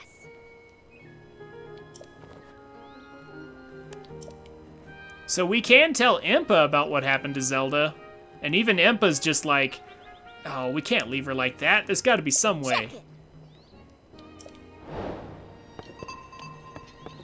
But apparently we don't tell anybody else about it. You know, the interesting thing is, oh my gosh, I totally never even noticed this was here. A battery factory's here? On the surface? This is sitting right next to the lookout and has been for some time. Wow, there's a crystal refinery right here, and I didn't even know. I know it's always been there, but for some reason, I just never looked at it. I literally just never looked at it. Like, I was like, oh, look, a giant rock, and oh, some Zonai ruins up there. Yeah, whatever. And I literally just walked right past it. I didn't look closely enough to realize that it's a crystal refinery.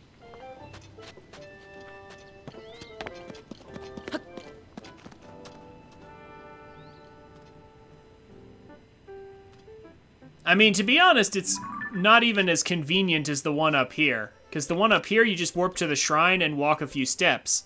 So this is way more convenient than this one. Because you have to warp here to the tower, and then it's a longer distance. But it's just neat that it's here. You were over 80 hours into playing before you found it? Yeah. Yeah. There's a lot of stuff in this game. Like, really, there's just a lot of stuff to find and do. So, yeah.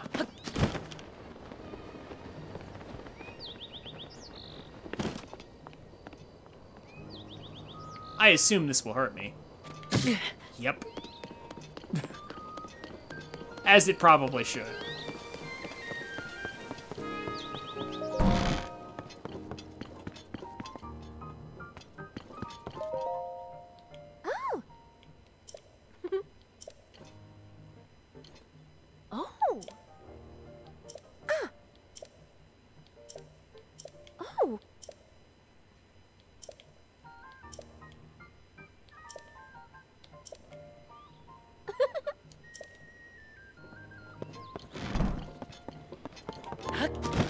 All right.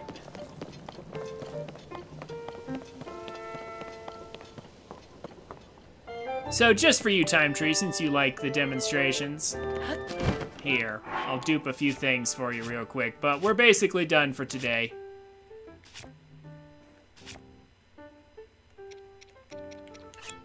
Diamond, this, and that too, why not? And some Molduga jawbones. Always good to have a healthy supply.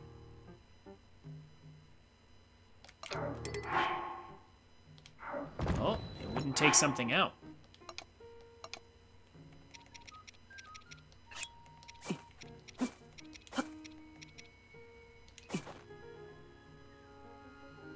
Is Joshua in Breath of the Wild? I don't think so. I don't think Joshua is in Breath of the Wild.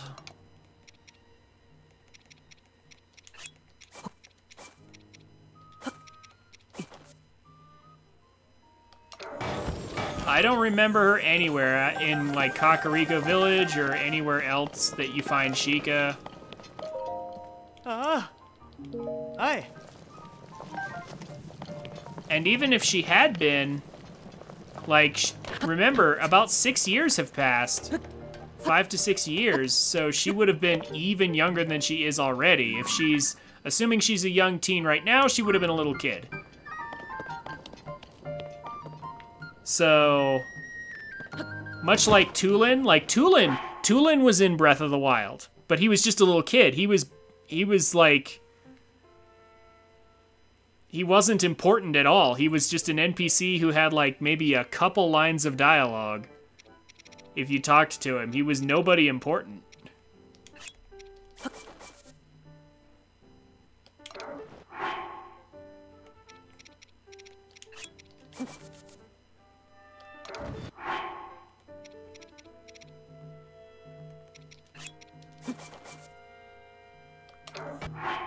In Rito Village. He was there. Go back to Breath of the Wild real quick. Go to Rito Village, and I assure you Tulin is there. He doesn't have much to say. He's just Teba's son, that's it.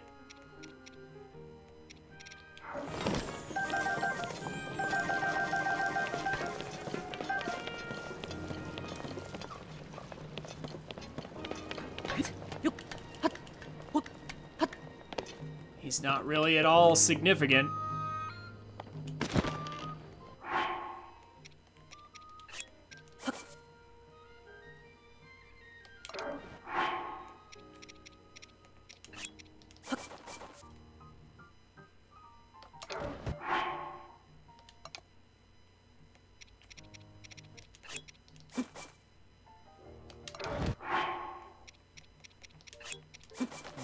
Go.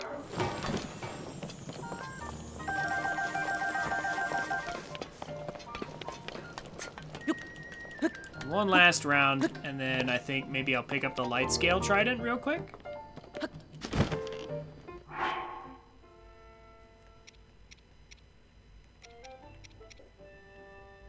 Figure, why not?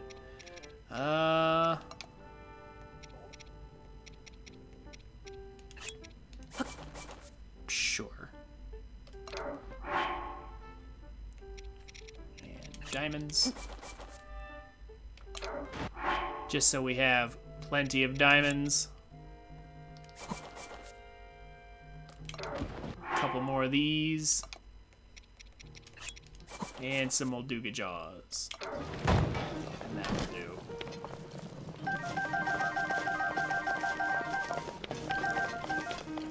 This guy standing by the entrance here has got to be like, what is Link doing?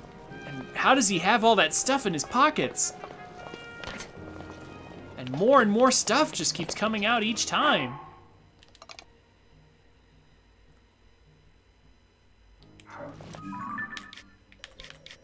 Link has some very deep pockets indeed. It is the strongest bone item besides the Gibdo bone, but the Gibdo bone breaks in one hit, no matter what you fuse it with. So, yeah, the Molduga jawbone is in fact the strongest.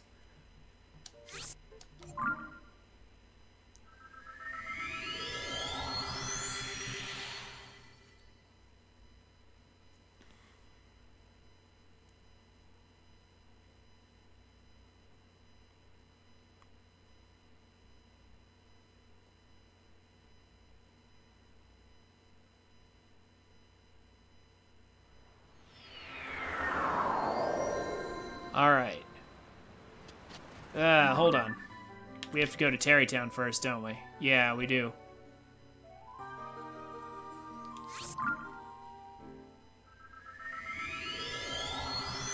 So, in order to make the light scale trident, which is an absurdly good spear to have in your arsenal, you first must have a Zora spear, which can be a little tricky to come across. However, there's a couple places you can get them. One place is you can get one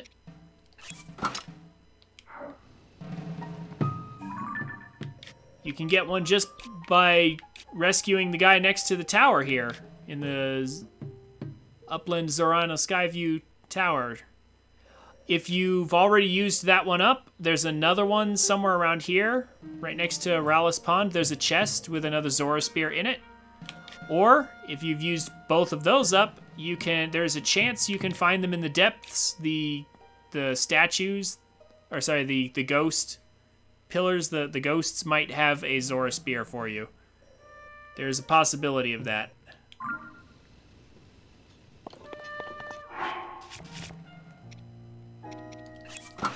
So that's how you get a Zora Spear.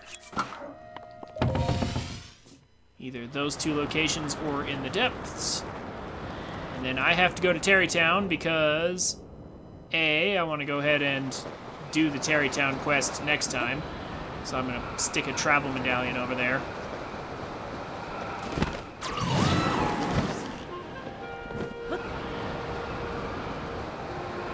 And B,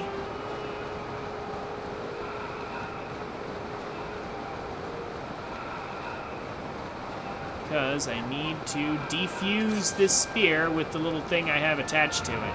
I was going to use it up and then, like, go get another spear later, but I just never Yeah, I just decided not to use it instead. Basically.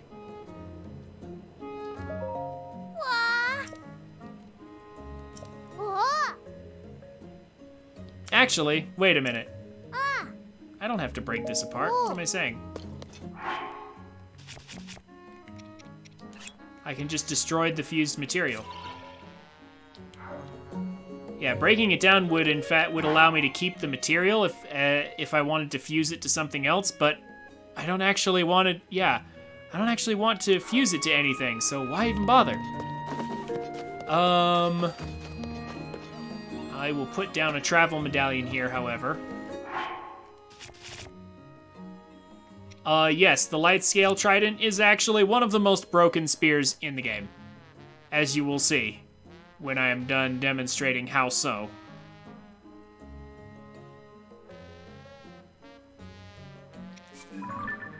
So first of all, we don't need this anymore.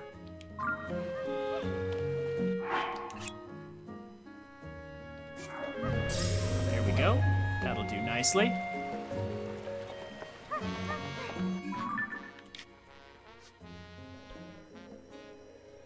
Okay, now we'll go get it.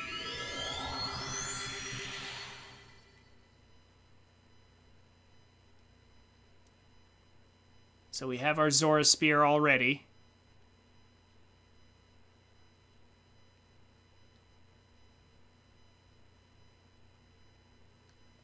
Next up, we need 3 diamonds.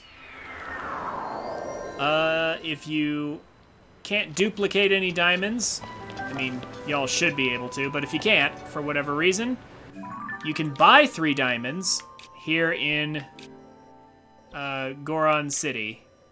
Sorry, over here, yes. In Goron City, there is a shop that sells 3 diamonds, but you should only need to sell 1, and even if you're on 112 or 111, there are several easy ways to duplicate diamonds. You should be able to easily duplicate the 1 diamond.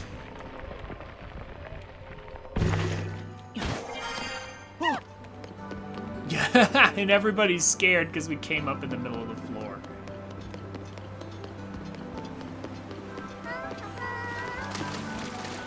I mean, to be fair, that is a reasonable reaction. The one and only hardy salmon in the game. At least as far as I know.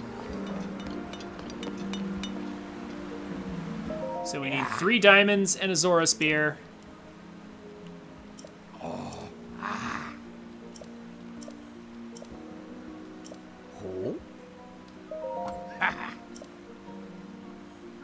Water Warriors double base when wet? Not quite.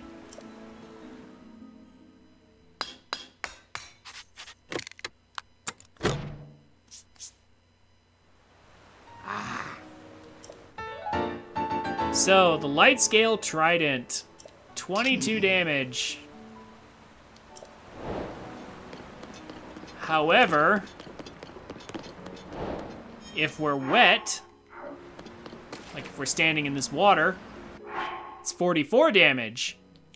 Now you might be saying, 44 damage doesn't seem that incredible. Yeah, give me a sec.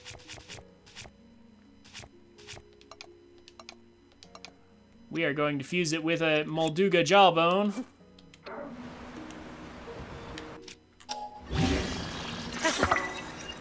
And now it's 54. And when we stand in the water, it doubles not only the power of the base, but also the fused material. So now it's 108.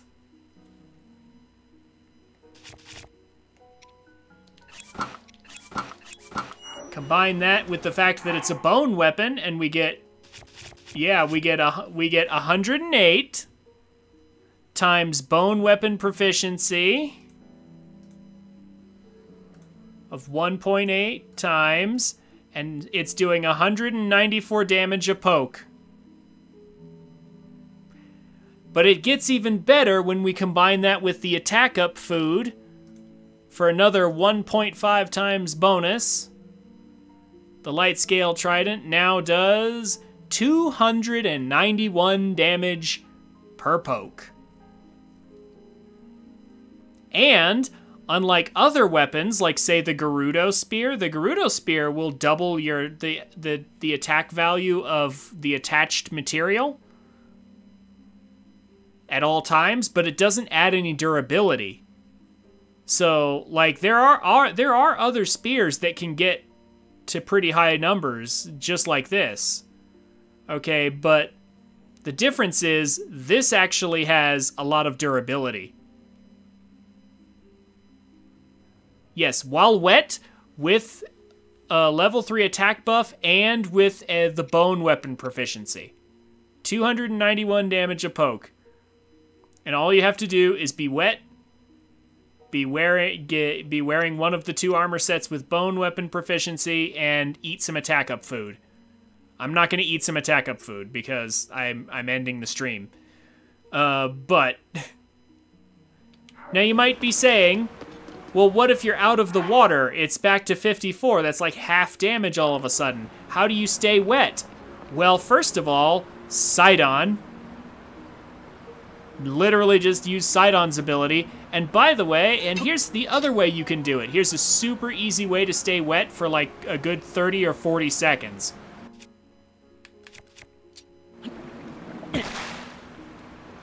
Literally aim at the ground and throw a splash fruit. I am now wet. You can see Link dripping. 108. Let's wait here for a minute.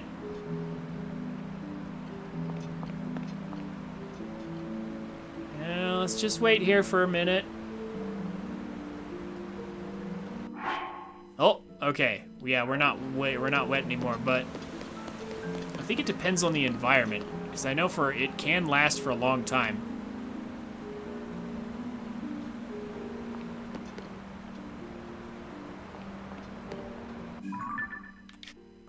Maybe it's based on the environment, but I've had the wet status from a splash fruit. I've had that last for a long time. Like, no kidding. A very, very long time. Let me go somewhere. Like, obviously, if it's raining, you instantly get this bonus.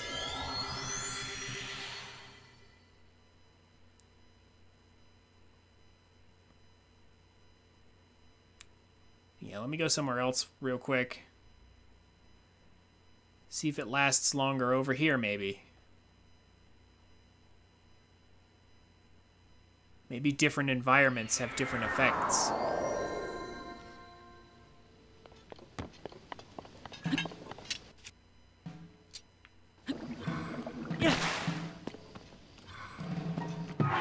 So we're wet, 108 damage.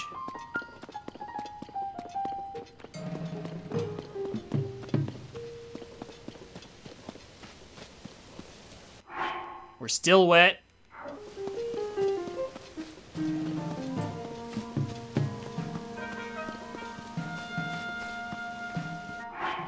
Okay.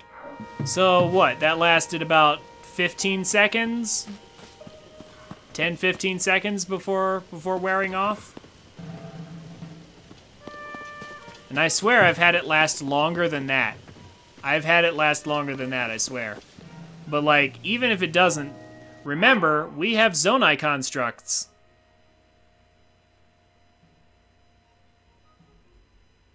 We have a hydrant that can pour out an infinite amount of water as long as we have battery.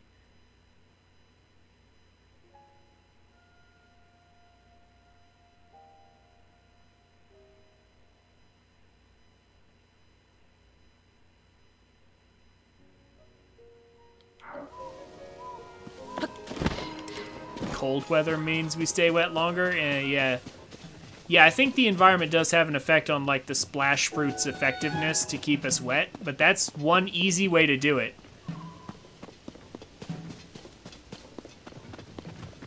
But yeah, this is a ridiculously powerful weapon, and yes, there are stronger spears, but they usually don't last as long as this does. Like, I'm pretty sure, like, the Royal Guard spear here will do better. Because, remember, it doubles its damage on the last hit and then doubles it again on the final hit. Like when it's down to its last 3 hits, it doubles, and then on the final hit, it doubles again. So like that's stronger, obviously, but then it's, you know, it's 1 hit from breaking. So that's not very useful. So yeah, I'm pretty sure this is among the strongest spears in the game. If not the strongest. And it has a lot of durability. Like, seriously, the light scale trident will last a very long time. And you can duplicate this. There are various weapon dupe glitches, for sure, that could be used. And if that doesn't work for you,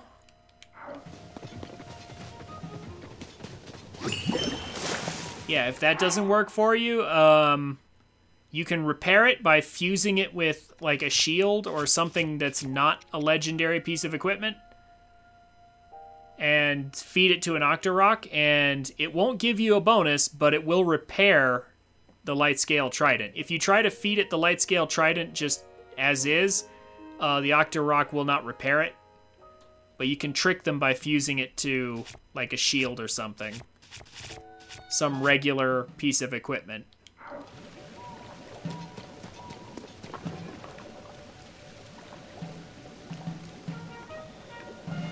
Yeah, this keeps us wet for a while, and then even after it's done, look at that, even after the ability's done, Sidon's ability keeps us wet for a few more seconds still.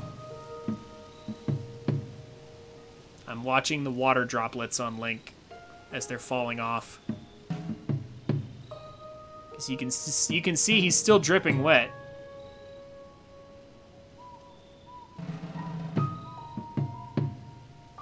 And this apparently Sidon's ability keeps him wet for a much longer time than the Splash Fruit does. It's like, look at this. It's been like 30 seconds. He's still wet. I still have 108 damage. I'm still wet after all this time. Oh, did it finally wear off? No, I'm still considered wet. But there's no water droplets anymore. Yeah, now it went back. Okay, so that's like 30 seconds right there. You just stay wet. That's a huge activation time for 291 damage a poke. And this is a spear, mind you. Remember, spears have an increased attack speed. So, yeah, that's pretty crazy. They have more reach and more attack speed. So for a spear to do 200 and something damage is pretty nice.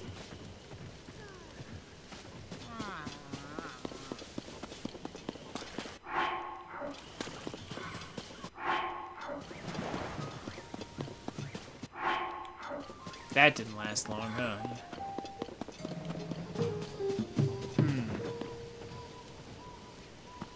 There seems to be a complex system behind it all. Actually, hold on. There is one thing we can use Minoru for. Okay, so Minoru's construct does allow for one type of duplication that's actually really nice. So creatures can be hard to duplicate because they tend to run away. So like lizards, like say this fireproof lizard, tend to be pretty hard to duplicate. But if we're inside Minoru's construct, I can press YB and just immediately press A. Seriously. It's that easy.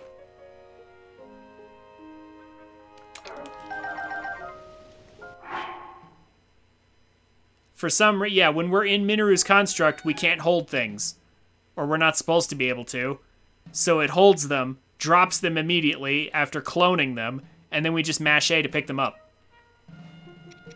That works with fairies, too. The way I was duplicating fairies before was with the stealth armor. You jump off, you clone a bunch, and then you ascend back up, and then you drop down and collect. But now,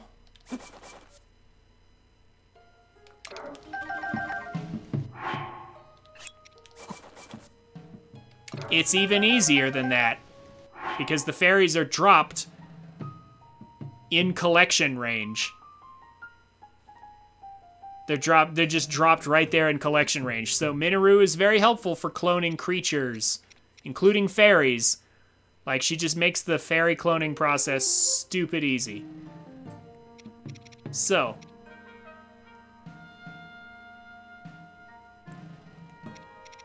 What's the natural limit for fairy limit in this game? 999. That is true for all of your items. Every single item in the game that goes into your inventory has a maximum amount of 999. So yeah. You can just be invincible. Now granted, this only works if you're on 111. Unfortunately, if you're on 112, duplicating creatures is very difficult. Because the only way you can duplicate something in 112 is with the arrow glitch. Which I might show off next time, maybe, just to show it off. But, like, Blaine's has a video of it, and it's in my Discord.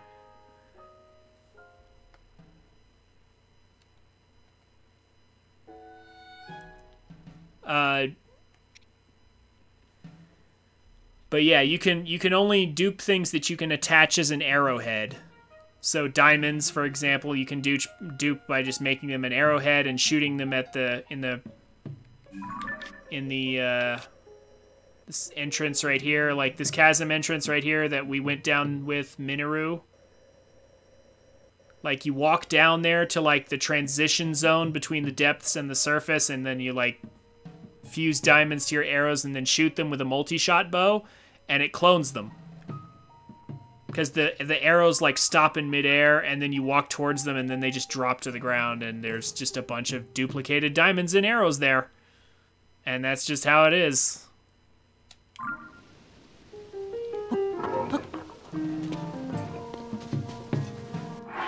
So, but that only works for things you can make an arrow out of, so it doesn't really work for fairies, unfortunately. But for those of us who are still on 111, we can dupe fairies and have a good time.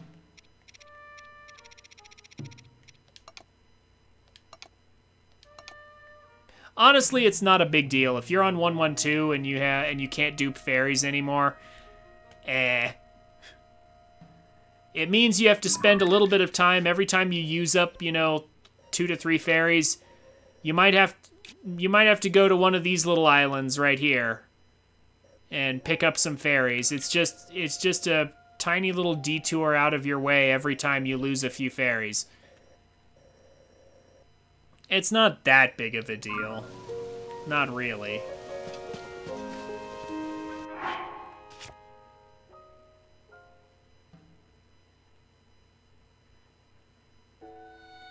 Yeah, you can still dupe non-creatures in 112. You just have to,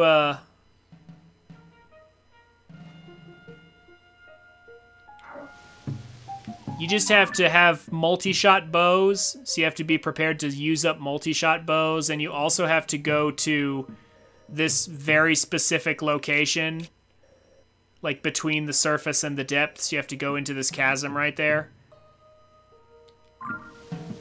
Yeah, you don't have to have Minoru. Minoru has nothing to do with duping in 112.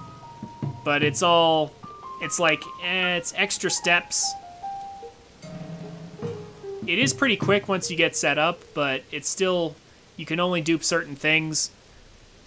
You have to be in a specific location, which means you have to unlock that location.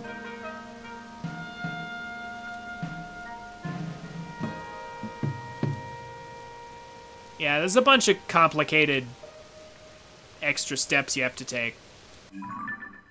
But it is pretty fast once you get set up. Anyway, that's going to do it for tonight. Yeah, next time we're going to deal with Tarrytown. I'll probably clear the sky up here, even though I don't actually have anything else to do up there. We'll get the rest of the fairy fountains. We'll go to the Colosseum and use those 2 blocks to humiliate the Lionels down there. And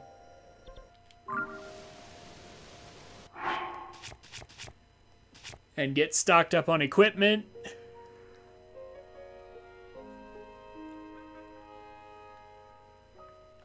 There's a bunch of little odds and ends to wrap up on Friday before we end the game. Like, we're ready to end the game. Very, very ready.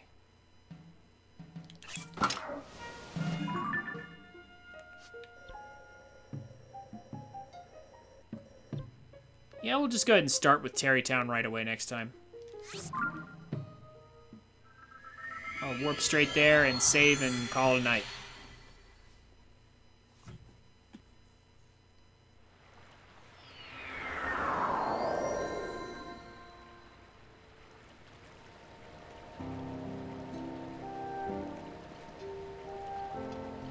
Okay, thank you so much for coming. Oh, shooting star in the background there. I don't know how many of you guys caught that, but it hit the wall there. You can see the blast out in the distance. This guy's scared of our Radiant set. Here, let me put on something that he won't be scared of.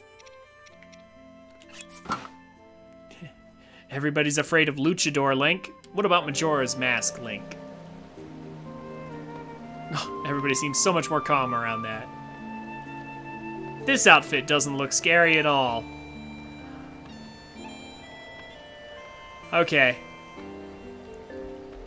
But anyway, yeah, thank you all so much for coming. Duck Game, Time Tree, Aurora, Avalon, Judex. Thank you all so much for dropping by. I hope you guys had a good time. I'm sorry if the Construct Factory was maybe not the most entertaining thing to watch.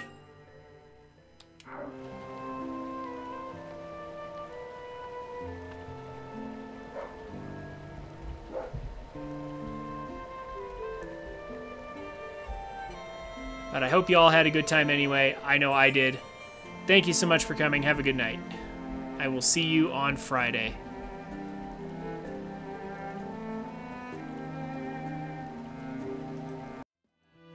Hey guys, thanks for watching. This is where most people tell you to like, comment, and subscribe. And while I would appreciate you doing all that, if you enjoyed my content, come check me out on Twitch at twitch.tv/TrinfiniteX so you can watch and chat with me while I make these.